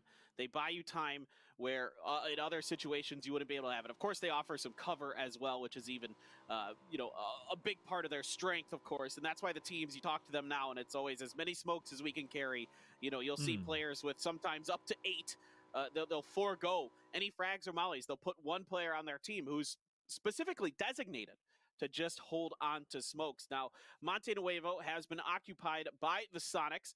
K7 on the other side of the road. FaZe up above and to the west of this as Virtus Pro now starts to reach out a bit. RYZEN trying to kind of, play the odds here. Depending on where this circle wants to go. They have the compound they want, and they have a couple players, Lou and him, who are reaching out to the outside to see if there's any of those positions, if the circle shifts in those directions, to allow them the vision and the ability to get their teammates with them if that situation does arise. Let's see here, Woogie with the mini pops one out of the vehicle. And again, I'm loving the fact that they're not overextending here. Woogie was the one to get the knock onto forever as they just move on. They're 3 in the vehicle. They know, yes, okay, we could go for the fight. We could try and see if we can get some kills. But even if we lose just one player, the kills won't matter. But us having one player less, that's going to be the big thing. And for TSM, a team that just, according to some, maybe threw a potential win there, or at least they didn't manage to bring it home in a 4v2 situation, they do not want to miss out on chances of winning games again, because they know they're damn close. They had Varden in a 2nd place as well. TSM has 2 2nd places today. They want to qualify. They do not want to have to play that 3rd day in order to get into the weekly finals. Yeah, and particularly you want to get it done in this game. There's a little extra money to be made. It's the last one. Again, the first 8 games, there's money to be found if you win. The last 8, it's just about getting into that final weekend. So you want to get a little extra money in the pocket as well. And 4am going to be avoiding any more fights with Kia Damwon. It seems like they've already felt the pressure that TSM put on them early. Kia Damwon, in the meantime, cutting across the south of Pozo. FaZe just opting to hang out on top of this. I like this spot a lot in circles like this because you could see so much around you from the top of the Monte Nuevo hill. Also, when you have your other 2 teammates playing the compound towards the west, that is, to be fair, very easy to push towards. From this position they're sitting in, they'll be able to spot cars coming in the direction of the compound at least 5-10 seconds before Voss and Gustav, I believe, Upa in the compound will hear it. So that's one of those, hey, there's guys coming your way, get to the right side of the compound, you can shoot at them and keep them at bay, and we'll do our best to help suppress fire as well. So really smart positioning from FaZe during this split where they have good eye contact towards one another. Let's see now, new circle, Pups, how ruthless is it gonna be? Down towards the Trident we go. And there's so many people in what was the center, which is now the north of the circle. This traffic jam of teams trying to move towards the south is gonna be a cluster, and it's gonna be, I would assume, a cluster that's going to take down quite a few players with it. Yeah, and the team that actually really benefits from this circle, at least for now, is Buriram United. They have a lot of the southern half of this circle open to them, and I say that in Oaths making their move, but there is a lot of open space down there for them to work with, and I think this is, for me, when I look at this, a golden opportunity for them to give themselves the best chance they've had so far today to get a win.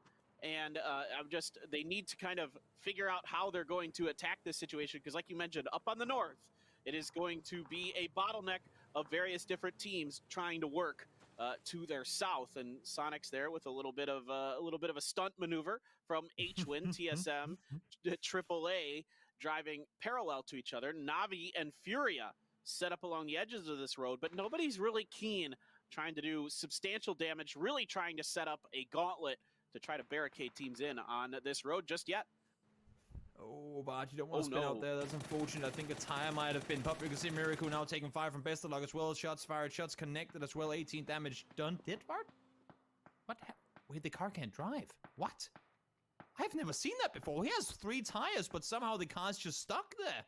Varda's in trouble, and that is just unfortunate. Can he do anything to get the comp back up? I don't think so. He has to just run down and prone it out. And I don't think there's any way one of the TSM players, they're so far south now. I mean, to be fair, the rest of the team is in a really good position. And Bart just has to prone it down. That is so unfortunate. I've never seen that happen before. That's very odd. I'm really curious to figure out where the loss of friction is that you can't get those tire wheels spinning. But it is what it is, and Vard's going to have to wait. And like you mentioned, the rest of TSM does get into a decent position on the south. Zenith only has a bus, and that's super unfortunate. As that bus, speaking of vehicles that have bad traction in the sand, that's definitely one of them. There is the off chance that he just ran out of gas. Oh, that and maybe too. didn't notice himself, but then you would have hope that he would have communicated that earlier so they could swap over. But then, of course, just worst timing in the universe, because Miracle, you saw him slow down, probably wanted to stop and pick him up, but then because Bestalog is there, he has to keep driving. Just really awful, unfortunate timing there. Vard is separated now, Miracle is on his own, and Ira and Wookie are playing on the south side of the circle. But for now, I mean, to be fair, they're pretty, I don't want to say lonely, but they have plenty of space down there. It's only really Navi and Furia who are anywhere near them, and I don't think Navi or Furia to be the teams that would push and take those fights, at least not right now, because in theory, their spots are as good as where TSM are sitting. Yeah, that's a really good point. And neither of those teams are ultra aggressive teams. There is your code down in the bottom left there. Go ahead and get that in. Get yourself some of those sweet, sweet esports points. Get some of that sweet gear. I love the skins for this. I can't lie. I am all about that mutant skin. I finally found a reason to use the mutant, and it is just to put that skin on it. And I just grab mutants now and, put my skin on it and leave it back on the ground for people just to show how glorious it is. And okay, Circle 3. This is a big one. Ooh, over to the east now. So we are shifting way away from TSM, from Navi, from Damwon Kia, from 4AM, from AAA, and Ladreria is very much in the center of this. And now you might not get to see it right now because everyone's pulling up one another. Let's hold that. Oh, is 4AM doing this? Nah, they're wrapping around. They're turning around. I like that. Do not pull up on that. They see you from way too far away. They're trying to wrap around on this. Might be going straight into attack all around, though. Down one in the meantime, running one another over. That's unfortunate. Jayers tries to find one, but it's going to be Forever from the vehicle, able to take him down. Svit is here as well, and I think Forever must have hurt him there. Molly's being thrown forward. He knows he's inside the building. Forever, does he get tagged up? No. Manages to avoid it. Here comes one more 4AM player. Gets taken out immediately. Crazy. Slaughtered. Taken out of the car. Forever goes down to the Molly in the end of it as well. Swit finds two. He's on his own for now, but he's doing all kinds of damage to 4AM. Yeah, Svit, a one-man army here, similar to what we saw from Raspu yesterday, just really putting the screws to 4AM, and it's just Xiaolu left out in the open with not much of a chance. And we say that we've seen 4 Angry Men solo players get it done before in spectacular fashion, but in this case, he is very much in a just a dire circumstance outside of this compound, out in the open, his vehicle completely battered and bruised. There's nothing left for that particular Bronco to do in this round. Kia Damwon did have an oopsie, but they are able to get Indigo up and running again, and they are going to find the top of this hill. So for them, it's going to be edge circle position as they look towards the eastern side. At least from the top of this mountain, you can see basically all of this circle except for what's on the other side of Ladreria. And I like the way that they're playing this one because, I mean, that's what I was going to say before. We might not get to see the map a whole lot with all the pull-ups that are going to happen. And then, of course, 4AM opted to go straight into attack all around. But this circle shift towards the east, everyone from the west, it's so hard to scout because you can't see anything before you get up on this hill where TSM is right now. And Damwon Kia for that sake.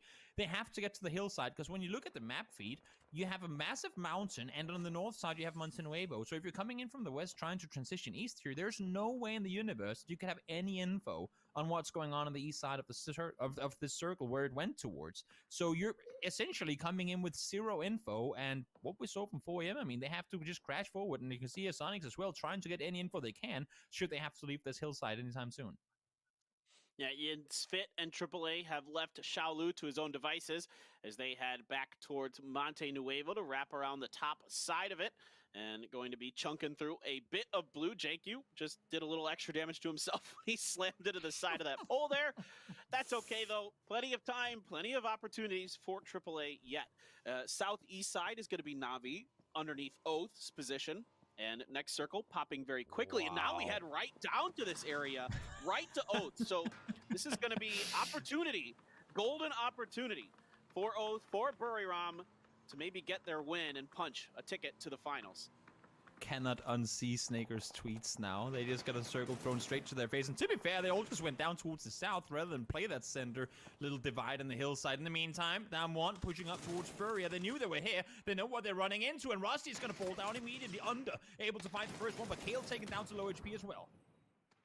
Necro has a great angle through the bricks here, putting a ton of damage into Sungjong. Under's going to get knocked. Kale and Sungjong hanging on by a thread right now. Sungjong is able to get that first aid going. Kale as well, back to full health. Now they're looking to see if they can somehow take this fight quick enough to get Under back up and running. But Kill Demo with a good angle. Smoke is going to obscure any more damage to be done. Necro finds the knock onto Kale. It is all up to Sungjong for Damwon Kia. Pre-firing around the corner, not really getting much out of it. Necro almost gets the knock somehow, some way. Sungjong holding on in this fight. Now there's a ton of smoke obscuring the vision for both teams.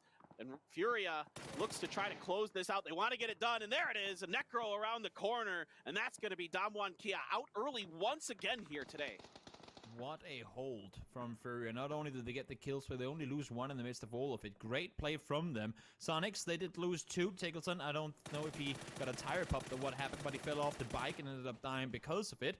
And now on the other side of that, the remaining two players try to get up here. And I think this is where you can see why Oath, because Oath were the ones playing a two-way split with two of the players up here on the hillside. They were here, which is, to be fair, a pretty damn center spot, but you're in the scope of so many teams here, and I think that's why they opted to go back down towards the south.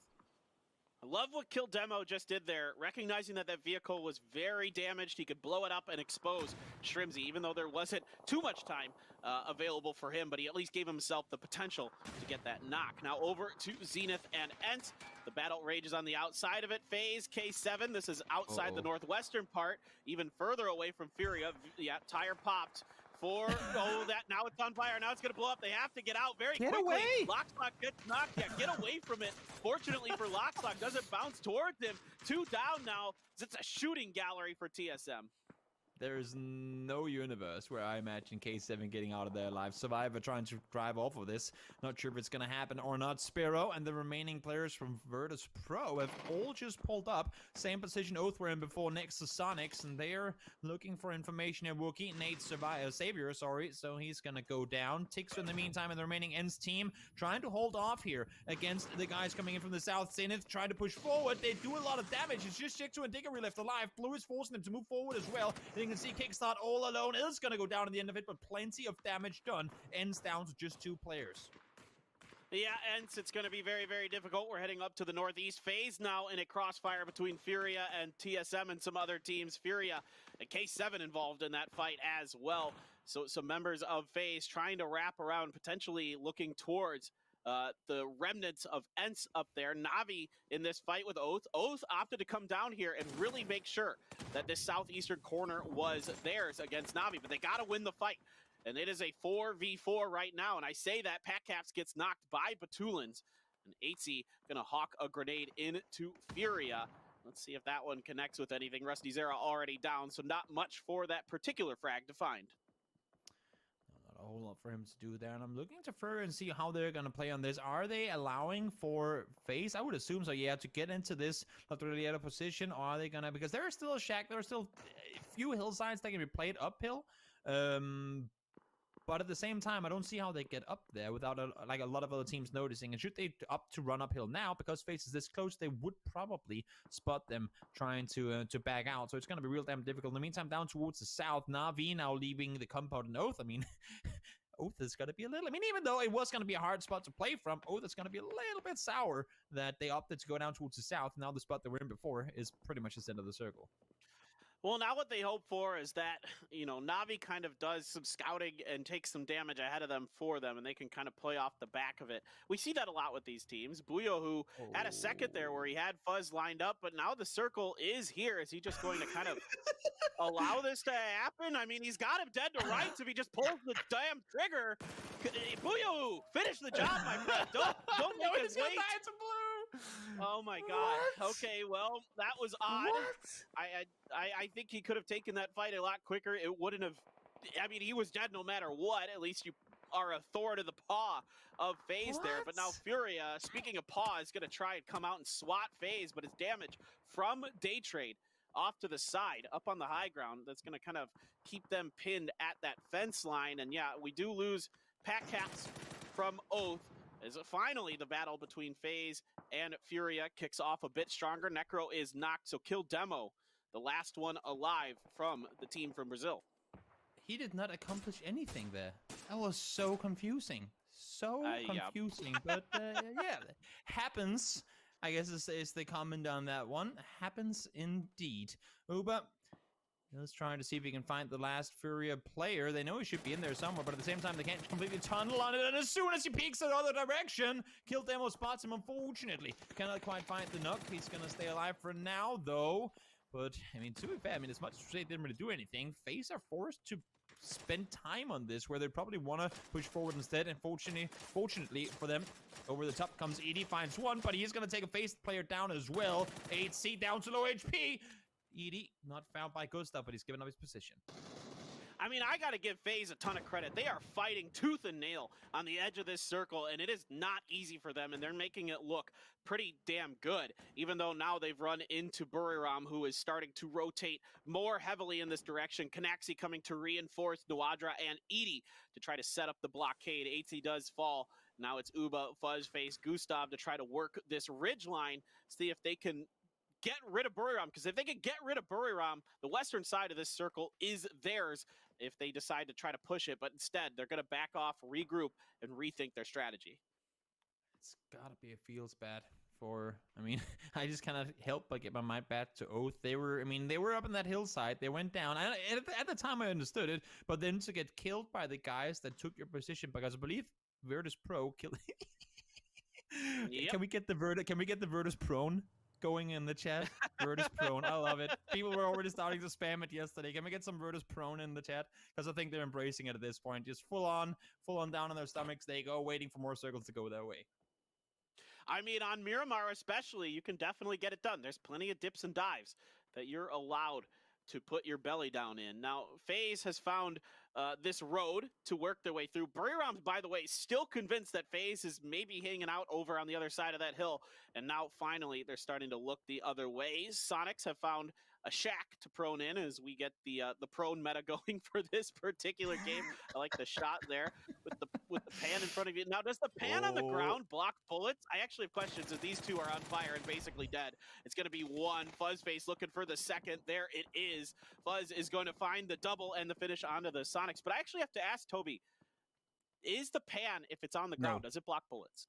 Okay. No. Similarly to how the gas can... There was a time where the gas can couldn't be exploded, and if you prone behind a gas can, you could use it as a shield.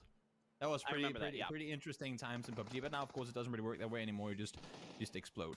But no, as far as I know, those objects on the ground cannot block bullets. Let's see, Gems now peeking on over, attack all around. They know they have Detonation Gaming White pushing up their way, and to be fair, they want to get this one done with fast, because I would assume, kind of hope to see, Daytrade maybe make a push down on this one, at least go to the edge of the building should they realize there's a potential third-party opportunity for them down on the southeast side. Because if they can clear their entire east, both with attack all around and Detonation Gaming White going down, they would have so much space to play around should they get forced out of the compound with this next circle shift. Yeah, I'm definitely curious to see what Daytrade wants to do. They're generally one of the more passive APAC teams, them in AAA, and LG Divine in particular come to mind when I think of that kind of the wheels off nuttiness that we sometimes see in the APAC region. Now, Detonation Gaming White with this new circle pop immediately going to wrap down to the bottom, see if they could clear out this bottom section. Now, Snakers living up to the name that he has. Tab finished. Machow with that AK sees edging dangerously close to Snakers here, but Snakers letting them pass. I don't think Snakers is going to get involved in this unless he absolutely has to. There's no reason at all you want to expose yourself. Yeah, no, and I mean, you know that, if you've been keeping track of the kill feed, you know that Detonation Gaming White haven't really been fighting a whole lot so far, so odds are they're going to be at least 3... God damn it, Virtus Pro. They're just waiting it out. The thing is, they only have they have 4 bikes. They only have bikes, so they're very, very limited in what they have for cover. Now they spot people. Lewis gonna go down immediately. Macau again. I gotta say, this guy has been all over the kill feed today, playing extremely well. Corey does fall in return, and now the nades are starting to fly. But Corey, no, he went down, so he's gonna take down Macau with him. Spiro falls to another nade though as well, and now Virtus prone, Virtus knocked, and they need to get back up on their feet to hold off these guys from Japan if they don't want to risk getting third-partied in return of it.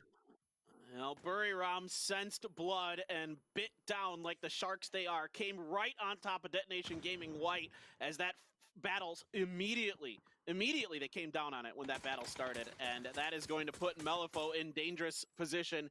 C's going down to AAA, and there it is, the finish on a Detonation Gaming White. Just 2 teams on the sides of those hills just ready to pounce as soon as that fight started. Now Virtus Pro looks like they're going to get their reses up and running here. Ents is going down to FaZe, so FaZe still 3 up, still continuing to do an absolutely superb job on the western side of this circle. However, they have once again run into this Thailand team of Buriram United. Yeah, first phase 6 kills so far. It's been a great performance this game for him, for sure. Let's see Snakers crawling on forward, trying to, again, continue to just not be a factor. Wants to pull a Xiaojiang and get maybe a good 1v2 opportunity in the end of the game, but I don't see with the path he's coming into the circle from, I would assume that he's going to have to run in between teams eventually where they should see him, but we'll see. And also I gotta say, I mean, we can laugh all we want at Virtus Pro. They're proning in the middle and it's working out for them because they know we cannot, we need to force teams to fight each other on the edge. So yes, we'll do the damage, we'll hold them at bay, but best situation for them would be if no one's looking their way at all. Attack all around, they just got gifted, circle goes out to the east, they can push up towards the hillside, but I'm curious to see how aggressive they go on this. Right now, they can take full control of half the circle and force the teams to fight each other, but if they stay back on the east side of the hill, that could be to their own defeat. All right, let's see what FaZe wants to do. Looks like they're going to back off of this fight with Buriram once again, opting to head up to the north and test their luck against Daytrade. But it's going to be Nawadra saying, no, you guys don't get away from us. They take Uba down as they transition over. Daytrade now senses, of course, hearing FaZe as well. Molly's, other things coming out, stuns in front of Nuren's. Nuren's going to throw some stuns and mollies of his own. Some spray coming through. Fuzz taking the better part of that damage. Gustav wrapping down, trying to catch Nuren's, re-peeking, takes some more damage himself. Nuren's doing a pretty decent job holding this angle onto the side for Daytrade. Vanatica getting involved with some throwables of his own now, trying to cover the high ground, trying to keep FaZe from being able to flank up there. And there's Nuren's getting the knock on to Gustav, and it's all up to FaZe. As great as this round has been, it's coming down to Fuzz to try to get it done. The Buriram, they're pushing him from behind as well. Fuzz doesn't have a whole lot of time to do this. He needs to get the 1v2 or he's going to run into 1v4, and here they come straight from the other side of the circle. They push over the top, and down go FaZe Clan in 6th place. Great game for them, but unfortunately couldn't quite bring it all the way to the finish there. Buriram get the kill. They can now push further down towards the center, and it's just a matter of time, really, before VP gets in on this one. CONAXI finds one, or goes down, I should say. Got me out, falls as well. Those nades are going to be close, but not close enough. Batulins there to do damage as well. It's just 2 guys left alive for their team, and fortunately, so damn fortunately for them, Attack All Around are still doing nothing to third party this. Yeah, Attack All Around is content just to hang out on their hill. That's going to be the flush onto CONAXI. Godmeow gets finished by the blue, and Buriram, that aggressive nature, they finally decide to bite onto FaZe. They get taken down. 2 members for it. Let's see if they can get it done, though. These guys, I can tell you right now, 2 members of Buriram oftentimes will feel like 4 still alive.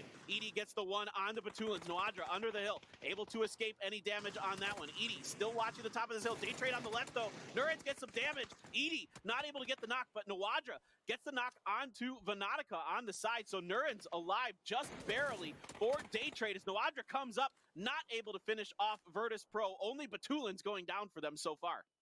VP only losing 1, and this is extremely impressive. Yes, it could have unfolded different had Attack All Around pushed up earlier, but I gotta say, they were being fought by 2 different sides at the same time, and the fact that they can utilize the smoke, stay behind cover, get the reses up as well, extremely well played by Virtus Pro in a very, very hectic situation. Oh, that nade is money. Noren's down to low HP now as well.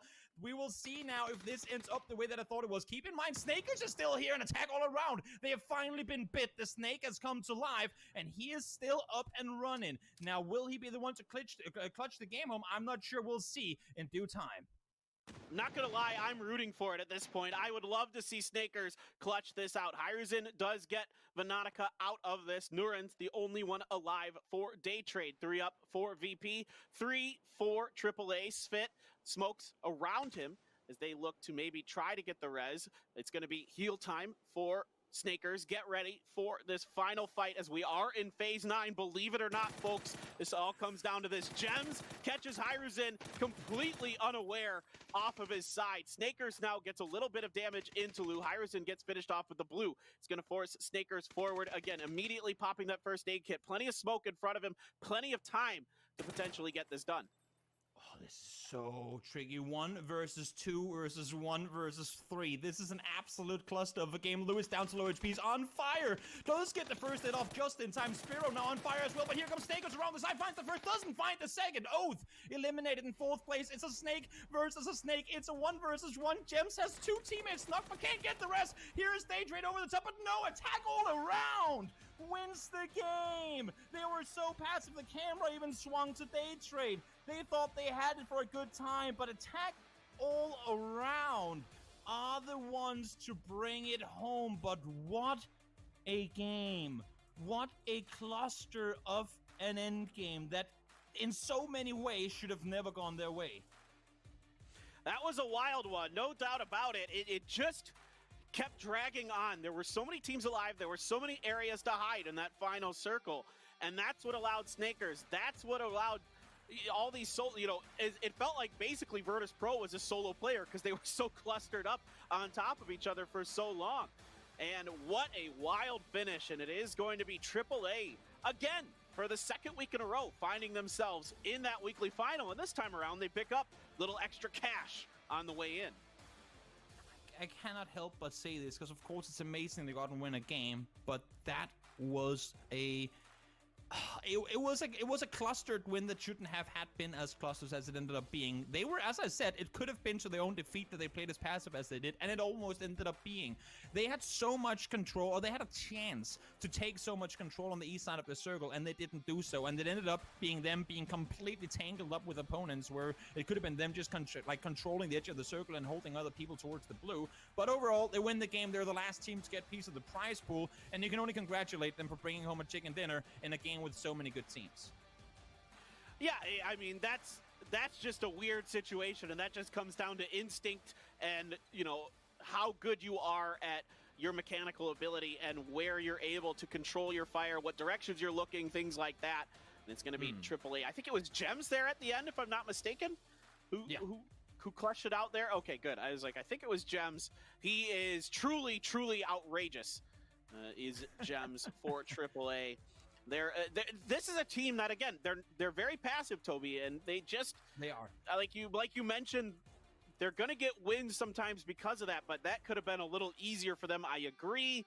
That is what it is. Day Trade playing a similar idea up on the northern side of that, just trying to hold on to their territory up in the north and let everybody else kind of duke it out, and it almost comes through with a win for them.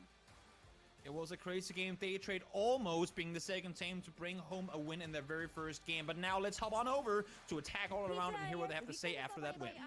Weekly Survivals Week 2, and the winners of our 8th match was Attack All Around. I'm here with player Svit. Congratulations.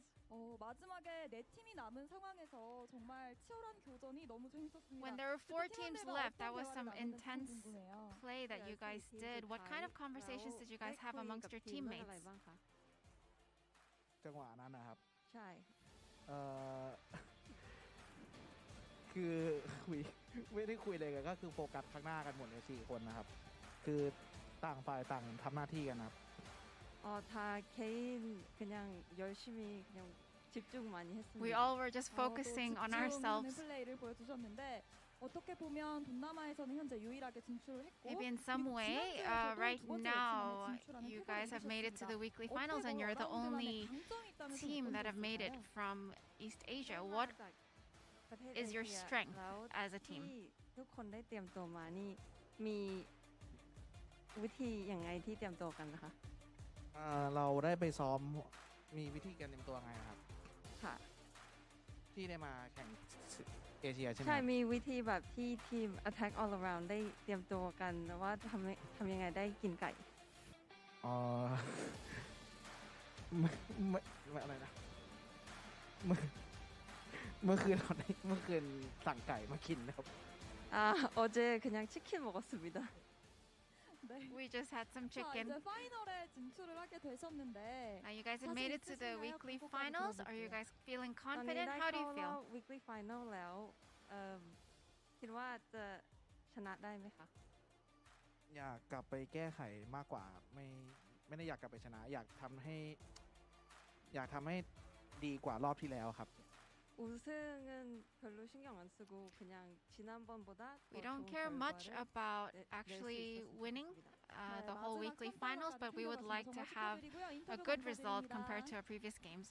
Congratulations, thanks for the 이렇게 해서 interview. 사위 선수와 인터뷰 나눠봤고요. 저희는 분석 데스크로 함께하겠습니다. Attack all around, pulls it out and gets the chicken dinner, though they do express an unexpected sentiment in the end when they say they're not concerned with winning the weekly finals. They just want to do a little bit better than last week. Let's take a look at the highlights from that game. Frost? Yeah, I mean, they want to do a little bit better. They are doing better, way better than last week. And now they got themselves some money on top of that as well. Being the 8th team to go through to the weekly finals, they're going to be the last one to grab some money.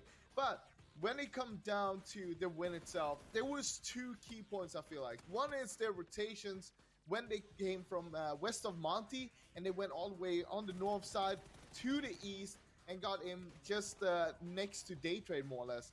Then they were in a fight with Detonation Gaming White, actually, just right after that on the east side of the circle. This was pretty late. We're talking about Circle 6, Circle 7.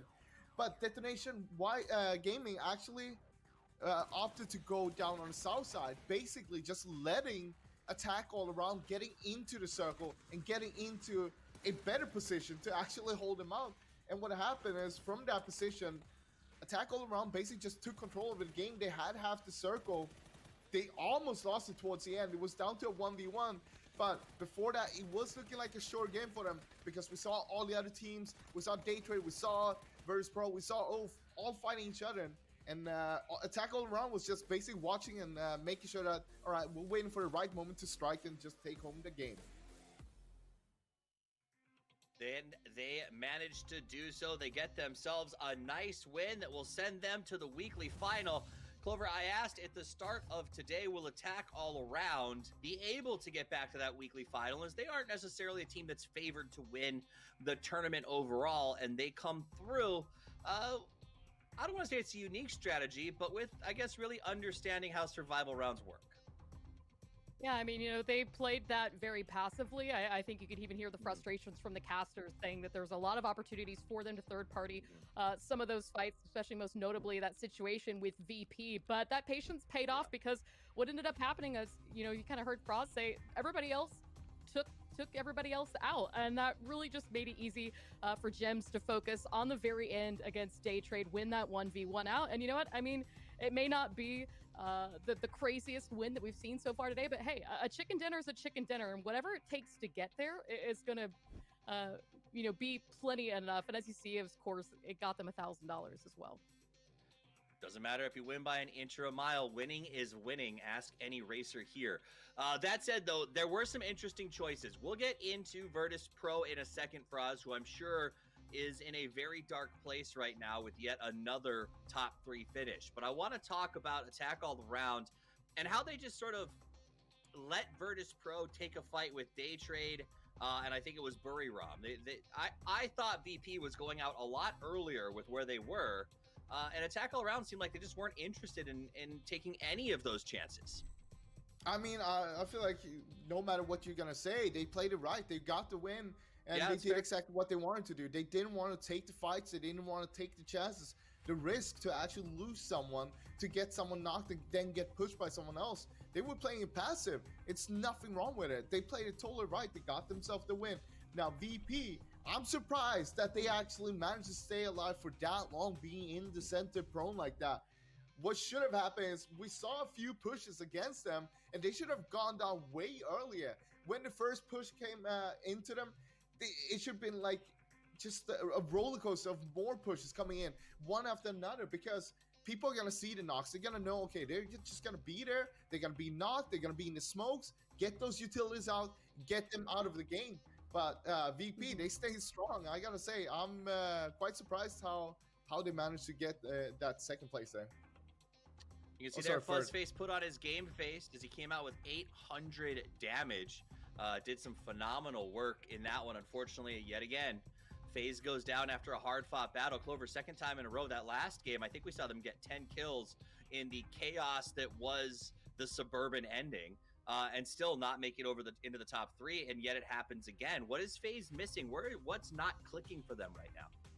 I mean, you know, if anything, this entire game was really unfortunate for them. They had neighbors pretty much the entire time, even when we saw them coming out of Monte, you know, eventually getting to where they're coming in from the north. And as we saw, Buriram really keeping the pressure onto FaZe, they weren't quite able to make it up the hill. They used all of their utility, and I think it's kind of what happened. FaZe didn't really have much else to play with, and unfortunately, just couldn't get themselves into the zone. It is always hard making that uphill battle, quite literally, as we saw here, and it just didn't quite work. I think the biggest problems we've been finding with FaZe in the mid game is when they try to enter the zone in areas that are very crowded, because it just splits their attention a little bit too much.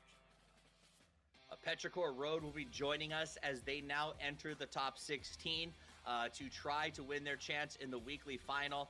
Fraz, any insights for us into a team that has, honestly, one of my favorite names in PUBG? I don't know. Like, look at this team. They just been average to me. They haven't been good. They haven't been bad. But they're just sitting around there being average. I want to see more from them. We've seen a little bit from Mill. We know that Ike's left. It still haven't popped off yet, and we're just waiting for these moments to kind of happen. But time after time after time, usually what we see is happening is that they take fights super early on. Already in Circle 1, Circle 2, they're going to take the fights. They're starting to lose people. They're getting a few kills, but I want to see them trying to survive a little bit longer into the game, and what's going to happen then. Can they make it to the later stage of the game? And in the later stages, that's why I want to see them go super aggressive and just take everyone out.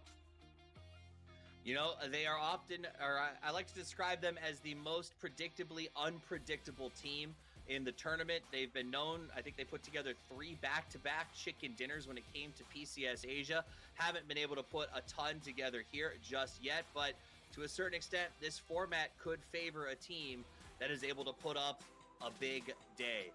And speaking of big days, the day continues as we prepare ourselves to move in to the next match. It is going to be a ton of fun. The pan out is happening. The teams are preparing. Not a lot of chances left to get chicken dinners as the finals begin to approach. Let's get into the match presented by Intel as we head over to the Vicars of Verbosity. It is none other than Toby and Paper Thin. Well, thank you so much. You devilishly... I don't even have anything good. I was going to say something and now I lost it. I was going to try to follow up on Toffee's alliteration. I should know better. I just don't have the same talent that he does, Toby. Back over to Erangel again. Feels like we're ping-ponging a little bit between the maps. I had something. I really did, and then I lost it right before. Now, this plane path, extremely fair, right down the middle. So this one could frankly go just about anywhere on the map for this first circle. You could have gone with Devilish Dragon of Disc Debate. I know. No? Well, No. I mean, now we tried. We'll never be able to do what Frost does with those throws, but we tried and we failed, and we live and we learn. Isn't that part of it? Let's see. Will you live and will you learn? Will you stay alive, Savior? You will get to the building, and I think that should be the cue for Rusty to get the hell out of there, because you never know how quickly they can pick up a gun, and well, does manage to stay alive. Well, first circle, the all-important one that dictates the early pace of this game. Where are we going? We're going over west this time, so getting a little bit more towards the Gatka area with this one. Circles like this, definitely, to me, tend to feel like Gatka fields. Somewhere in those fields is where they just seem to end up, depending on what's going on. Now, Sungjong is driving Nurin, still landing from his parachute. Sungjong probably going to see this, but I don't expect him to really do much off of this other than kind of get the information that Day Trade is all four stuck in a very small compound. Pero, who's joining us for the first time here in this weekly qualifiers. Again, a team that, for me, Toby, is explosive at times and other times just kind of leaves me scratching my head. Now, what I'm really curious about for Petrichor Road, when I look at this lineup, and I want to talk about something that's important for this because Aches Left used to be XGD, now he switched to Aches Left as his name. Mill, Mamu, and Gray. Gray, the sub for Petrichor Road, but who they subbed out was Long DD, and that has at least previously been the play caller for Petrichor Road. So that leaves me with some interesting questions about what this team is going to be thinking and doing going forward. Yeah, not only the play caller, but an absolute insane fragger too. He was always up on the top of the leaderboards for a very big portion of the tournaments that he attended in terms of both up close damage, a really scary player in like close quarter combat, but also extremely dangerous when you have these type of rotationary situations where you try and sit and pop people out of vehicles. Always out there doing damage. And speaking of doing damage, here comes Under trying to take out one of the Furia players, but he has just enough space to prone down behind this little pillar here. Let's see if kill demo. No helmet. Does have a level 3 vest, so fingers crossed that all the bullets will go to the chest from the barrel. Not gonna happen though. First bullet finds the head, and all of a sudden Furia in trouble, but Under is far from safe just yet. Yeah, this is not the player you want to run into on Kia Damwon. Of anybody, he's going to find a second knock Under. Now the reinforcements come. 2 knocks. It's going to be the go signal for them to try to bail out their teammate. I think Kia Damwon was going to say, all right, Under, this one's on you. If you can't finish this, we're going to have to leave you to your own devices and kind of, you know, go as a 3-man to try to get the win. But Under is an incredibly talented close quarters player. I have to say something here, and I read a tweet from Gunnar, the coach for SDK, the other day, talking about how he thought Alo was the best close quarters player in the world. Well, I would posit that Under is very high up there for me, as I have watched him just blossom underneath the old Entis Force, now Damwon Kia team. Just an incredibly nutty close quarters combat player. Would you argue that that Furia were under pressure in that situation? Ding ding ding ding ding ding ding ding ding ding ding ding. Maybe we should have a thing going that every time he gets a good 1v2 or something, we just let that music just silently cues in. Whether it's Ice Ice Baby or the original by Queen, just slowly a little fade in of that theme, and then we go out again. I love it. I love it. Every time you have a player name that you can kind of put into sentences like that, it brings joy to my really terrible sense of humor. Let's see again. TSM now the second team to push up towards Under. This time around, Kale is there to help him as well. We'll see if this is going to work out. This is not a gun we see utilized too often, but it's coming into great effect right now. Miraku falls early, but all of TSM has arrived and they're pushing forward towards Hospital. Well, it's going to be up to Under and Kale to hold it down once again. Already doing a fantastic job, already doing more than you would expect sometimes of a single player to do for Damwon Kia is the Undertaker. In comes Indigo on the side. I think Kale, I don't know what that was. Maybe the pizza gun can be a little bit frustrating to use. However, it does have a big ass clip on it, so you can really spray it down for quite some time. TSM continuing to try to find ways up the stairs, try to get up on top of this, and it's going to be Kale on the side, finds the finish onto Miraku. Vard and the others, looks like stair go time. Iroh takes some damage from that grenade, a really nice grenade from what I assume was Under up there, hits him hard, and that's going to stall the push. But Wookie Bookie out the side, finds Sungjong trying to creep on in.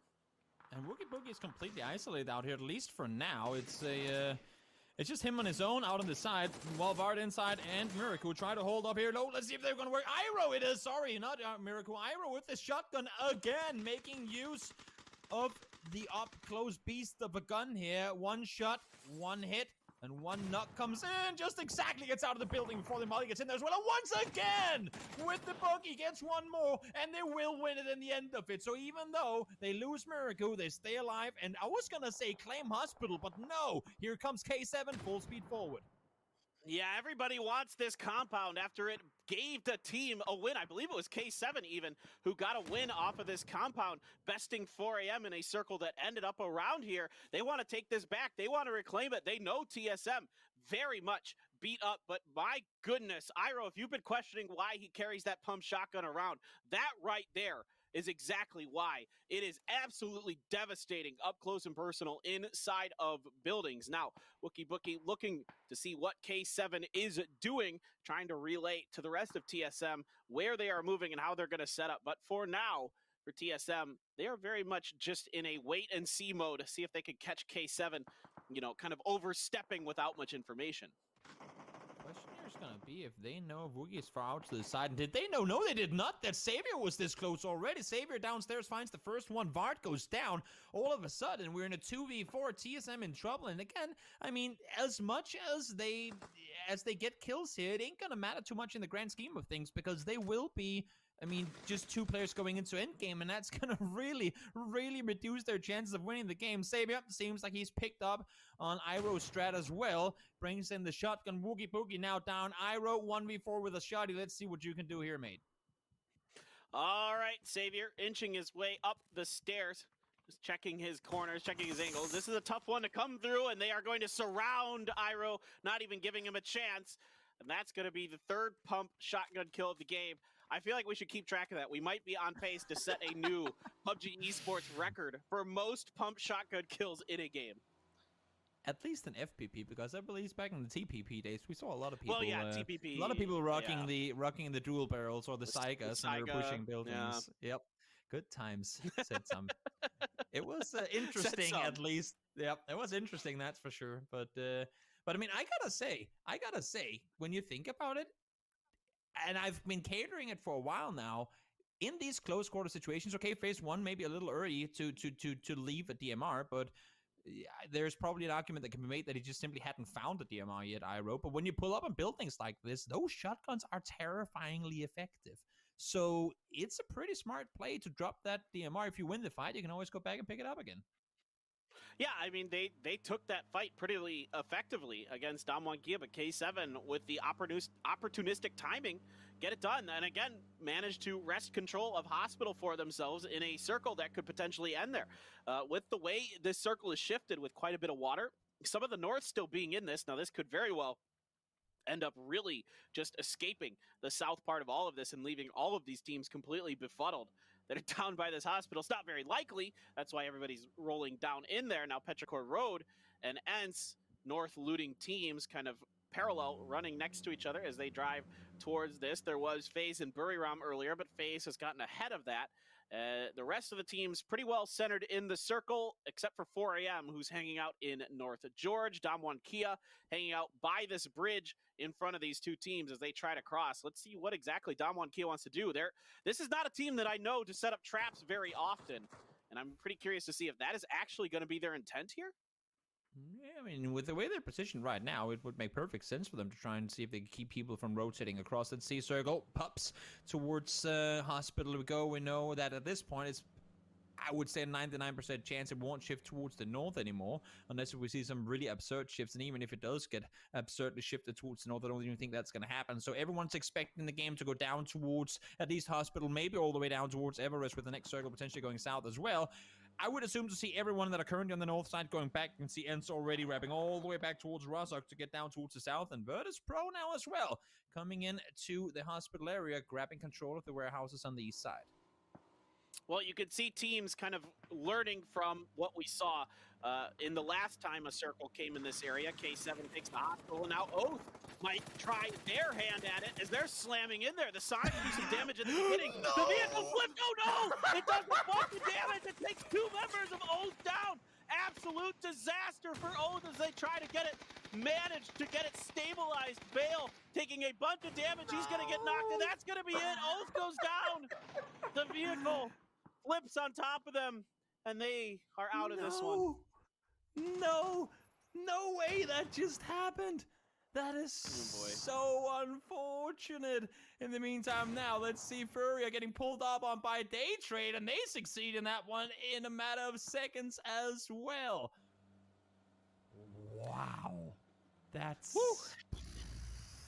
I think we'll just leave that one be and just not dwell on that one too much because that was pretty wild. But for Furia, I want to talk about this for a second because this whole game is a real feels bad, man, because Tianba's the next team to come into this. And that means South George is no longer going to be free. And this is a golden opportunity for them coming out of South George to have a game that could have been theirs potentially. So this one definitely is going to feel like, you know, kind of slipping right through their fingers. Yeah, that's a feels bad, man, for sure. Promo code on your screen. Get it in. Get some points. Get some skins. Be happy. Show off all the nifty skins. I mean, that's paper. As you said, those skins are pretty damn cool. So I wouldn't shy away 2 seconds from getting into the game as fast as you can and see if you can get that skin code in or promo code in before your fellow viewers do, because there are only a limited amount of them. Let's see, ends coming in from the south side now as well. They've been quiet in there. To be fair, they're running into, if they want to, 2 pretty wide splits on that south side. Both Buriram and Zenith playing pretty split, so there should be space enough for them to move in, and I would assume if they do opt to push pretty much anywhere that Buriram are sitting right now, that they would see Buriram disengage. All right, Ents gonna be wrapping far on this one as per usual for them. They go all the way from the north back over to the south to try to come in from the Gatka direction. There's the vehicle. They just slam into each other one after another, does Oath on the replay. So just not ideal, and they almost do it again. Balefrost almost side swipes his teammate, but it is going to be K7 that takes that one in the long run. As now K7 looks to keep 4 AM at bay on the south side of George. They grant themselves full control, and it's pretty impressive that 4 teams have already been up by Hospital, and we're only now coming into phase 3, and there's only 1 team allowed. Wait. Whoa! What? Well, okay. What so in the world? South George is where we're headed. It seems. Imagine the universe where this circle somehow go to the. No, it can't be. I'm not even gonna put that into people's. It's there. There should be absolutely no universe where that happens. South George is where we're headed, and everyone are gonna be sending it right now. Here comes FaceClan. The first ones to try and attempt to push towards the city. Boy, am I here, but FaceClan should be able to get a somewhat safe passage. Virtus Pro are nearby, but can't contain all the players coming in. Here comes FaceClan and Forever. Just exactly get back into the building before getting driven over.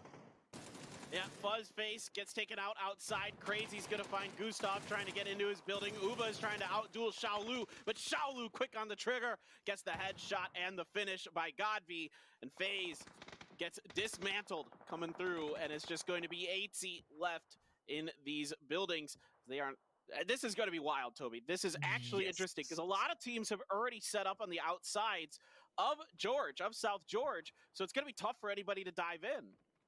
I mean, we talked day trade coming in. They almost won their first game. Now they do a full-on sweep Nurens with a triple kill with the AUG, clearing out Hospital. And once again, we have a new owner of the Hospital here. Seems like that's the prime real estate everyone wants to get a piece of. And of course, with the next circle, I would say having to shift towards the south, that is a very good spot to be in, that Hospital in particular. So it makes sense that they committed to it, and great play from Nurens getting a triple kill there and them claiming the city, the Hospital for themselves.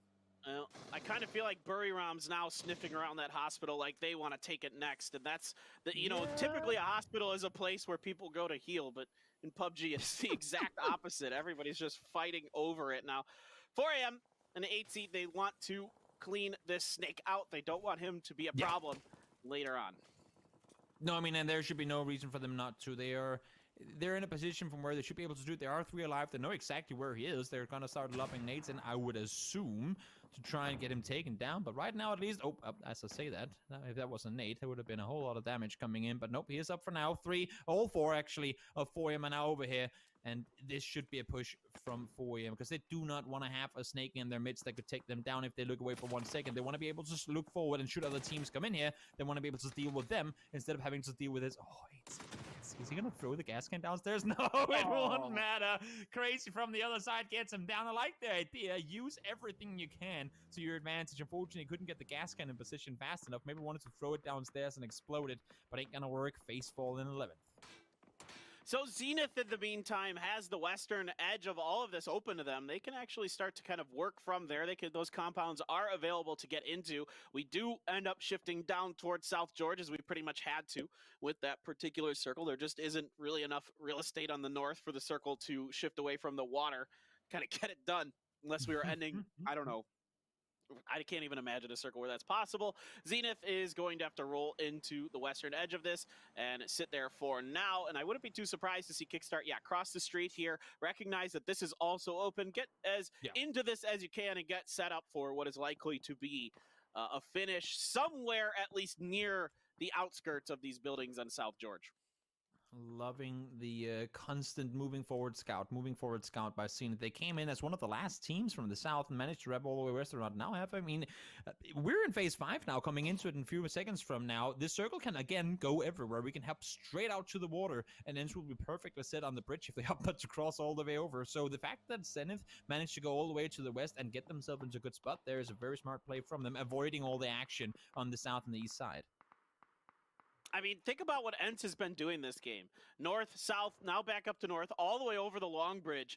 I mean, just crazy rotations from them, but it's safe rotation, right? They're getting in with 4. They're giving themselves just as much of a chance as anybody. If this ends up in, South George proper, in the buildings, that's, kind of where it just comes down to, individual skill. How many smokes do you have? These other kind of things. And for ENCE, they've basically done no fighting. That is a really sad dossier. How is it even getting traction to drive is my real question. As Peril gonna cut across Spiral, let loose with his barrel, and it is not connecting with That's unfortunate. I mean, you only lose 1. If that's all you lose out of this, it's not bad. I can't imagine Left is getting much further.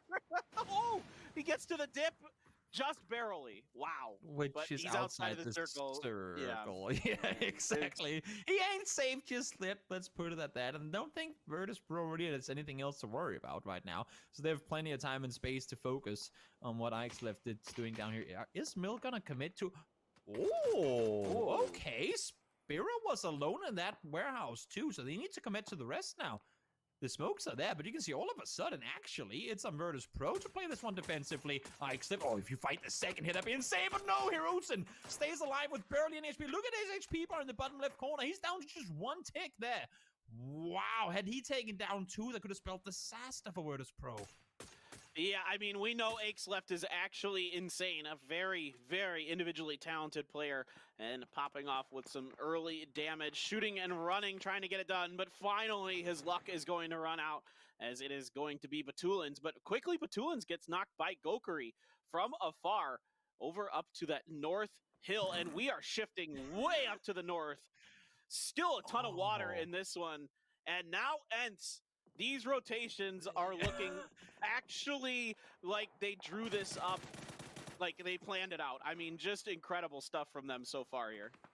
Everyone in chat that were spamming lul, Ensign blue, lul, they're all of a sudden now not talking all that much anymore, because this was a very heads-up play coming in from them. They have all the space in the universe towards the north, and they're sitting damn tight right now with plenty of space between them and opponents nearby. That nade is on point. Mime falls down. Got V and 4am still don't like having anyone in their midst, and they will try and push them out to defeat them before they become a trouble. Yeah, I mean, 4am, this is kind of their like comfort zone. Just fighting. That's all they want to do. They just want to keep going, keep people off of them, pick up those kills, even though they don't matter for much in this one, but they at least can control their territory, as much space as possible. Buriram gonna have to send it over in, and they might be heading right into 4am's direction potentially. Nope, they're going to try to wrap around the side of it. I don't know how much longer Nawadra can get away with that. Particularly, you don't want to be slamming into these buildings because those are disaster. Canaxi trying to go towards the apartments, but those are already taken. Front 6, back 6, all taken up here as Na'Vi and 4am are going to do a whole lot of hurt into the Thai team. And I'm loving that we're seeing Tixu play on the other side of the road as well. He is isolated, he is alone, but he can do so much damage from that side. He can help the team should they be pushing from back 6 in towards the apartment buildings. And as well here, doing a lot of damage to Buriram as they came pushing on forward. Day trade now, they're going to push forward as well. They're not inside the circle yet, and actually Norin's going to full speed send it over the other side of the road. Will they get these buildings? Now Zenith were the ones across, and they might actually be able to do just that. Connexi does fall. Tixu in the end will get him from that gas station. Kickstart, lots of bullets fired, but no knocks found. Well, Roth is all the way down in the water, going to swim over to the beach, try to come up from there. Punij going to let loose with a frag. Spyro now trying to keep Petrichor Road at bay. He has taken a bit of, he took a knock earlier, but they are able to just barely get that res and get him up again. Day Trade now trying to res their man with the AUG, that level 3 gear in Nurin's. Grenades coming out here from Navi as well, but just splashing off the front. No damage done. Flash just waiting on the outside, and there's a molly that just catches him, and that's going to be Flash going down. Nicely done by Orge and Navi to take him out. Vanotica on the side with that ghillie. He actually has level 3 gear as well. Yep, good position for him to be in, at least for now. We'll see if that's going to maintain the same way 5 seconds from now with a new circle popping. Zenith that managed to get down to the water. Will be blessed with more water? So, oh my god, yes they will. Circle centers on Tixu. When have we had a gas station ending in Georgia Pole? I don't know. There's still 2 more circles that can keep going towards the water. So, why not just have a beach ending now that we're at it? Let's go back to 2017 and see how many people can swim their way to top 5 placement in this one. 29 players alive, as we exclude more and more of South Georgia and head into the open field on the west side. Definitely going to be one hell of a finish coming up for this one. So buckle up, folks, because there are a lot of teams and players and a lot of space still for them to work. However, Navi Day Trade are a bit on the outskirts of all of this. So the smoke's initially going to come out as Navi gets ready to try to get up to their leader, Senya, who has found himself a position nestled next to Day Trade. Going to go with the molly in the window, and this is just the primer to see if he can kind of push Day Trade out and really buy his teammates a lot of time to make the move. In fact, they have a vehicle to cut through the smoke, so that works. That's good enough. Meanwhile, VP making their move as well, right towards Ents. Lu gets taken down by Xiaolu. So a little bit of Lu on Lu action there, and there's a grenade from Lu. Finds Batulins. That's 2 for Lu on to VP, doing a fantastic job putting the hurt into them. Back over to Day Trade and Navi, Toby, as Navi did a great job crossing the road. They sure did. They committed. I imagine all of their smokes to make that path there, but it worked out for them. They're now in the building on the other side, and they're safe where they are. I'm surprised that Virtus Pro didn't opt to push with everyone together. In that situation, they were pushing towards the apartments. They knew there were probably going to be people there. They knew for a fact there were people on the west side of the south, of South George, and they just sent 2 guys up there without heroes and no Spiro anywhere nearby. That was a little surprising to me, but we'll see how much Spiro can do from the north side shorelines here with still a terrifyingly many people alive in this game. Well, I think just trying to hedge their bets at this point. It's going to be some kind of quote-unquote city finish here, it feels like, and I mean, really, that's, for all intents and purposes, it is. And so I think you're just saying, well, there's going to be chaos no matter what. The normal idea of these particular games here for the weekly survivals is you want 4 up at the end to try to win it well. In a city finish, I think you can throw that playbook out the window because it's just absolute chaos. And so for them, I think it's more of a hedging your bets strategy. 4 a.m. in the meantime is going to cross over to the road, sensing that this circle is going to end up over there somewhere. The tab finding Poochills on a Day Trade. Vanotica flanked way out for Day Trade over to the coast. And it's just Nurids left in this house. Loving the fact that 4AM are still playing it as aggressively as they are. They're keeping a 2-1-1 split right now with full control of the southwest side. They know Tickleton's down, and they're just waiting for him to make a move. Sonic, let's see. Oh, no, Orange around the corner. Can't find him. Norin somehow gets the double in that one. Now he's going to go away. He stops healing. He's 1 HP. He stopped the heal. Trying to see if he can get the kill in the final Navi play, but it ain't going to happen. He goes back to heal now. Oh, my lord. This push is just not working for Navi at all now. The molly is there. It hits him, but he got the first aid off best, though. No time to get the heal up. As I say that, he does commit to it again. Norrens does fall to the molly, but here is Senya with a dual barrel in South George. Oh my lord, does Navi really get all 4 players back on their feet? New circle popped. We're going to the center of the road. Ents are right in it. This is going to be nuts. Ents has both sides of the road, as do 4 a.m. So going to be really interesting to see how that plays out. Crazy now trying to finish Navi's day off as they are far outside of this next circle. So many smokes, so much utility being expended just to get to that position.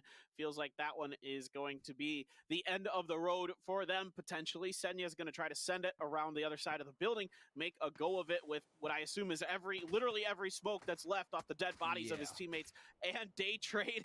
And yeah, you can see the smoke wall coming. He does have a vehicle there as well. So him, they're going to go for it here. It's okay. Senya gets taken down immediately by Forever. I don't know if they can go much further. There it is. Navi falls to 4 a.m. Props for trying. I mean, it was a pretty terrible situation for them to be in, and they did everything they could with it. Let's see, Tackleton, 0 kills this game so far. Throws a molly up. Does find the knock on 1. They notice. Oh, I was just gonna say there could be a universe where that would have succeeded, but no. From the other side, damage comes in. It's actually gonna be Diggory that takes down Tackleton, and Day Trade now up close to Zenith here. It's just Vanatika left alive.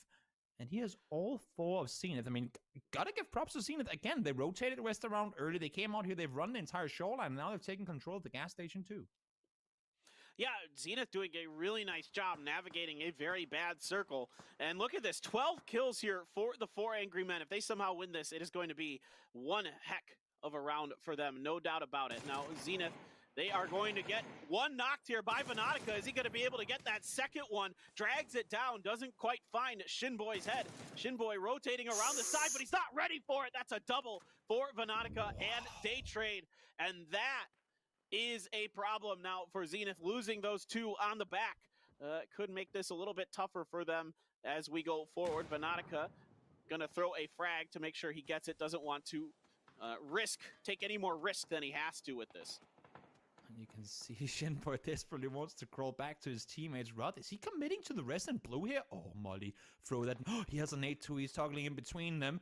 Let's see if that nade is going to be on point. It should be good enough to at least get the kill confirmed. It is. Roth needs to back off. 10 kills now for Day Trade. What a game for them. It's going to be a difficult one to bring home. Practically impossible, I'd have to imagine, with the new circle popping towards the west of the road. But Vanatika is sure doing everything he can to try and win it. 4 a.m., 12 kills, all 4 alive. They're sitting good in this one.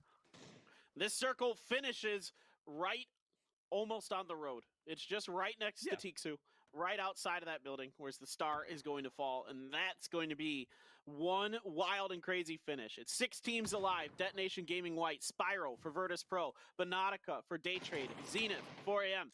That is where we find ourselves as Vanatika is going to start letting loose with his throwables, trying to get forward. Gonna have to go for the first aid kit. Still plenty of first aids, 4 smokes. So Vanatika could get this done, but his level 3 gear dangerously close to being broken. Meanwhile, Ents getting ready for the inevitable push out of that apartment building. And for now, he can play behind the wall as well, actually. I would be surprised if he goes into this. Just play outside behind. Yeah, exactly. Try and play here, maybe prone down, hold them from outside. And yes, this one in particular, too. Detonation Gaming White and Ents will have to play for the same area here. There's no way in the universe they will try and vault over. That nade is good. Godfrey tries to get away, but Squeaky connects it on the dot. Second one comes in. We'll maybe get him down, but this is what I was worried about. Who will maintain control on that east side of the circle? Detonation Gaming White are still inside the back 6 building. And you have Ents now finally trying to make the push on up, but 4 a.m. are containing them. Yeah, the counter grenades from 4 a.m. and the shots from Detonation Gaming White. Here comes Vanatika again. That's one more of Zenith. There's still 1 to go. Kickstart tries to outduel him through the window. Neither player managing to land their shots there. Stunned through, and finally Kickstart is able to take Vanatika down, but not after. Vanatika able to do critical damage to them. And there is the smoke wall as we get ready. This one might just be pure smokes in the middle of this circle for the remainder of this. I mean, just get the X-ray on right now and never turn it off for our observers, because nothing else matters. Squeaky is in the middle of fire. Grenades raining on top of Ents now. Detonation Gaming White, they've been quiet throughout this game. That means they have a lot of throwables left. Ents just threw, what, 15 smokes and didn't run? That's a good nade. That's a good nade. That's a good nade. Rustenmar gets the triple with 1 nade, and he has 1 more. Throw that nade the exact same spot, and that's going to be a quad kill with that nade. It's on point. It's a little far. He's going to get them. He's going to get all of them, and there you go. Rustenmar takes down the entirety of Detonation Gaming White.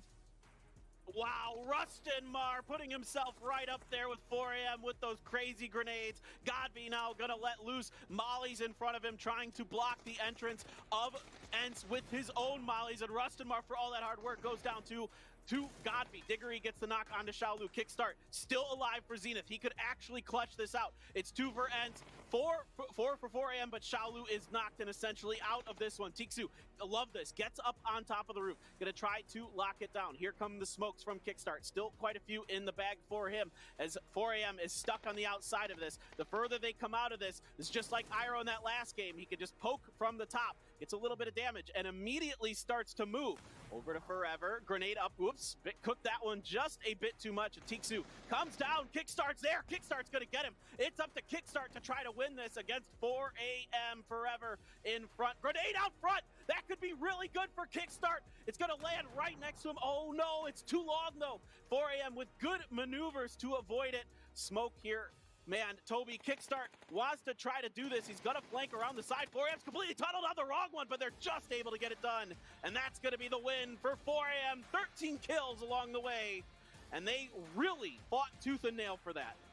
And what a game. As you said, they were fighting from start to finish. Great game for them. And once again, great game for China. That's the 4th team qualifying through from the Chinese region. Over half the teams have qualified already from China to the weekly finals. So many great performances coming out of them. And we saw it early from 4AM. They hold out FaceCAM, and the way they were splitting, the way they were taking control of South George makes it look like they've never looted anywhere else. They were so damn good once they got to this city and claiming control and just making sure that they knew exactly where they had all their opponents. And I mean, you gotta give some credit to Ents for making a good effort in the end, but I'm still surprised they had what looked like the perfect smoke wall. They even had smokes on the wall on their side, but they just didn't dare make the cross.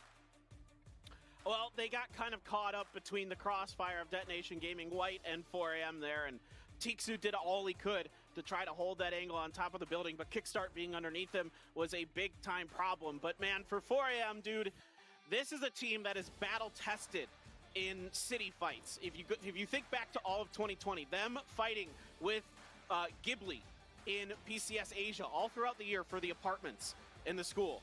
And then finally that battle stops. Now they come here and DA wants to fight them. And they're constantly winning these fights, Toby. They're constantly battle tested in these situations and they come through big. They know what's happening. They know what's going on in the city. And one of the things that impressed me the most is, even though I don't speak Chinese, there's only one way this can happen, and that's with exceptional communication. We saw it in the win in last week when they took out both Gen G and infantry on the hillside, where Forever was like, wait, did I just throw a nade that killed 3 people? Yes, you did, said the rest of the team. Their communication in these endgame scenarios are so damn good. They know how to split out. They know how to take control. They do a lot of the things that when I see endgames with other more passive teams in it, I go, why don't you do this? I mean, they just set up themselves for success in the way that they play the end game and are really smart in doing so. Yeah, their movement is fantastic. Their timings are fantastic. They make great decisions. They clear out the buildings when they need to. They don't let rats hang around for very long. They're very active. They're very proactive, right? That's what really makes 4AM so special at these big events is they're never slouching. They're never resting back. They're always trying to make the best situation out of whatever they're given. Exactly. And while we say they're playing aggressive, we saw the situation with HC. They didn't just full-on send it up the staircase. They knew they could lose a player and do so. They didn't dare. They played it smart. In the end, don't just send it into the last player from Zenith. That's too dangerous. Let's play it smart. Let's take it back. We're 3v1, but let's just wait for him to come. We're going to hop over to an interview and see what the guys from China has to say. Week 2, and the winners of our 9th match was 4AM. We are here with Player Crazy. Congratulations. 네, 4AM 오늘도 킬수가 좋습니다. 4AM, you guys had an amazing kill number 결국 today. 오늘 파이널로 진출하게 되셨는데 You guys have made it to the weekly finals. 파이널에서도 또 3위를 기록한 성과가 있었어요. And last week, you guys ranked number 3 서바이벌에서 in the weekly 여전히 공격적인 finals. 플레이가 가장 좋은 전략이라고 And you guys had a really 생각하시나요? good offensive strategy, even in the weekly survivals. Are you guys going to be continuing with the strategy? 你们现在也依然觉得个攻击性的这种方式是最好的方式吗？对，莽内晚上放肆。 네, 그렇게 생각합니다. Yes, we are. 좋습니다. 오늘 자기장이 정말 힘들고 어려웠던 것 같습니다. 자기장이 좁아질 때마다 정말 많은 대화가 I think every time the range 오늘 reduced 어떤 오더가 in 좀 가장 size, 좋았던 것 you 같아요? guys would have had a lot of 在 conversations 圈缩 between 小 your 的时候，我 teammates. 觉得你们会有过谈过很多事情。我想问一下，你们在这种紧张的局面，你们都有过哪些指示？大家的沟通这把算是比较清晰的，就是大家该做什么事儿都去做，没有特别掉链子的事。 네, 저희 특별히 어떤 지시가 있었던 건 아니고 다들 각자가 어떤 There 일을 해야 wasn't a 되는지 잘 알고 specific 있었기 type of 때문에 order 순조롭게 잘 amongst our 이끌었거든요. team. I 잘 think 진행됐었던 것 each of 같습니다. our players just knew what they had to do, and we just did what we did best. 궁금하고 각오까지도 듣고 싶습니다. Can we also hear some final 我 words 最后想 before 问 the 一下 weekly finals? 你们最关注的战队是哪个在周末决赛，你们最关注的战队是哪一个战队？然后再想听一下你们的决心。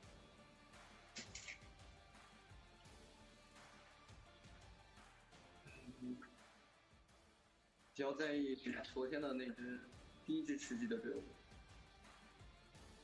，STK， 对。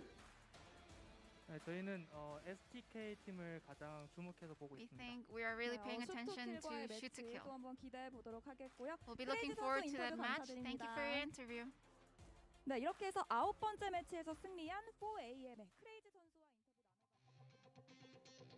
4AM joins 3 other teams from China to make 4 out of 9, advancing to the weekly final. And bad news for the other teams involved, Petrichor Road and Tiamba have both entered the fray. Let's take a look back at the highlights.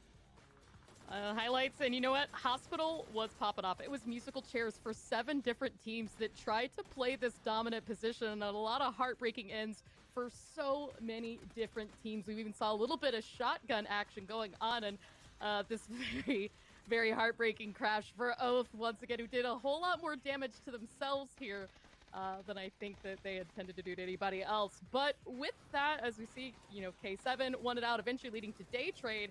But 4AM took a slightly different approach on playing the zone. They didn't go for the hospital, and I think that that got them in an good position early on. Yeah, I really liked how 4AM was playing that in South Georgia. We saw him in the front 6, how they were playing like a sort of a backside L and holding the whole south side of South Georgia. Make sure that no one else could basically get in without them knowing that or shooting at them before they were approaching them. And then they opted to move on. And one of the biggest thing they did in this game was when they did that 2-2 split. In my opinion, they were taking 2 on the east side, 2 on the west side. Taking those 2 guys over to the west side meant that they were taking control over the whole situation. They would not bank against on luck. They would not just kind of wait for a circle and see what was happening. They wanted to control the whole situation, the whole game. But these names as well. We saw, of course, ooh, that's a nice one for Rustamon. That's such a nice name. Of course, he gets 4 of Detonation Gaming, and Ants as well. They did something great with Utilis. That smoke line they put up in the middle of the road there, I'm pretty sure that was a fake smoke line. It was intended to bait out all the Utilis from the other teams, but Detonation Gaming, they did not want to get baited by that and actually threw their Utilis against Ants. And Ants had also this 3-1 split across the road, which was also kind of the same thing as 4AM did. They wanted to have control over both sides of the road, make sure they had control over the situation. But it didn't end up too good for Ants, and 4AM, they played it so well. It's nice to see that they got the chicken in the end. 4AM gets the win, 4 games down. My name is Toffees. I'm joined by Clover and Froz as we talk about the games, and we got another one coming up shortly. Let's take a look at some of the statistics from that last match. We've got kill and damage counts for you guys to look at right after we look at the official scoreboard. 4 Angry Men does come out on top with 23 total points. Zenith does okay, but at the end of the day, they fell apart due to even Dave Trade comes in and does some phenomenal things. I mean, they put a stop there to Zenith completely, Clover.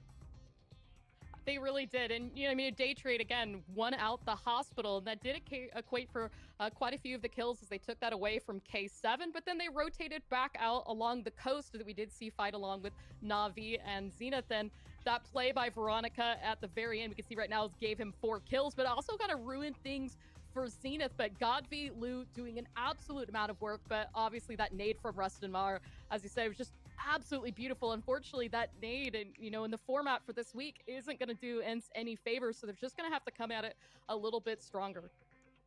It was the fourth game, 4 kills, 4 AM wins. I mean, it seems like 4 was the number on this one. As we look at damage, you can see just how much work Daytrade did.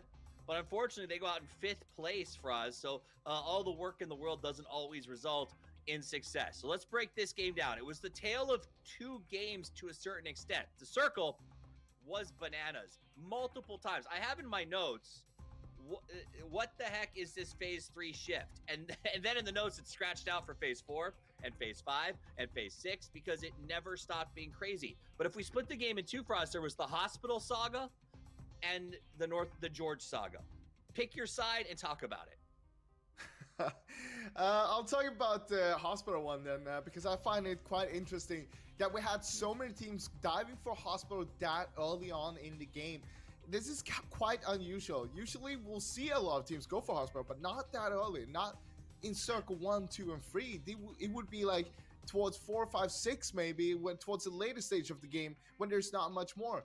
But also how it was always one team taking control over it. I mean, we started off with Damon Kia and TSM, and then Ulf came in. Well, Ulf actually had probably the worst execution of a breach we've ever seen in competitive PUBG here in quite some time. And then you had K7, of course, going there as well before Daytrade actually went there. But Daytrade was the last one to have control before the circle shift away. And yeah, I guess go late, don't go too early, because that seems to be the winning concept.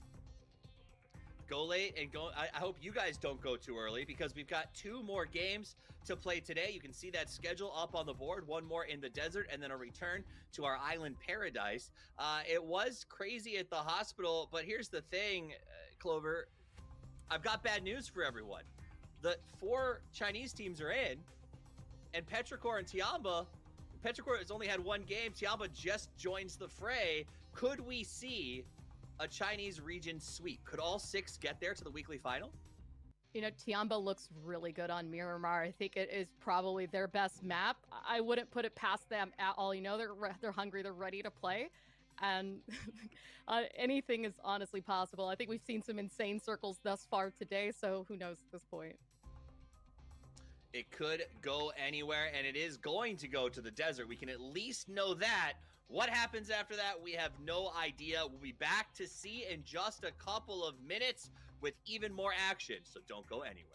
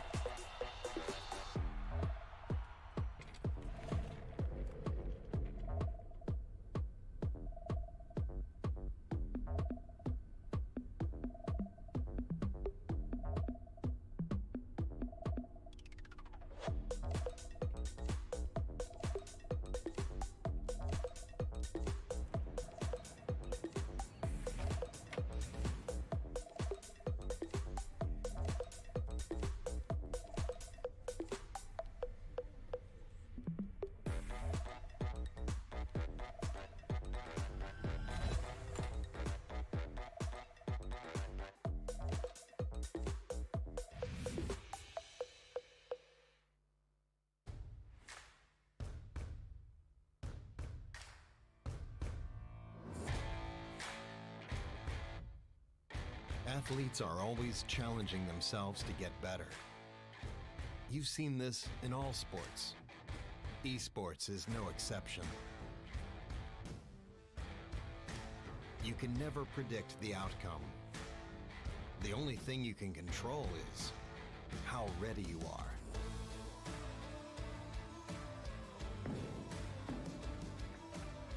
Over and over, players adapt, trying to improve, fighting hard for every percent gained.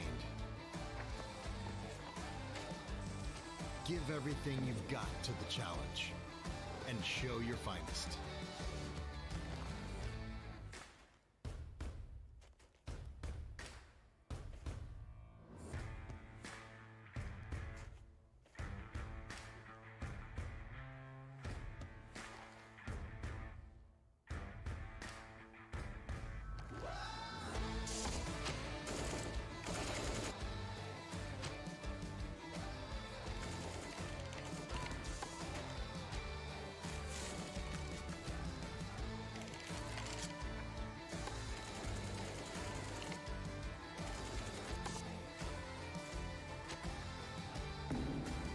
Bring your best out. Strive for perfection.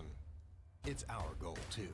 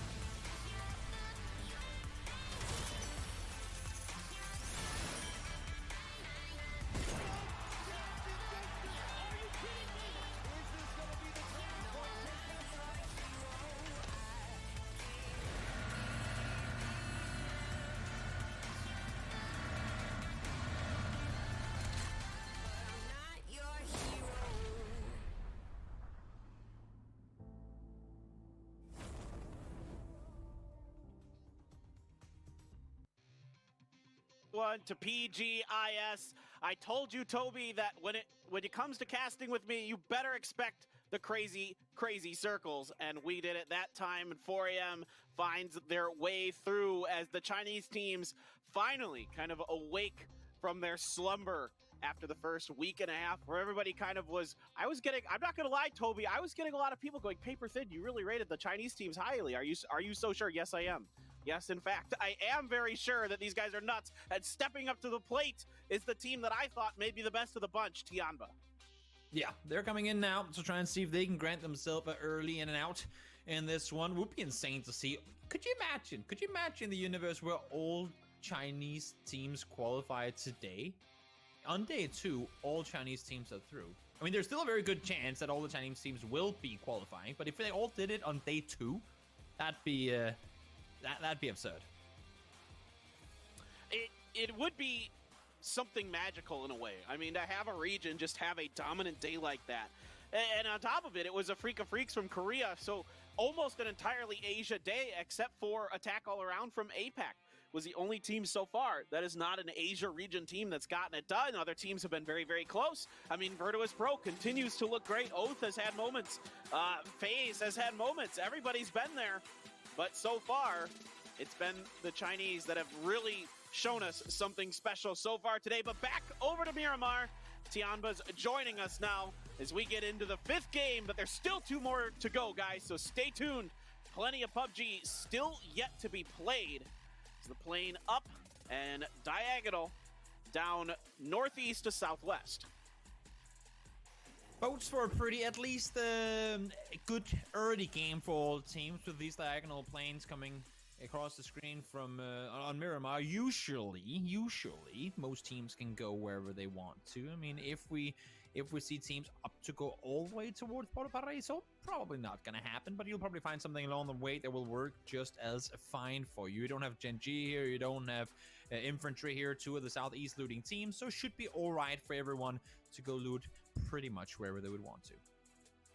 Yeah, I'm kind of curious what Tianba is going to opt to do. It looks like they're going to hang on and go for the Valle del Mar area, as Navi's already out of the plane heading towards La Cobreria, so they are able to control this for themselves. Another team that does like to go to the east from time to time is Tianba.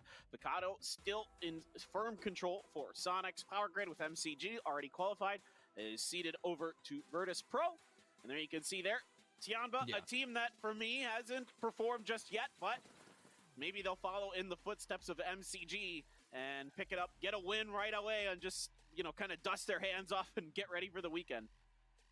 Yeah, I feel like Tianba is one of those, I don't want to say sleeping giants because they sure are awake, but they're one of those, we've seen what they're capable of. They just need to put it together now. We saw that, I mean, very similar to where this circle is headed now. West Side game, where they end up with, I think it was 16 kills and a 4th place in that match. We briefly talked about it earlier as well. If they can get into a similar position, get some high ground, get into a spot where you can just get a good vision on everything going on around you, they are such an absurdly terrifying team to have to deal with, and more so a terrifying team to have to deal with when you're also trying to deal with other teams that are even closer to you. They're just at all distances a very, very high caliber fracking team. Now that doesn't always mean success when it comes to these survival matches, because we know sometimes the more passive teams are the one that end up winning spots for the weekly finals, simply because keeping all 4 alive for later in this format is more important than having 5 kills coming into phase 4. Yeah, absolutely. And if we don't get gifted another city finish, that becomes even more important, as we've seen time and time again. I mean, particularly I think back to Attack All Around with their win today, that really, if they don't have 4 up, that one could have very much ended differently, as it came down to their very last player. Even though they had 4 up and no one else did, the other 3 get knocked, and it takes a solo effort to clinch that one for them. Now, I want to pick your brain on this one, sure, Perithin, because we, coming into today, we talked about, oh, Virtus Pro, they've had good days, oh, DA have had good days, oh, ENCE have had good days, and yet they've failed to qualify. I mean, okay, so Virtus Pro did qualify for week 1, but still, they've had some good games and still couldn't manage to get it going. Who's your team today that has just looked incredibly good, but are still short of a chicken dinner? I mean, it right now, it definitely is kind of feeling like it's Virtus Pro again. I mean, definitely they're playing very, very well top to bottom. They just can't seem to, you know, clinch it out in the end. I think Buriram has had moments. I'm looking at the rest of the lobby. I can't even say Detonation Gaming, or not Detonation Gaming White, excuse me, Damwon Kia, because Damwon Kia has been going out very early consistently. Oh no, kickstart. Oh. No, not like this. No, no, no. All right, well, that's 1 down early for Kickstart, and FaZe is another one I could absolutely point to, Toby, that has played well today at times, but hasn't been able to find that win that is so desperately needed. Exactly. They had their double-digit game on Miramar 2 games ago, where things just didn't go their way, having to push up from the west side. There were too many teams trying to hold them at bay, Buriram being one of them, and now, as we see here, Zenith losing 1 early. That's, of course, an unfortunate way to start the game, but I kind of gotta say, I mean, it's not like it's the first time them and FaZe go next to one another, so maybe should have been a little more careful. I don't know. Maybe they thought it was more safe space to move around, but I would have thought that one could maybe have been avoided in that situation. Yeah, I think for Zenith that's just a little bit slow, and FaZe capitalizes on it, and you can't make those mistakes against FaZe. They will absolutely brutalize you every time for that. Meanwhile, now it's K7 who's kind of trying to see if they can pounce on top of Zenith and maybe get some more kills. Not that it matters, you know, other than just weakening the team for the long run, of course, as Shinboy continues to loot Booyahoo, and they're going to roll up the hill. Punage is over here. The real question is how aware is K7. They seem to be pretty keen on something going on over here. I think Punich is making the wise decision, just getting the hell out of there, because it seems to me like he was still pretty far away from his vehicle, and as much as this position is good info, like a good spot to get info from, they've already lost one player early, and now they're starting to see more of these teams pulling in. Up. That's some good traction on that bike, Batulins. Man. I like that. No, is he gonna get knocked? Oh my god. Oh no. Not like this. I thought it was gonna happen too. I thought it was gonna work, but you can see the frustration. He was so close. And now Lou, I mean, how do you even get up there? How does he go up and get that rest? They know that they've seen it right around the corner. And, I mean, Punich must have heard the bike, then hear a bike not drive anymore, and then all of a sudden see a knock on the kill feed. I would think maybe he did, but it's a dangerous commitment to pull over. And okay, so Savior takes him down from afar. Now K7 might want to go back up on that hill. Yeah, so K7's been dialed in on this spot for a little while now.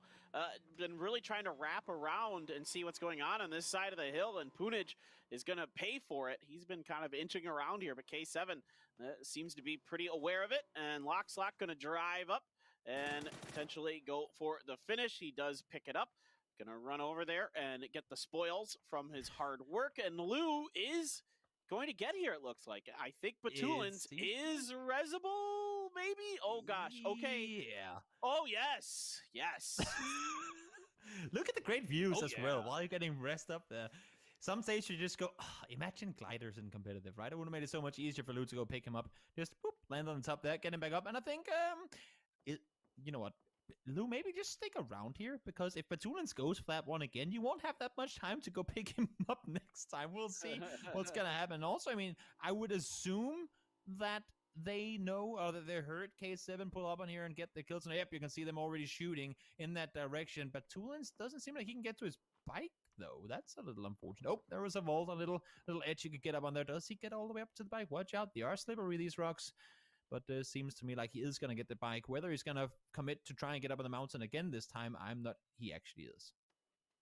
Well, he's really keen on doing it. I mean, this is basically dead center of the circle. I mean, he's so concentrated on it because, of course, you know, you can see everything from here. I mean, literally everything. And I think you can actually get up here without the motorcycle, and that's fine. And I think he realizes that there's no need to kind of take that risk again. Like you mentioned, second knock going to bleed a heck of a lot faster. And he is, he's up. He did it. Well, for all that hard work, it finally pays off. Wow. Achievement unlocked. He made it to the top of the map, and there you go. He's now in a position from where he can see, well, pretty much the entire circle, if he has a scope for it, which I think he does. 100%. I mean, I think this is worth it in this case. I don't think, like, a lot of teams might just be like, well, you know, I fell off, let's do something else. क्या ही हो रहा है K7 K7 seriously they're very, very smart. Finally वो and पहुंच they गया do वहाँ पे very well off of the information they gather, as No all the go best go PUBG के teams भाई do, and that's going to be their continued focus. So, उसका face reaction दिखाते तो और मजा आता रहे. Just kind of hanging out by the graveyard, kind of working their way forward. Pero just above them, 8-bit, as they work in from the eastern edge. Everybody else is kind of settled up, nestled around the power grid, or to the southeast of El Pozo, to the west of San Martin, and we wait phase 2, and we talk about this a lot on Miramar. Phase 2 often is one of the most telling circles on the map. For sure it is. Let's see Minx now shooting. Oh, just exactly. Can't find the knock. Does he get a second time around? No, not going to happen there either. Savior lives with the scare and should be able to get back towards his teammates in the east side of the city. 30 seconds until the new circle pops, and I gotta say I'm a little surprised that no more teams have opted to rotate south around. We do still have some of the down one Kia players out towards the east that could wrap down over Mikado and to the west. If this circle goes anywhere south, I would assume that's where a lot of these teams are gonna opt to go. Got Meow wants to get the flush on the player there, but ain't gonna happen. The vehicle is now there for cover, but it should lose tires. Yep, there goes the first one. Second one should fall as well. Macau with low HP able to stay alive. Yeah, they're just going to be able to get to him in time, but that's going to be a lot sacrificed for Detonation Gaming White to res their teammate. But as we mentioned, it is very important. Holy cow, we're going hard west right to Tianba, right onto the hills south of Pozo. So this one very likely to end up in between Pozo and Monte Nuevo. And this is a gift to Tianba for their first round, no doubt about it.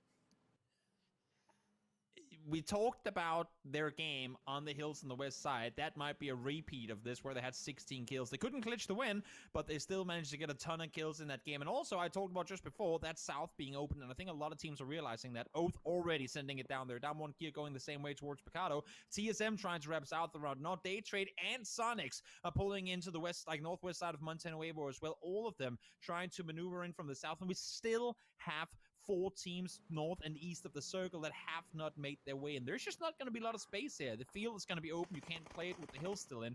Let's see here. Strimzy up the hill he goes, and despite flying around a little, does stay alive unharmed. Yeah, it's a little dangerous for a moment there for Strimzy, but able to get through it unscathed. Sonic's also in a great position in this circle. They're going to be able to maintain some high ground, have a very nice central position. They're already grouping up as 4, kind of let H1 direct traffic from that spot up there. Meanwhile, TSM is going to get backed off down towards Monte, as there's a lot of teams settled up to the north of them. And Nurens and Wookie having similar thoughts about this particular house, and I don't know, I assume they know they're there. Nurens is going to rethink this idea. Okay, I think that was a bit of a chicken game there as Wookie comes around, tries to spray Nurens, but Nurens in the buggy, safely away. This was the car communication. Wookie goes, rim, rim, rim, rim, rim, and then the buggy goes, rim, rim, rim, and then, okay, you win, I'm out, bye. Because I thought Wookie had him pull up there too, but then he just rolled a little further forward to insert some more fear into his opponent's eyes, and it worked out. Norrens backs off, and for now, at least, TSM has the entirety of the city. And now, while Batulins won the hill, you guys want a chance to get a promo code. So there you go. Get it written in the game. Get yourself some EP. Get yourself some skins and be happy with that. In the meantime, we'll keep our eyes on Batulins and try and figure out how in the universe are you planning on getting down from here? Yep, that's my thoughts exactly, Toby. I don't know what the plan is going to be going forward for Batulins. The motorcycle is still down in there, and I assume if you can get up, you can get down safely, typically, unless you make a bit of a misstep, of course, and Detonation Gaming trying to return some of the earlier damage onto Buriram, but I don't know. You know, the real question for me is actually, did Buriram see that motorcycle? Is it visible at any point when they're making their move here? Because if they could see that motorcycle and they've been keeping pretty good track of their kill feed and other things, they might have an idea that somebody's up there, or they might have just seen him. I don't know. But for right now, Buriram more content to just hang out on the edge and kind of work their way around, get the information, send Noadra out, see what's going on around to their east. Kia Damwan doing what they did, as I kind of expected off this hard western shift, Toby, just going over to the south, because going up to the north is going to be an absolute mess, and they read the situation correctly that there's not going to be as many teams down here. Yeah, I think it's a smart play in them going down there as well. Let's see now if it paid off, though, with the new circle pubbing. Where are we headed? We're headed straight towards the mountain we talked about before. Sonics have already claimed full control. Tiamba is to the east, and there might be a universe where Tiamba are better off leaving that east position now to go further west, because they should assume that there's going to be a lot of players coming towards them from that east side of the circle. Fuss swaps the shotgun out with the AK, realizing they have to make a move. No reason to keep that shotgun in the compound, because there's a very, very slim chance that anyone's going to be pulling up on you anytime soon. Yeah, I'm getting a little bit worried about this 2-2 split for the Sonics. I'm a little worried that they can't hold on to it for much longer. I think a lot of teams are going to be crashing into this real estate. Pero already diving on in themselves across the firing lines of K7. K7 now. Zenon going to let loose with the grenade as Pero has pulled up. Canaxi going to use the confusion to try to push ahead a little bit. Got him out, and it looks like Edie in following, but Gray is readjusted to try to take care of these trailing members of Buriram. Not really able to find a good angle. That's a covered Murado, so you can't sometimes get those shots. Doesn't matter. Lin Shu's going to find it. Gray runs out of bullets before he can find Edie, and Edie's going to try to avoid the disaster that his teammate faced. For now, he gets to stay alive. Seems to me like Noadra gets through that one as well somehow, all the way through Petrico, and still no more kills connected there. Navi, in the meantime, has pulled up on Sonics. Sonics were in a split, and actually Navi is to some extent as well. You can see Bestalog up towards the north. He's not really in a position to help here right now. So H-Win And alongside Shrimsy trying to hold off against the two-player Navi push. Nade, tons of damage coming in, but the first aid, or make that the medkit comes off, but still damage coming in from the hills. Yeah, Mime finally connects with one. That's going to be a knock onto Orange there. The tab is on fire. He tries to run around to avoid any more damage from that. The reinforcements are here for Sonics, but Tiggleton going to get knocked and flushed by Besto as they try to come in from the flank. HWin going to get a head shot, and Besto gets taken down by Mime. Navi falling apart at the seams. Senya and the tab. Senya with the Groza and the level 3 gear, seeing if he can help his team at all. But for the Sonics, they were able to get here just in time, but Tiggleton has suffered so far, and a good spray from Senya with the Groza. Gonna get Mime, but Mime's able to find a door to crawl into as Sonics try to regroup. Very solid spray there. Very difficult to use that gun at a distance, but make trade use of it now. Headshot, traded in return. Should buy them some time on both sides to get the reses up. Let's see. Shrimsy peeks on over, opts not to go for it. Backs off, and for now, at least, it's a 3v3. Well, this has been kind of an interesting fight because for the Sonics, like I mentioned, they were split 2-2. Now, they do get back together pretty quickly, and they do kind of come at a funky angle. K7 takes down Pero in the meantime, so an early exit for a Chinese team in this one. In the second game for them is they are not able to find much success. Circle heads to the southeast. Finally, we stop going west. And oh no, VP, not like this. Not again. More vehicle accidents. Oh boy. It hasn't been their game, no doubt about it. But for VP, there's no use crying over spilt milk here. And this battle seems to have turned into a bit of a... Oh, okay, I say that. And Besto and the Tab make a break for it. Getting the information from Senya. Look who it is. It's Edie and Buriram. They want a third party this. It's just put so much more pressure on Navi to try and make a play here. It is still a 3v3, and it's Navi who has to push this. It's going to be a very hard push for them to make, and we're on the far edge of the circle, and it seems to me like Buriram are full-on committed to third-partying here. Senya needs to do God's work from above here if he wants to give his team a living chance of not getting sandwiched in between two teams. They are full-on pulling up. If they're really lucky, I was just going to say Buriram are going to pull up, and Sonics here, they get the first one immediately. HWin down. Whoa! Noadra quick on the gun there. Instantly downs HWin. HWin just kind of caught flat-footed a bit. Edie seeing if he can get a grenade up and in there, but Senya, ever so active with his movement, gets himself to avoid the spot where those grenades are landing. Meanwhile, the Tab still hanging out. Mime, pretty aware that somebody might be trying to work through there. Mime spray, if it's good, just not quite able to get the knock. He had a great timing, get a good angle.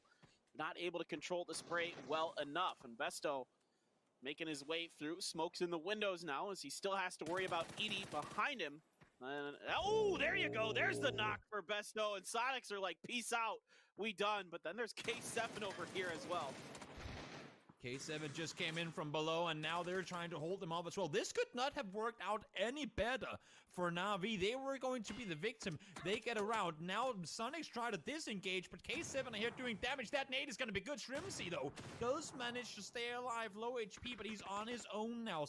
Sonics, just this one player left alive in between three teams. It's not going to be easy for him to stay put here at all. No, this is quite a catastrophe for the Sonics. Everything kind of falling apart as time rolls along. K7 now is looking pretty decent in their position. They have Shrimsy locked down. Here comes Ents up and over towards Navi. There's Rustenmar with that AWM. The Tab has a decent angle on a Tiksu, decent damage.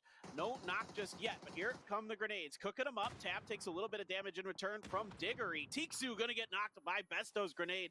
Besto playing very well right now for Navi. Diggory trying to hold down that flank, seeing if he can catch the Tab peeking. Tab, that's gonna force the Tab back up and in. And Navi, just really long, protracted fights. And over here, Toby, we've got Furia and FaZe. Yeah, Rustenmar in the meantime finds two from Navi. I was going to compliment Navi for playing it smart here. Furia will fall. FaZe played it well. Upa, though, finds himself alone now, and FaZe will fall immediately after. Tianba doing damage. Team just came into the game, and they're already out here finding frags and making space for themselves. They do have a push to make, as they're not inside the circle yet, but at least now they don't have to run side by side with opponents, as they cleared their entire side of the circle. Well, here comes Ents sweeping through the northwestern side, looking to kind of clear this out and open up as much space as they can. The tab going to be put down. Senya left with a Groza. Noadra is going to see a member of Ents over there, sees more, trying to pop him. The return fire comes in, and that's going to send him packing. Try to find a different angle. Meanwhile, Oath, they've been quiet throughout this, and they're going to continue to work the southern side of this to decent effect. There's nobody else really aggressing on them just yet. And look at this. Senya is just trying some way, somehow, to keep themselves alive. I mean, you get to that late game with that Groza, anything's possible, Toby. Yeah, I mean, you really want to maintain control of this hillside, so I'm loving the fact that we haven't seen Ents completely back off of this just yet. They're playing it really well. They're staying alive, even though they got players knocked before. They've made sure to get them back up on their feet, and as long as they are aware, which they should be, that there's no one on their west side, they have all the room to roam. You can see how mobile they are, constantly wrapping around north-south, north-south. Now they realize we can actually just push underneath all of this, and we won't have to worry about at least Na'Vi and Buriram. We might have to take the fight to K7, but they need to fight Na'Vi and Buriram first, and that might open up a third-party opportunity for us again. So smart for them to disengage, wait to take the fight from another angle where they can dictate the flow of the engagement. Yeah, I agree with you. I like the readjustment here for Ents. They were, there wasn't any fighting between Na'Vi, Buriram, and K7, so there wasn't any chaos for them to take advantage of. Rustenmar has an AWM. He's going to see Tianba out in the field, and he could drop somebody quickly if he decides to. Gets a little luck with the shot. Now Tianba is bearing down on top of Detonation Gaming White. Speaking of another team bearing down, it's Virtus Pro on the side. So Detonation Gaming White, upon all sides of them, our teams bearing in. And Gokuri, the only one left, is Virtus Pro is going to try to wrap around the side of Tianba. Mings is down. Detonation Gaming White out in 12th place. And Virtus Pro seeing if they could successfully third-party this fight. But from the side, it's TSM. So many teams engaging in this one. TSM finally leaving Montenegro, where they were one of the very first teams to get in here after, of course, FaZe landed and looted in the city. And now we'll see Virtus Pro realizing, I think they're caught in between two teams. It's going to be so difficult for Lou to really do anything here. There is more players alive on their side. They do have Batulins up on the north side. We'll see, nope, Lou falls instantly. Not a whole lot to be done. Batulins, it's on you to try and keep your team alive. Yeah, I think, for VP, they thought they were going to be third-partying this. Instead, they were the ones who ended up getting third-partied as well. And Batulins, after staying up on that hill all by himself, is left alone. The rest of the team is going to fall around him. Now, TSM has a hill, but it is outside of the next circle. And Tianba in the dip, they are in the circle. So for TSM, I don't think there's many other options here other than to try to fight Tianba. Trying to cross over to Day Trade Compound, not really that feasible in my mind. No, they need to deal with Tianba before they can do anything else, and they need to take the fight to him. They're only 4v3. It's the pin. A lot of it comes down to, I think, how much Batulins wants to interfere in this. I don't think he wants to interfere at all, to be fair. And I think if you're Day Trade, if you're Norins, you're pretty happy you didn't stay around in the compound with Woogie. You're pretty happy with this circle shift that you opted to go back to the compound, because they're sitting very well in it. While it might be an open compound, you have hard cover in the center of the circle, and I'm sure they're all kinds of joyous about that. Yeah, opening salvos from TSM into Tianba, splashing some damage into them, but Linsha trying to hold an angle. M200, Luren continue to watch their particular sides as well. Molly's right behind M200. I don't think it's going to catch him, just barely. He's able to stay up ahead of it. Oath and Kia Damwan in a big-time fight out on the southwest side. There's actually a member of Ents. I see Diggory on the side, and a good spray from Wookie. He's going to find one, trying to find two, not able to do it. M200 is going to hold it down. Now M200 catches Miraku trying to cross. Bard gets Lorena, so it's just M200 left. Gets really good damage into Iroh. Gets the knock there. One left here, just Vard for TSM. It's going to be him versus M200. He's throwing everything in the kitchen sink at M200. Try to see if he can get him. No, he is not. It's going to be M200 wiping TSM. Single-handedly took down the entirety of the team, and then Batulins, of course, the snake in the north, finds the final kill. So even though he did all the work, Batulins is the one to claim victory on the east side of the road. Oh, you hate to see it, but fair play, fair play. The snake wins it in the end. Oath, in the meantime, eliminating down one Kia, and now Ents have to get off of this hill. It's only one left alive. We see Diggory fall is just Rustenmar having to try and make his way down this hill. And to be fair, I mean, while things haven't been going the way of Oath today, 4 alive, have a good chance of making a play here, and a good chance of bringing home a chicken dinner that they desperately want. Yeah, Oath looks angry. They just dusted up Dom Juan Kia, and that is no easy task. They look fantastic right now as those boys try to control the western part of the circle. Southwestern is theirs now, as Ents up on the hill could prove to be a little bit difficult. Now it's K7's turn to play the proning game on the side. Some smokes in front of them to obscure the vision from Daytrade. It's becoming a meme rather quickly, these proning teams. Now, Rustenmar gonna spew out with some stuns, and he finds a quick headshot on Abuyo. That was a fancy piece of shooting there. He's gonna readjust, and he's gonna have to throw some smokes because, yeah, this circle going to leave him. And now Daytrade looking to control all the space, see if they could keep this compound on lockdown. They have it completely centered on there, that's for sure. They'll be sitting tight, and I mean, they have been playing this one pretty actively. While they don't have that many kills, they've been running around, they've been trying to get info. They do have 4 of them, and they've been forcing teams to not crash them. I think that's the most important thing.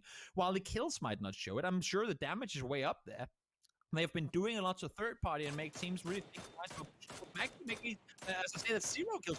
But again, plenty of damage being done from them. And now, first kill comes in. Norrens immediately finds the second one as well. Great damage being done, but now Flash falls down. That could allow for the Boons to cross. He already has. Now he's in the compound. They have other fears in their life right now. There is a snake in the compound. They have to deal with him before they can take the fight to the guys on the hill. Yeah, as great as that shooting was from Nurens, really utilizing that mini to great effect, and he gets it underneath. They clear the snake out. Victory conditions set again for Daytrade potentially. Meanwhile, this battle in the mountains has to resolve itself in some way or another. The circle did shift partially towards Oath's favor, so they can kind of hang out and wait. Rustenmar still trying to hold on for End, seeing if he can outduel K7. They took a bunch of damage. They were able to get some reses, and now they're able to best Ents. Rustenmar out, Ents is eliminated in 5th. We're down to our last 4 teams. We'll see if Oath can bring this one home. Should put a smile on the face of these guys. You called them angry right now, and it seems like that's the way they're playing. They want this. They desperately want this, and I don't want to leave it up for chance. Same kind of scenario that we saw with oh no, Shimbo, can you not get out of there? Oh, he can. Okay. So same kind of scenario that we saw with 4am last game. They don't want to leave anything for the opponents to dictate. Put yourself in a position that you can win the game from. Right now, it's all about containing K7 and the last player from Zenith on this hillside. They know he's up there. They can hear him running around. Get the kill, and then you'll focus on Daytrade. Exactly correct. There's no reason right now they need to even really think about Daytrade other than to make sure Daytrade isn't reaching out of the compound, but that would be extremely unlikely in this format and given that teams and their nature as well. So Shinboy doing everything he can to parkour his way forward. Unfortunately for him, this is not 4am, but they are 4 angry men right now. It's going to be Snakers taking Shinboy down. Oath looking to try to resolve the struggles that they've had throughout this week so far. See if they can finally punch their ticket in. K7 with a hell of a round, 10 kills. They've been fighting tooth and nail for this, but Savior going to see if his namesake, if he can actually make it work. I don't know, though. Coming off that hill, it's going to be insanely difficult.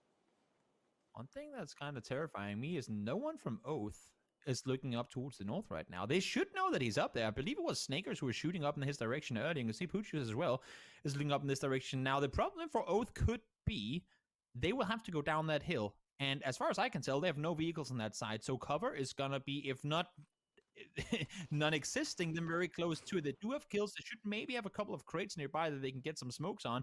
Rilo, you can see, has 3 smokes as well, but that should really be the only thing they have to play around. The circle's going to end just between the compound and there. There's just 1 tree for cover. That's all. Well, I think what you could do here for Oath, you got to make sure, first of all, that Savior's not going to be a thorn in your side as he's throwing stuns to try to buy time to wrap around the side of the hill. But you could throw smokes towards the front doors and the sides of that warehouse and use the smokes offensively. Get them in the faces of Daytrade. That at least could give you the best opportunity using the least amount of smokes to get into Daytrade's position. Now, Poochills is going to be on Savior duty. Savior to see him, but I don't think Poochills caught wind of him, as now Daytrade really starting to be aware of the encroaching presence of Oath. Didn't he see? He must have seen it. He must have seen it. Yep, that's the first headshot coming in. They know exactly where he is. And finally, down he goes. Norrens is going to be the one to take him down. So here we go. 4 versus 3. Oath have the numbers. And as you said, smoking off the entrance. Such a smart play. Not making any big smoke walls running down. Just smoke them or force them around. Limit their opportunities of leaving the building. If this one goes Oath way, they should be very happy with it because it does have them written all over it. And Pubg, oh my lord, I thought Vertiga had that one written down, but no. Turns around, gets him down. One more goes down. It's just Poochoo's left alive. 4 versus 1. Can do it? No, he can't. Oh, a team that has been playing so well finally get themselves a chicken dinner and are in the weekly final. And that's so well executed by Oath, being patient through the early part of the game, navigating their way through, not taking a lot of damage. You can see the relief on Snakers right now, standing up. They are very happy. It has been tough for them mentally. Of course, it's tough for all the teams. And these guys, for sure, have had their fair share of close but no cigars. This time, the cigar is in their mouth. They can light it. They can have a good time. They can enjoy their win. And that move at the end, they smoke the doors. They do exactly what they need to do, Toby, to get in there, get those opening picks, and finish the job. And I've got to say, they played it smart because people might go, oh, but it was so quiet on the south side. But Oath made it quiet on that south side. They were the first team to leave out of Monte. They forced TSM to go out towards the east. They forced Tiamba to take the fight on the east. They forced ENCE to stay up on that hillside and making plays in that direction instead. Very smart for them to gain space for themselves, forcing teams to take fights elsewhere. That way, keeping all 4 alive, chilling below the hillside and waiting for teams to come down towards them. Yes, they have one circle going south that worked out for them, but overall is what happened earlier. It's how they made space for themselves to get themselves into a winning position that really stood out to me in this game. Great game for them. Wave the banners. Oath are here. Oath made the finals, and they should be very pleased with a good chicken dinner in this game. Oath, Oath, Oath. Let's go, boys. Great game for NA. They join STK in the Week 2 weekly finals. And finally, I mean, again, we talked about this is one of those teams, along with Virtus Pro and others, that have played so well, Toby, that just have not been able to really get it done in the end. And this time, finally, I feel so good for them. I really do. I've been really rooting for them. And I know you and I kind of messaged them behind the scenes saying, guys, keep positive. You guys are playing really well. Keep doing it, and you will find that success that you need. Let's take an interview here with Oath right now. 2주차 10번째 매치에서 승리한 팀입니다. 바로 오스의 스네이커스 선수 만나보도록 하겠습니다. 축하드립니다. Congratulations. 와, 정말 3등만 3번, 2등 1번, 4등 1번. 정말 많은 생각들이 그동안 있었을 것 같습니다. 오늘 마무리는 뭐가 좀 달랐길래 오늘 치킨을 먹었을까요? 자체 피드백 부탁드립니다. You guys were in the top tiers over the last couple of games during the last 2 days. How did you finish that game and finally won the game? So it was a really weird circle 3 shift, but we just played from our edge. And after clearing our whole side, we finally didn't win the game for another team. We won it for ourselves. We've been getting top 4 5 games. I'm sick of winning it for other teams. I won it for us this time. We got a day off tomorrow, and we're all happy about it. 계속 다른 팀들한테 기회를 주고 계속 4등, 3등, 2등 하면서 아쉬웠지만 드디어 오늘 우승할 수 있어서 내일 편하게 쉴 수 있을 것 같습니다. 네, 오늘도 정말 주변 팀들을 다 좀 정리를 하고 마지막에 창고 밖에서 교정하는 모습도 인상적이었던 것 같습니다. 오스만의 가장 큰 강점이 있다면 어떤 게 있을까요? You guys are clearing out the other team throughout this game. What do you think is your biggest strength as your team? Well, most of the time we don't really get fed circles. We have to work hard for them. So we generally have to clear our edge, which we do almost every game. So that's definitely one of our strengths because we're an edge team. So clearing our edge is the most important thing we have to do, and that's what we did that game. And we got it down to a 4v3, and we finally won. 저희가 계속 자기장이 저희한테 안 와서 늘 힘든 경기를 치렀지만 그래도 그 자기장이 없어도 계속 그 다른 팀들을 공격할 수 있어서 이번 경기를 이겼을 수 있었던 것 같습니다. 좋습니다. 파이널에서 9위를 했었어요. 이번 파이널 어떤 마음가짐으로 임하실 계획인가요? You guys ranked 9th in the finals last week. As we are heading to the weekly finals this week, do you want to say anything, or what are some accomplishments that you guys want to do? Well, we're feeling a lot more confident. As you guys have seen, we've gotten a bunch of good games, and if we have days like yesterday, 51-point days, we know we can definitely win one of the finals. So we're feeling good going into this weekend. 저희는 늘 자신감 있는 팀이고 지난 며칠 동안에도 계속 좋은 성적을 거뒀기 때문에 이번 위클리 파이널에서도 아마 좋은 성적을 거둘 수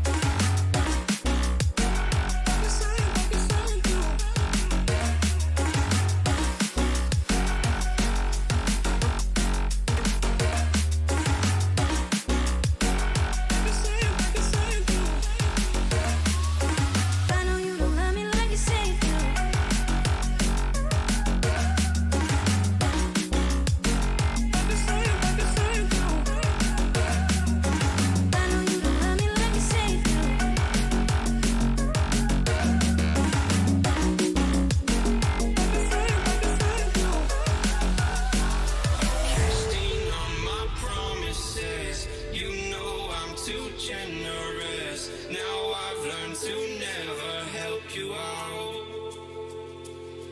'Cause I'm done cleaning up your mess. Found myself in my regrets. I've become a little stronger now. A little stronger now. A little stronger now. A little stronger now. A little stronger now. You cashed in on my promises. You know I'm too generous. Now I've learned to never help you out. 'Cause I'm done cleaning up your mess. Found myself in my regrets. I've become a little stronger now.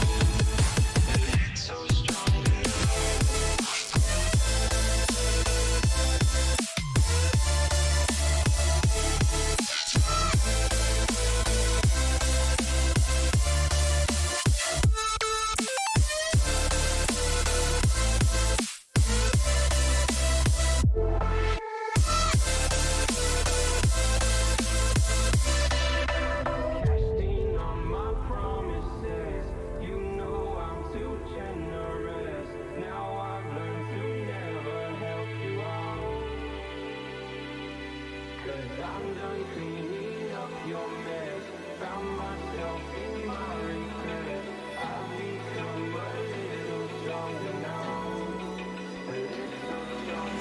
Open eye, feel the waves cut through me. Hypnotized by the sounds I'm breathing in. Hold tight, chemicals collide. Hold tight, hold tight, hold tight. Dripping lights paint the skies, all because of you. Dripping lights paint the skies, only you can make me move. Can make me move. Can make me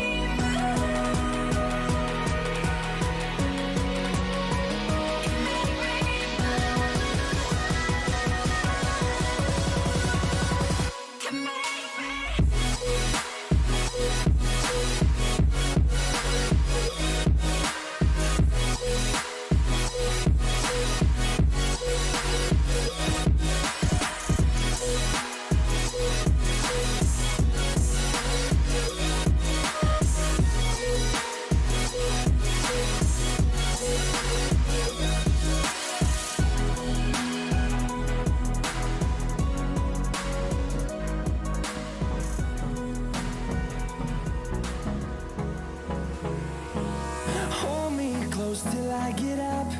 Time is barely on our side. I don't wanna waste what's left. The storms we chase are leading us, and love is all we'll ever trust.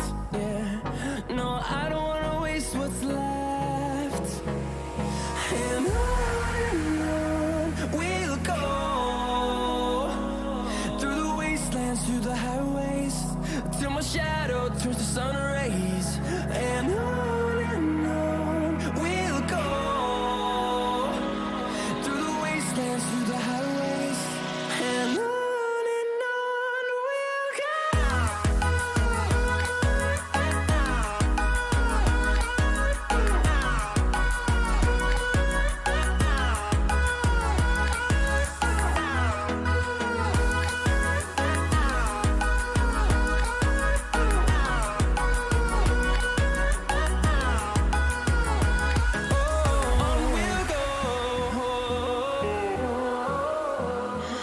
What does perfect even mean? Is there even such a thing?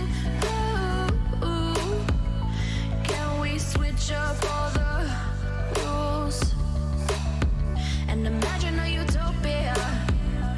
Darling, I'm just so fed up with these expectations. emotions, they keep weighing me down. My heart is begging me to get the hell out of my head. I'm gonna live inside the upside down for a minute and pretend, honey, I'm a perfect 10. Whoa, whoa, honey, I'm a perfect 10. Whoa, whoa, and if I say it enough, it gets ingrained in my head, and I start to see, honey, I'm a perfect 10. Honey, I'm a perfect 10. Whoa, honey, I'm a perfect 10. Honey, I'm a, yeah.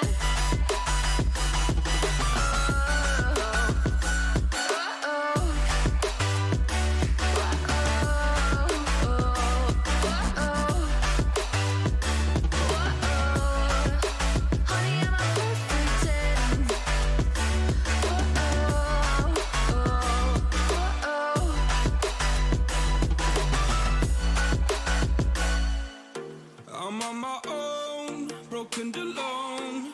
I feel the rain crashing down all around this empty town.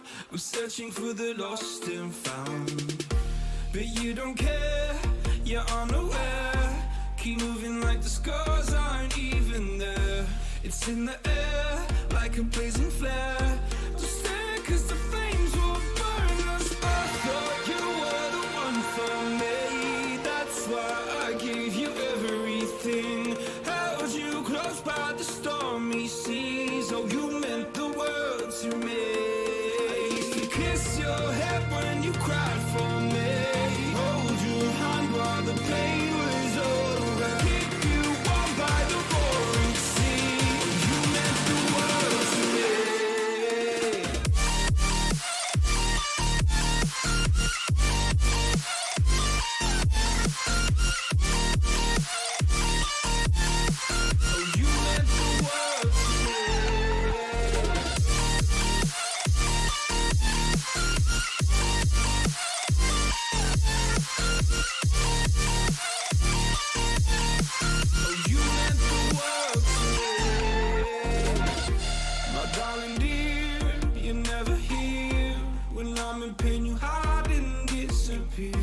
Like shadows in the atmosphere, charting the stratosphere. Yeah. I prayed for you and kept you near in hopes you'd chase away my fears. I'm on my own, you made it so, and now I'm chasing nightmares through. I used to run with you through the great big leaves, laugh at you when you laugh at me. Hope for us because I believe the home was just you and me. I thought you were the one for me. That's why I gave you everything. Held you close by the stormy seas. Oh, you meant the world to me.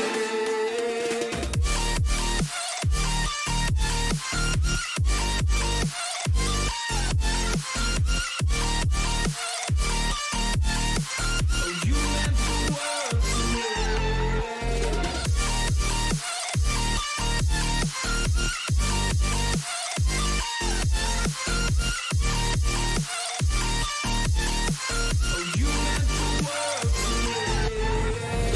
Do you remember how you held me then? Now you got me reaching out.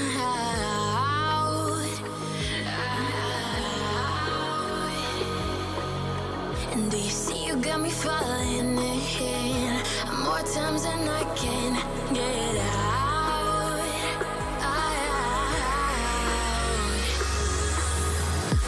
Down in the deep of my mind, I crawl for you and you're always inside.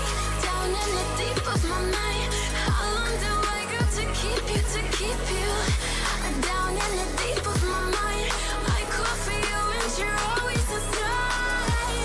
Down in the deep of my mind, trying so hard not to keep you, to keep you.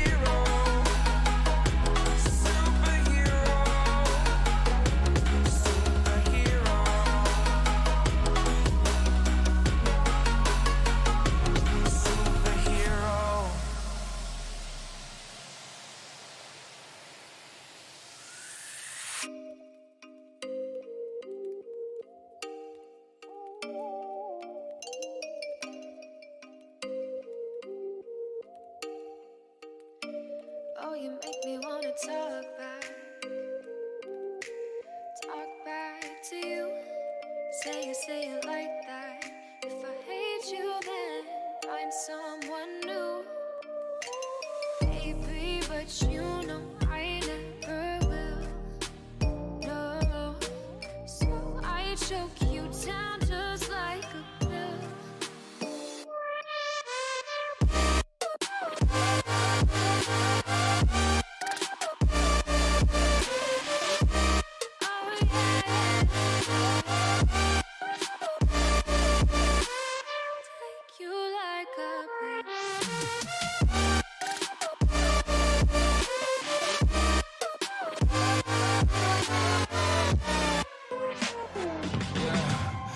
Never ever find the right words, and there's no way this is real life. There's no telling you're the right girl, so I can only say that it feels right. It feels right. It feels right. Yeah, I can only say that it feels right. It feels right. It feels right. Yeah, I can only say that it feels right.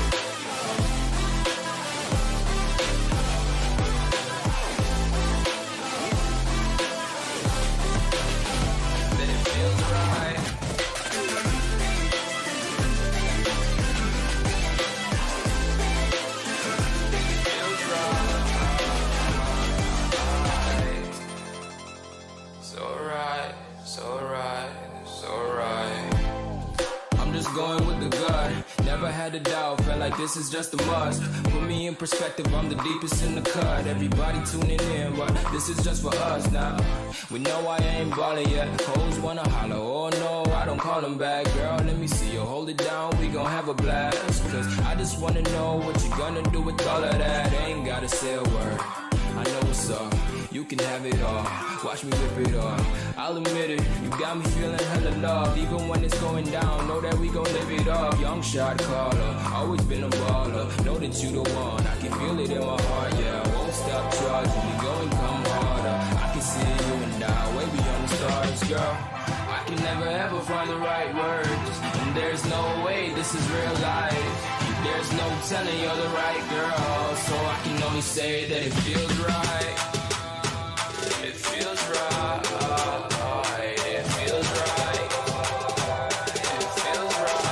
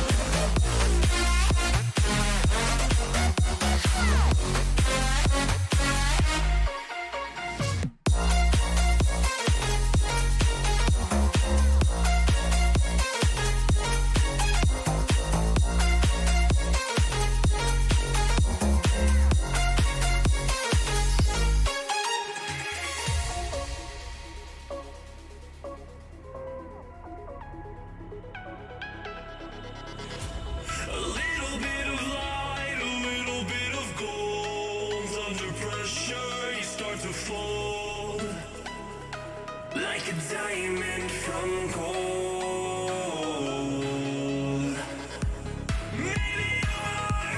Maybe you are something I cannot define. Maybe you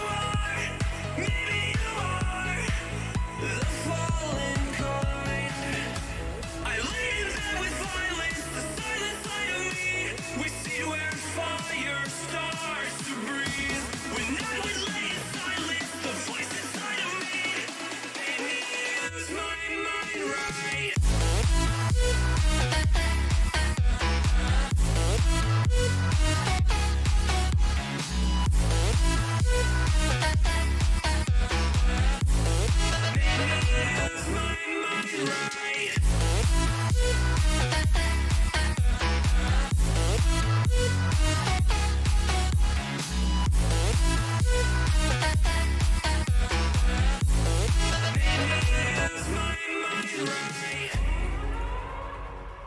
We're gonna burn it down. Burn it down. We're gonna burn it down. Burn it down. I killed it, it's murder. I killed it, it's murder. I killed it, it's murder. I killed it, it's murder. I killed it, it's murder, go crazy, berserker. I killed it, it's murder, go crazy, berserker. I killed it, it's murder, go crazy, berserker. I killed it, it's murder, go crazy, berserker.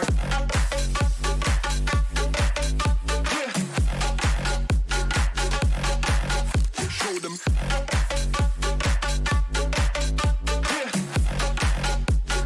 Change the station with a new shit.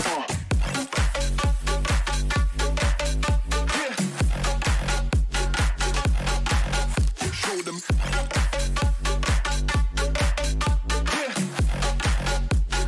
Change the station with a new shit. Change the station.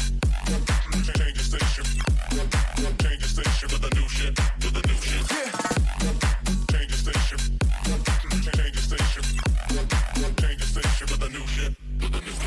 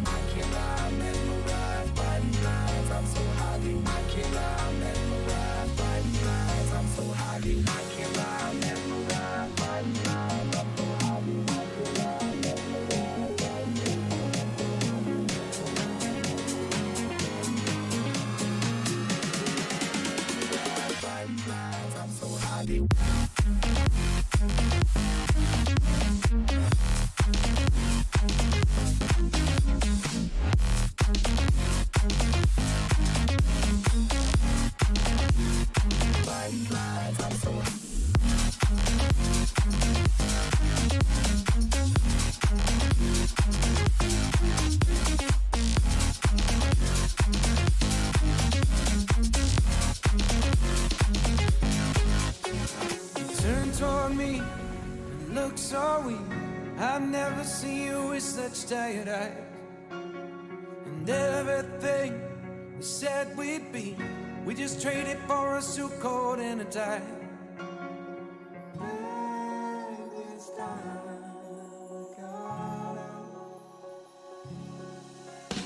And underneath the rows of trees, I will see you where the ocean meets the sky.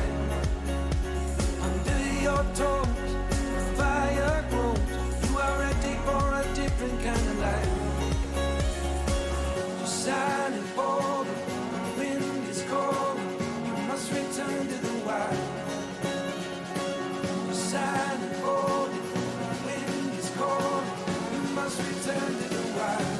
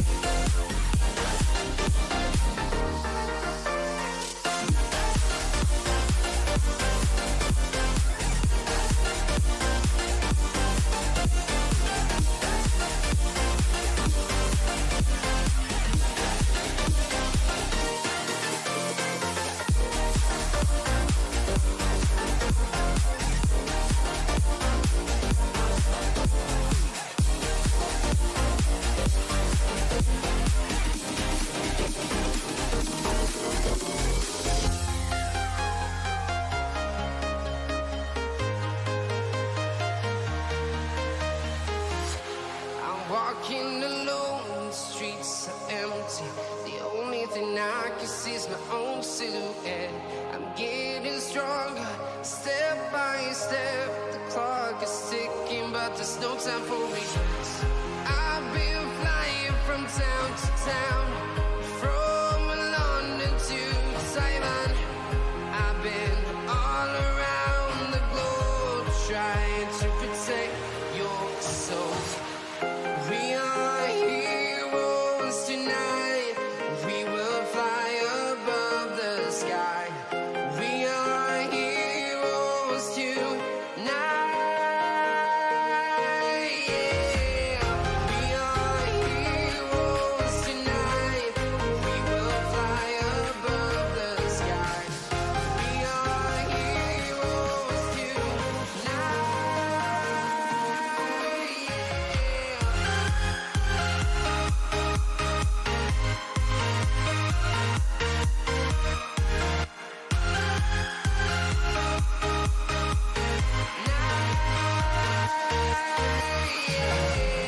feel like a dynamite, ready to explode right up in the sky.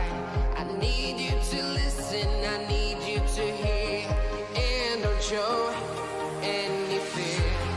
I've been flying from town to town, from London to Taiwan. I've been all around the globe trying to protect your soul. We are heroes tonight. We will fly above the sky. We are heroes tonight. Yeah. We are heroes tonight. We will fly above the sky. We are heroes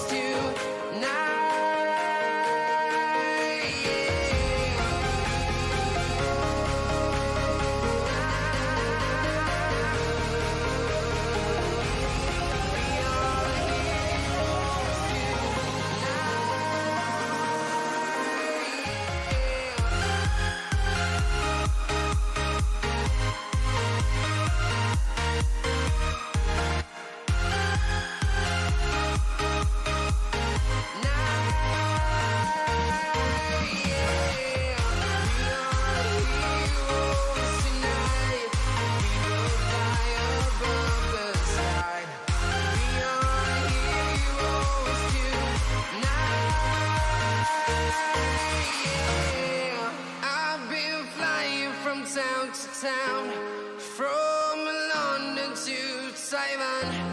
I've been all around the globe trying to protect your soul.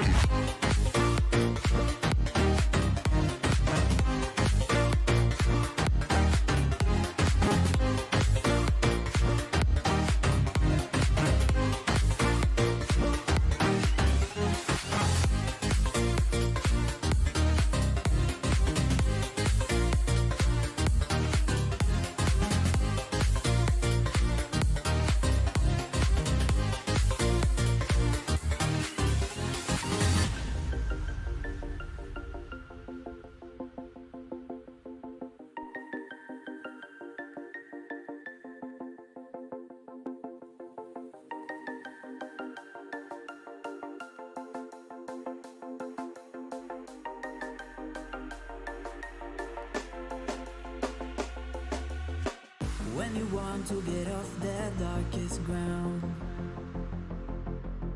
but gravity pulls you straight down. Earth from a bird's eye view. You should grow feathers and see this too. When you want to get off the darkest ground, but gravity pulls you straight down.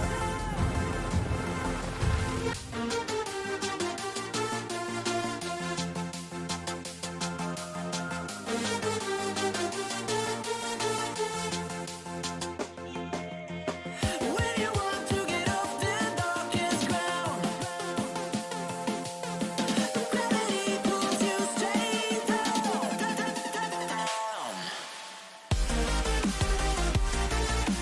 Clear sky.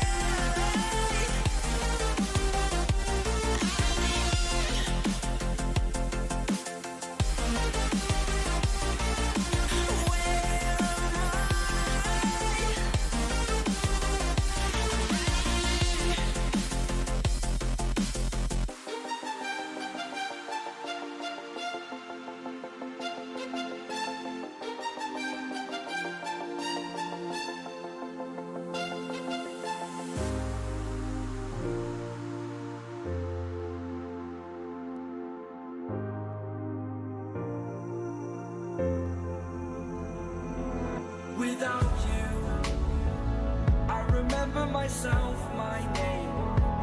Forgot about all you tried to change. Familiar was the sound of your voice as I continue to walk on by. It has been a year and now I'm living on the line. It has been a year and now I'm thinking what's mine, that I'm better off right here without you.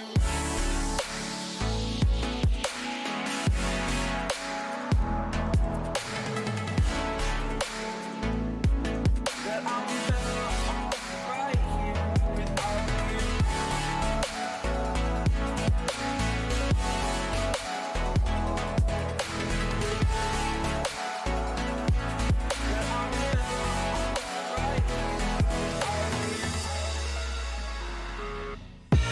I live inside my own world of make-believe. Kids screaming in the cradles, profanities. I see the world through eyes covered in ink and bleach. Cross out the ones who heard my cries and watched me weep. I love everything. Fire spreading all around my room. My world's so bright, it's hard to breathe, but that's alright. Hush.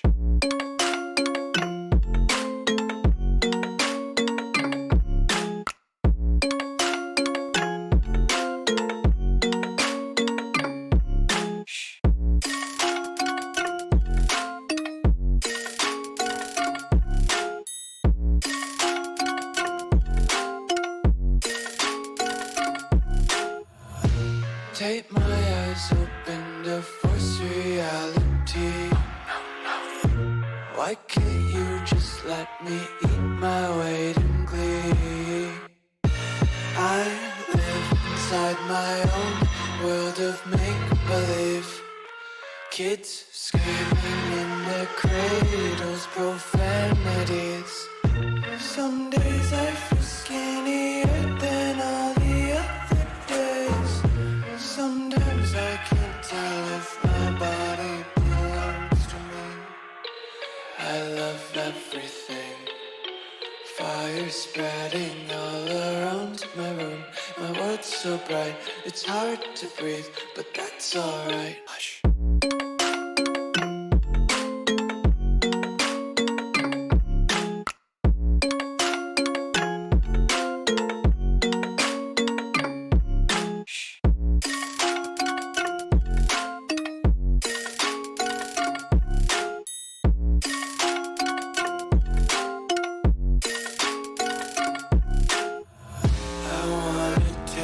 Content, hold your breath and feel the tension. Devils hide behind redemption. Honesty is a one-way gate to hell. I wanna taste consumption. Breathe faster to waste oxygen. Hear the children sing aloud. It's music to the wick bells out.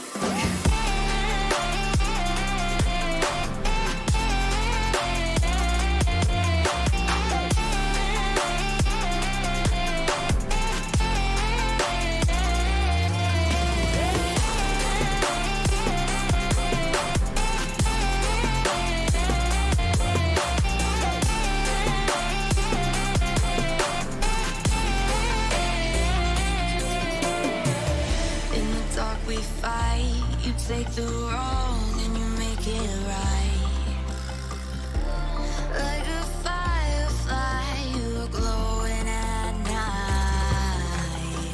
So don't make it hard, don't let me go. I wanna hold you tight when you're cold. I'm waiting for your love, you just keep me hanging on.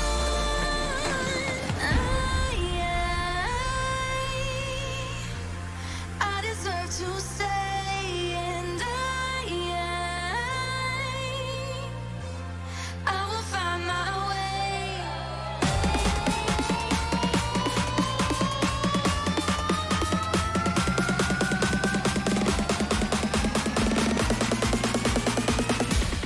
I will find my way.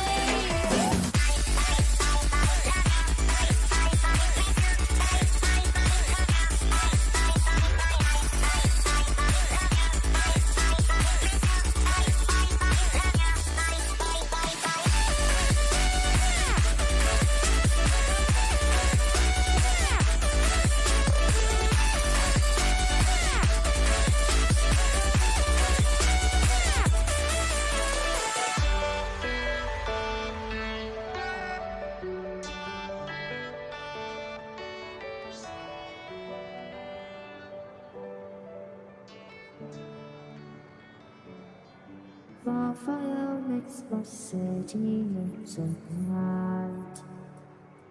Close your eyes and just stay tight. We have to go. Stay with me while we leave.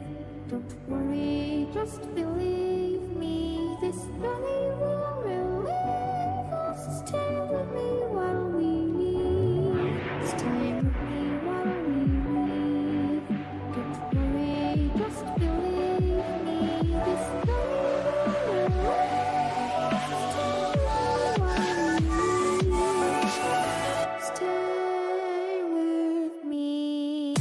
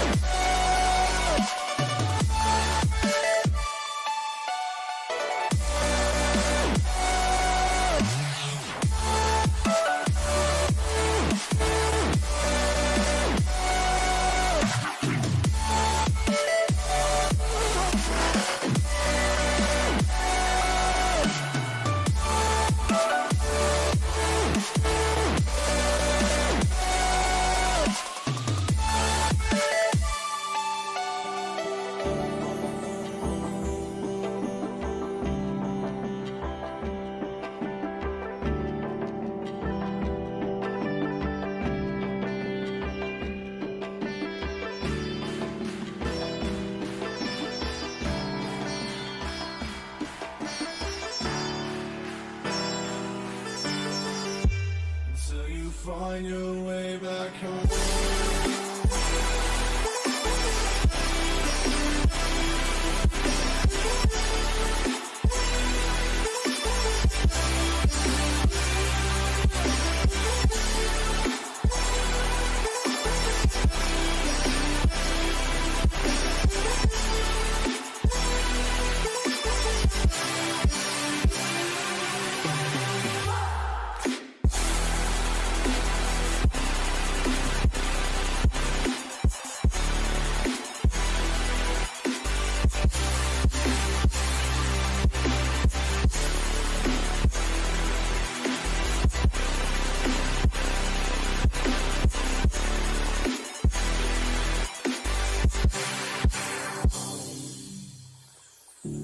Don't let me drown. Don't let me drown. Don't let me drown.